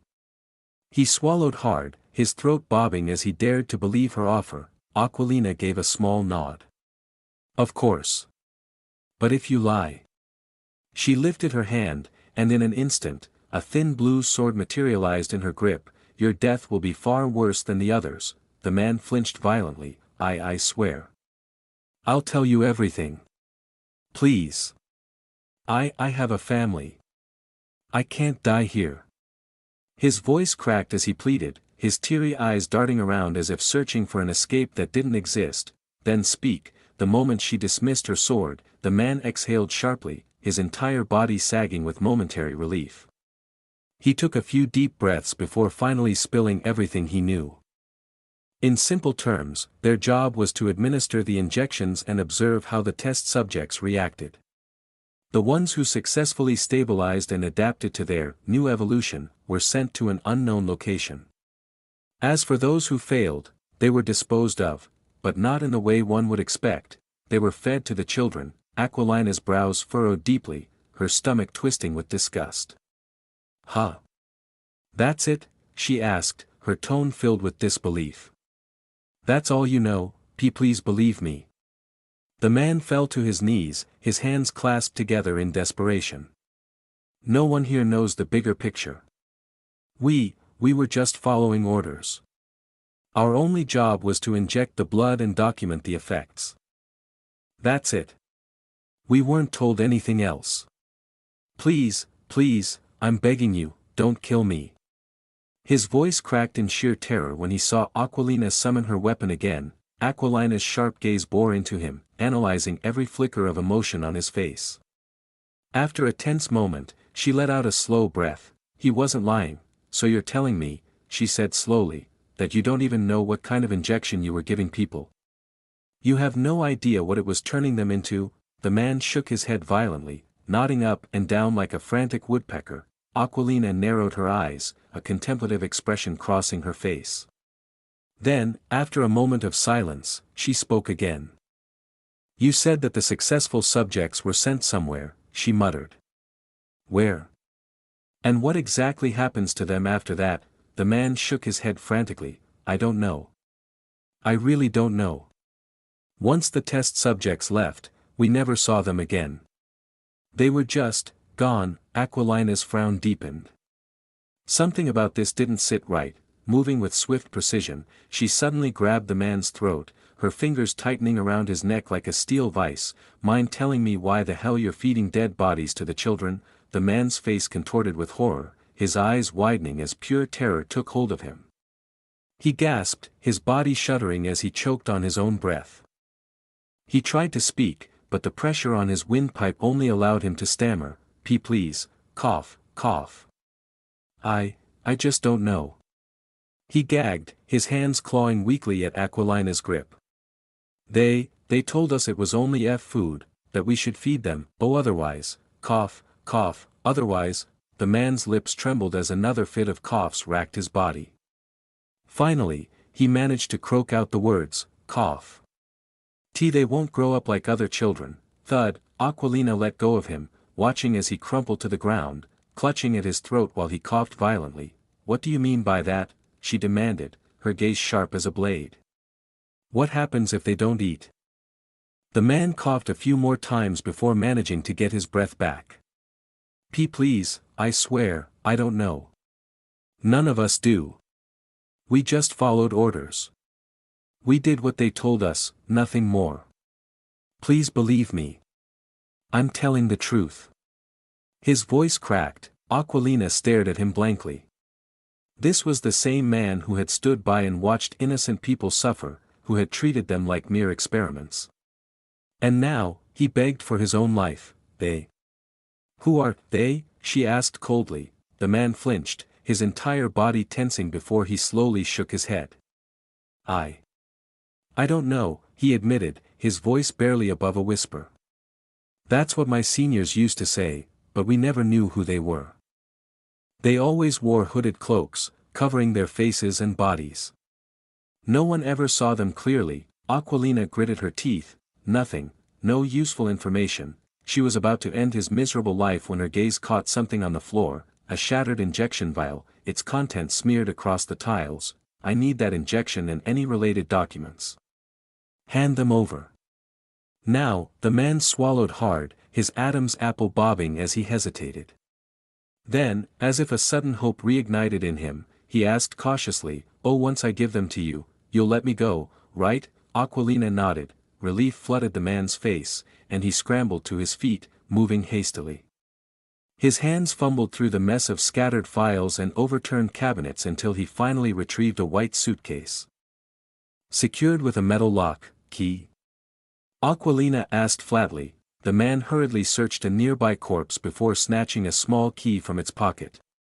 With shaking hands, he handed it to her. Aquilina raised an eyebrow, mildly surprised. He was doing everything she asked without resistance.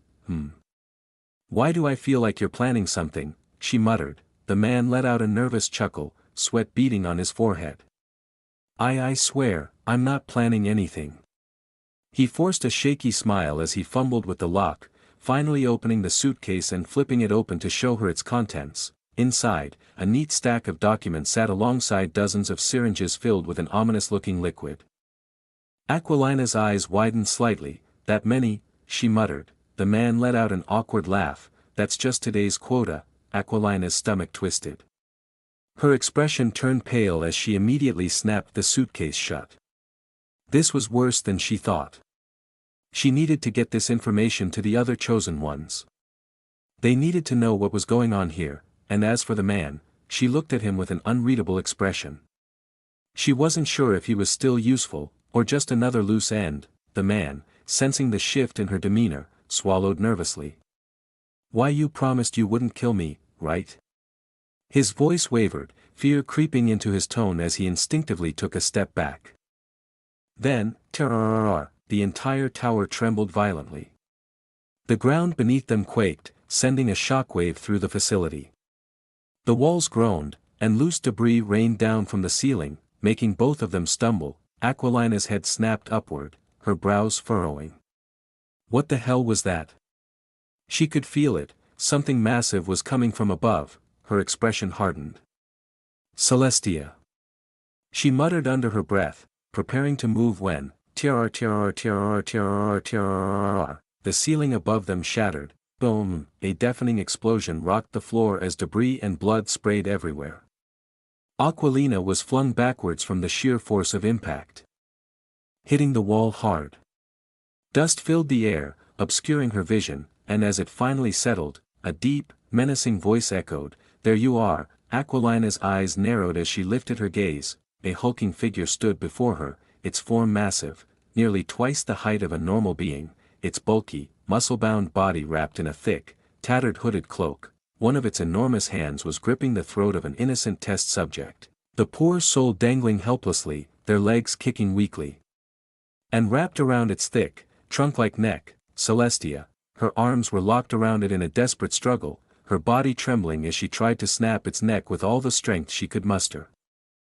And at its feet, the man who had just handed Aquilina the suitcase, the one who had begged for his life, was nothing more than a broken, bloodied pulp. His body had been utterly crushed, as if he had been stepped on like an insect. Aquilina exhaled sharply, shaking off the dust from her body. "Well," she muttered with a casual shrug, glancing at the remains of the man. "I didn't kill him." Her gaze then shifted toward the towering, hooded figure standing before her, her grip on her sword tightened. "But I guess I'll be killing you." Chapter 771, First Move, but Best Move. All that was needed for one attack. Boom! Aquilina groaned as her body slammed into the wall before crashing onto the ground. She coughed violently, clutching her stomach in agony. Her thin sword which was supposed to pierce was broken by sheer force. Thursday, spitting out a small trail of blood from her lips, she shot a furious glare at the hulking, bodybuilder-like figure cloaked in a hood. The brute simply clenched its massive fist, completely unfazed, as if her attack had been nothing more than a minor inconvenience. "You are weak," the figure stated in a deep, dismissive tone before flexing its muscles. Without hesitation, it caught Celestia as she attempted to snap its neck and, with brutal force, slammed her into the ground like a ragdoll. "I cannot believe you're still trying to break my neck," it scoffed, finally acknowledging her presence after what seemed like an eternity. "After all your failed attempts," then, as if already bored of her, it shifted its focus toward the terrified test subject cowering in the corner. "Hey," it growled, voice dripping with menace. "Make sure you stay in your damn place unless you want to be the next one getting crushed under my boot." The person flinched violently, trembling as they curled into themselves like a frightened animal. With a panicked nod, they obeyed like a well-trained dog, too terrified to even breathe loudly. The figure grinned, clearly enjoying their fear, before turning its attention back to the maid. It raised its colossal fist, ready to strike her down when, gone, its eyes widened in momentary shock. The maid it had been holding in its death grip had vanished into thin air. Snapping its gaze upward, it spotted her supporting Aquilina, helping her get back on her feet. "Shit. That bastard broke my ribs."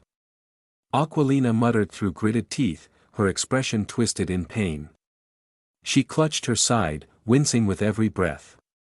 It was clear from her labored movements that she was seriously injured. Celestia's frown deepened as she glanced warily at the monstrous figure. She had already known this thing was powerful, but she's almost level 85 with a rainbow arcane card, and yet, that thing still managed to break her ribs like it was nothing. "That means, it must be," she began, only for Aquilina to finish her sentence with a bitter, pained grimace. "It has power similar to the Chosen Ones. Just like those damn children," she growled, frustration evident in her tone as she forced herself to stand despite the pain. "Tisk, tsk." The figure clicked its tongue, shaking its head in disappointment. "You figured it out already? How boring." It exhaled dramatically as if truly let down by their realization. "I was hoping you'd at least struggle a little longer before catching on." Then, without warning, it took a step forward, clapping its massive hands together with a wicked grin. Well. I guess that means I have no choice but to end you all right here.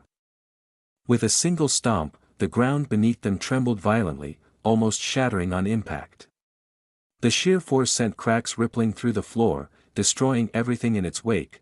Before Aquilina could even react, Celestia moved in front of her, her instincts taking over as she braced for impact. Boom! A devastating, gut-wrenching punch shot upward. Puff! Celestia's eyes widened in sheer agony as the full force of the blow crushed into her abdomen. She coughed up a thick spurt of blood, her insides feeling as if they had been turned into pulp. But the nightmare wasn't over. The impact was so immense that she was hurled skyward, her body crashing through the ceiling with explosive force, dragging Aquilina along with her since she was just behind her. TRR, they smashed through one floor after another, the ceilings collapsing like brittle paper.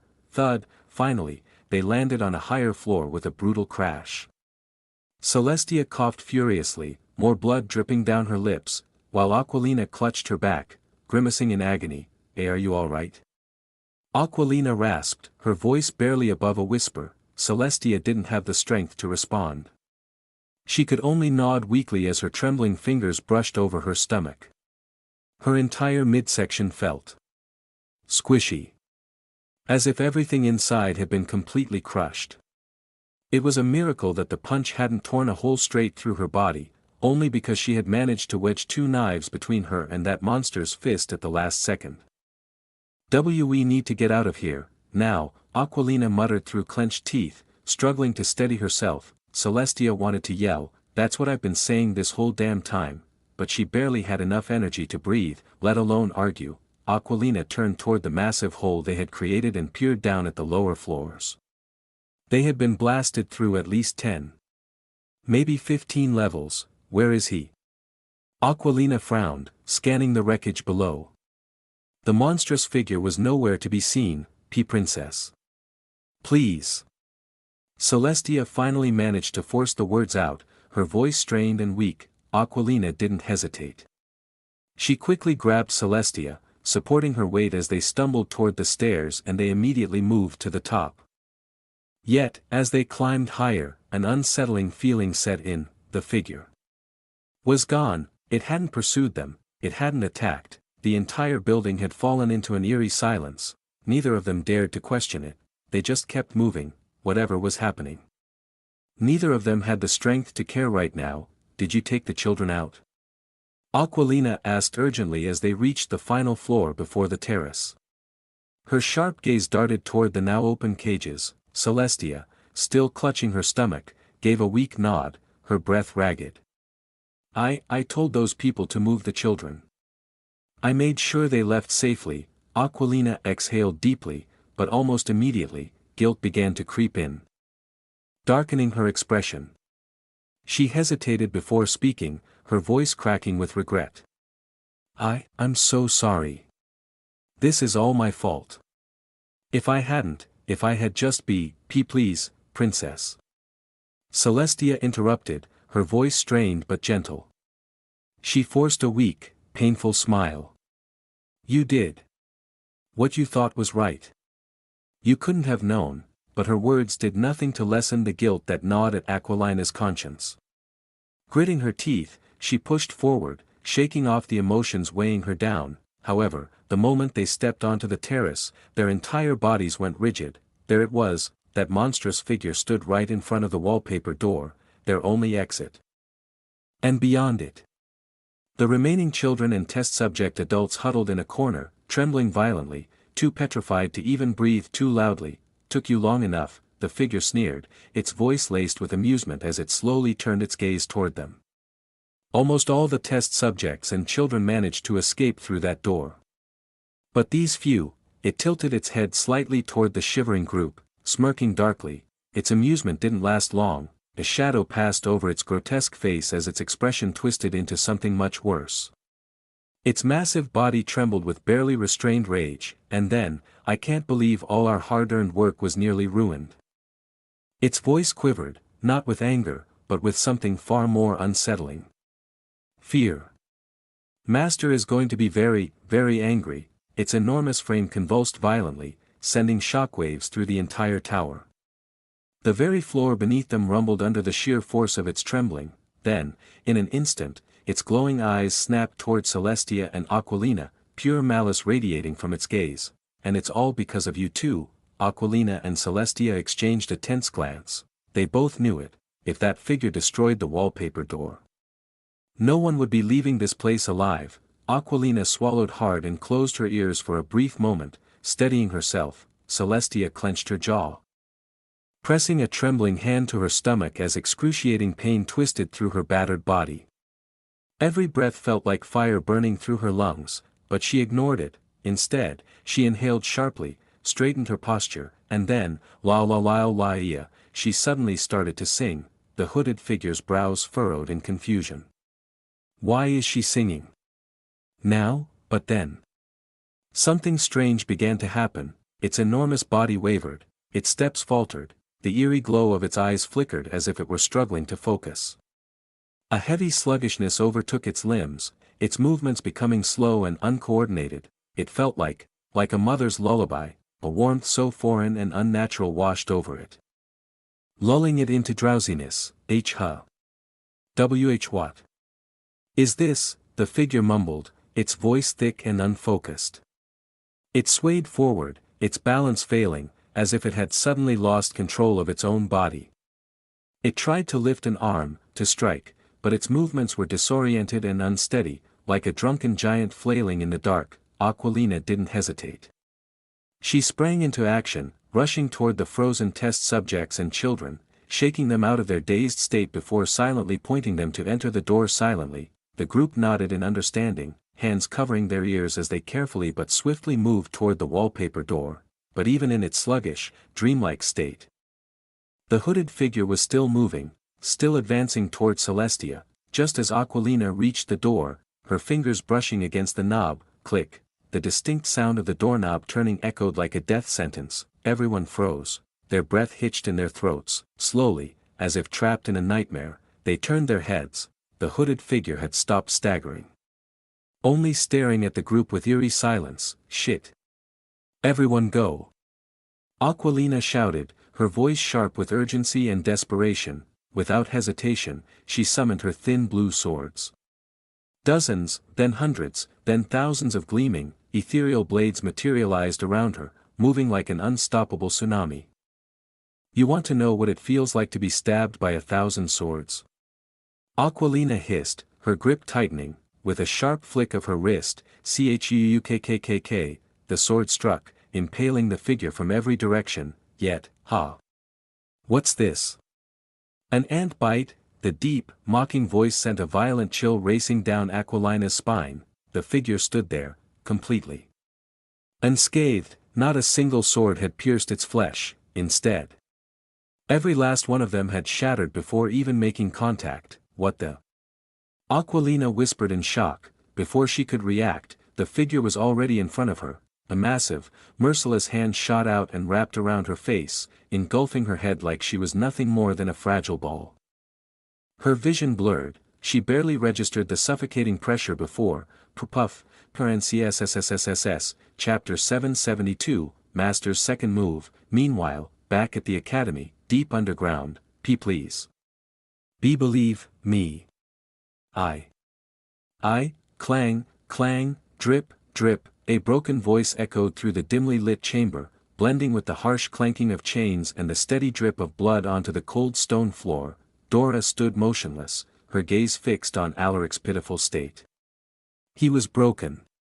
No, she had broken him, far too much, and yet, even now, after everything, he kept repeating those same words over and over, like a shattered record stuck on its final note, no matter how much she tortured him. No matter how many bones she shattered, he stubbornly clung to those words as if they were the only truth that existed in his world. Fuck. Dora screamed inwardly, her frustration boiling over.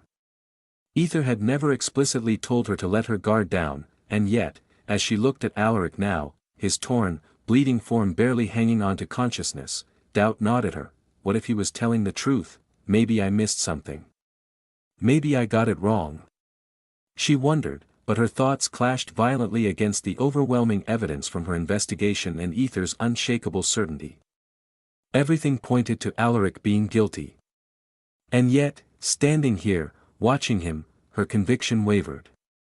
For the first time, she was truly conflicted. She exhaled sharply, pressing her fingers against her temple. Sigh. Please, Alaric. I can't keep this up forever. Her voice softened, almost pleading.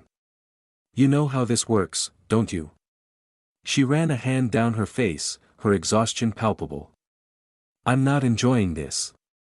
I don't want to be doing this, so just fucking tell me the truth already. Her last words came out in a furious snarl as she swung her fist, landing a brutal punch into his left rib. Crack. Alaric's agonized scream tore through the air as a fresh surge of blood spilled from his lips, staining his chin.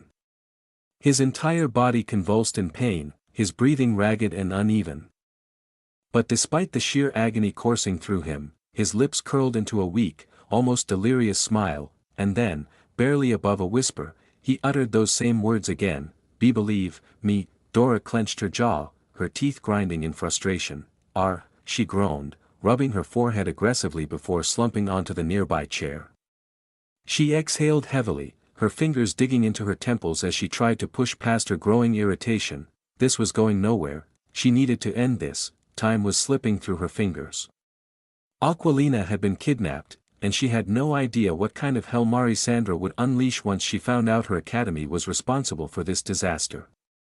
Maybe I should just fucking ask Aether directly, the thought flickered through her mind, but she dismissed it just as quickly. That wasn't an option. Someone, was watching. She wasn't blind to the fact that unknown entities were observing both her and Aether. Think, Dora. Think. There has to be more to this. Dora lowered her head, her hands covering her face as she struggled to find the missing piece. There had to be something she was overlooking. Meanwhile, Alaric hung limply from the chains, his body trembling from exhaustion and pain. Blood dripped from a deep wound on his forehead, trailing down into his eyes, blinding him. His breath came in slow, labored pants as he stared at Dora through his blurred vision. There was betrayal in his expression, a deep, raw disbelief that she would do this to him, but then, just for the briefest second, his lips curled ever so slightly. It was almost imperceptible, so subtle that if she had blinked, she would have missed it. But in that instant, it was there, and then, just as quickly, it was gone, replaced by the same mask of pain. Alaric knew Dora better than anyone, especially her methods. He had spent hundreds of years by her side, watching her, learning every single detail of how her mind worked.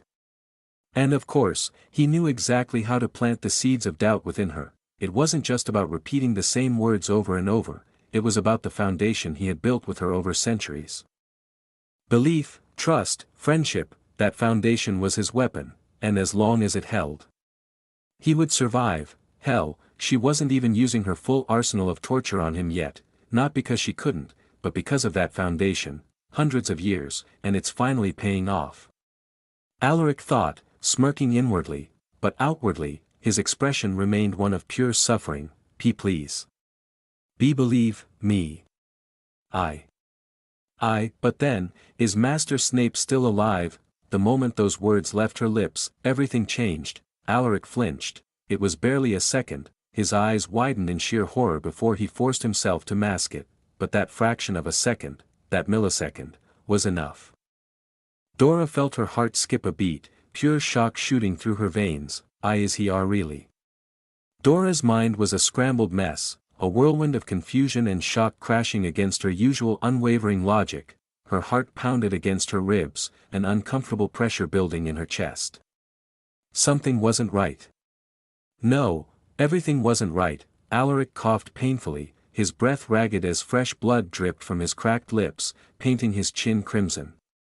His body trembled, each shallow breath a struggle, but even so, he forced himself to speak, his voice hoarse yet urgent.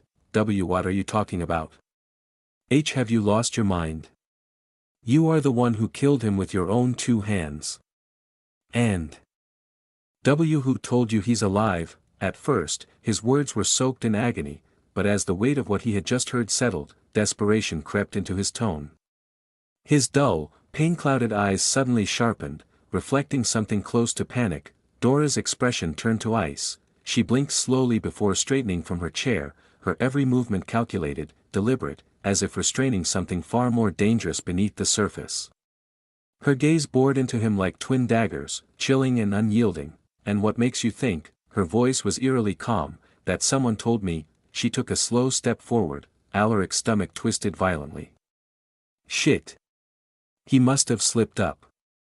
He had let his guard down, just for a moment, but that was all Dora needed. His throat bobbed as he swallowed, attempting to regain control of the conversation. I mean.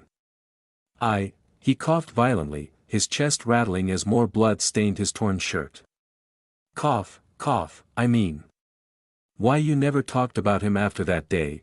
Dora halted directly in front of him, something flickered in her gaze, something dark, unreadable, but whatever lingering emotion had once existed between them was gone. Alaric's face twisted in pain, but for the first time, it wasn't just from his wounds, believe me. His voice cracked, desperate. When you suddenly brought up his name out of nowhere. I thought, someone must have told you something. Maybe someone mentioned him, or." Dora didn't move, didn't blink, then, slowly, her lips parted. Come to think of it, you always looked up to him, didn't you?" Her tone was almost detached, her fingers tapping idly against her arm. "I mean. You and we never admired anyone. Not once. No matter what. The only person we ever followed was our big brother. Whether we were friends with each other or not." Her gaze darkened, and her hand lifted, a single finger pressed against Alaric's blood-slicked forehead, a slow, deliberate touch that sent a shiver down his spine. "And you," her voice dropped to a whisper, venomous. "Deadly. You always followed him. Always stood by his side. And," her eyes narrowed, something sharp and predatory lurking beneath them, "you always obeyed him. Without question. For you he is more like a fatherly figure than a big brother." A flicker of panic flashed across Alaric's features. What are you talking about?" His voice wavered, barely noticeable, but to Dora, it was like an open wound. He tried to mask it, tried to keep his composure, but she felt it. That moment of hesitation. That split second of fear. Dora bit down hard on her lower lip, so hard that she tasted iron. Blood welled up, a single droplet slipping down her chin. So he is still alive. But how? Her thoughts spiraled, 1,000 possibilities swarming in her mind, each one more impossible than the last. Then, finally, she spoke. "I cut his fate. There is no power in existence that should have been able to bring him back. What the hell could have possibly revived him?" Alaric stiffened, his lips parted slightly, as if to deny it, but before he could even attempt a response, "Was it necromancy?" Dora asked flatly. Alaric inhaled sharply, but before he could answer, she continued as if she hadn't expected him to. "No. If it were necromancy, you wouldn't have allowed it. You would never let anyone taint our big brother's body with such an abomination." "Now listen to me. Was it a new spell?" "Dora, stop." "Nah. Creating a spell that can defy fate? That's impossible." She tilted her head. "Even I can only cut fate, I can't reconnect it." "Isadora, you need to calm down. Is it some kind of newly desired weapon? Something that can bring back the dead?" Alaric's breathing turned uneven. "Impossible." "But no. Bringing back the dead." Dora narrowed her eyes. "Even the gods wouldn't allow such an act. It's against the natural law itself." "Isadora." Dora's thoughts came to a screeching halt. She blinked, finally focusing on him. "Tell me, Alaric." Her fingers ghosted toward his throat, slow, deliberate, as if she was savoring the moment before she snapped his neck like a twig. "Where is he?" "But, terror." The entire academy shook. Dora's head snapped up, and she felt a stronger entity inside her academy all of a sudden. Her brow furrowed, irritation flashing across her face. An intruder. A second later, she vanished. When she reappeared above the academy, she saw a sea of monsters, thousands of them, swarmed the academy grounds out of nowhere. Chapter 773, Second Move, but best move. put the barriers, kill the monsters, shit, boom. The students, who were supposed to be focused on writing their examinations, were now fighting for their lives as the monstrous creatures, appearing out of nowhere, began attacking them with savage fury, and the worst part, they had rainbow arcane crystals on their bodies, gave them a rest. All they wanted finish this fucked up exams and leave and then do all the destruction. They would think like that as if now, they're strong are. The students struggled just to defend themselves against the creatures, and the professors couldn't even manage to focus on more than one monster at a time. Overwhelmed by the chaos, meanwhile, Dora was momentarily taken aback by the sheer number of these monsters that had suddenly appeared in her academy from seemingly nowhere, but then she quickly snapped out of her stunned state, her face hardening as she unleashed her full killing intent. The entire academy trembled in fear as the monsters, poised to devour everything in their path, suddenly halted. They could feel deadly killing intent, although the monsters were brainless, driven only by their hunger. The raw killing intent they sensed made even the weakest of them freeze in fear. They halted their movements, their instincts telling them to flee, but as they were about to scatter, an action that would have been disastrous. Dora flicked her hands, and an invisible wave of pressure surged around her fingertips. The air seemed to tense before she released it, sending the wave shooting forward with deadly precision.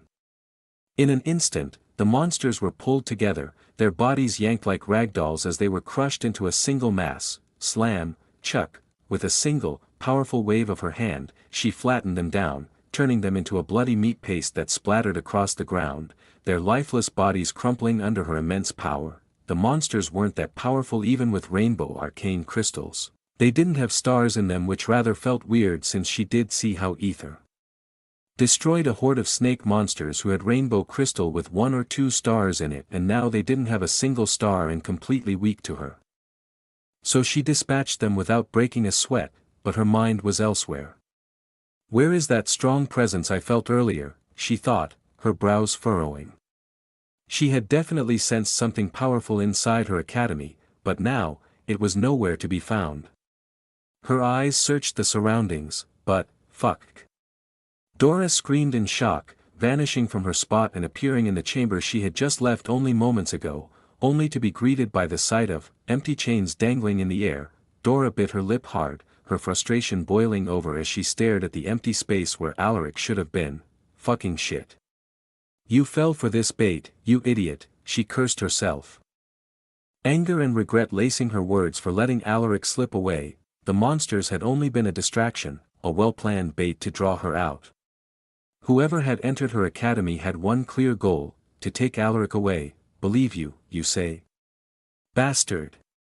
Dora's voice was seething, each word dripping with venom as her teeth ground together. Dora hadn't had much of a choice when she sensed that overwhelming presence inside her academy, and in her instinctive panic, she reacted without thinking. Leaving her position had been a foolish move, but she never thought someone could take Alaric from her so easily. That meant one thing.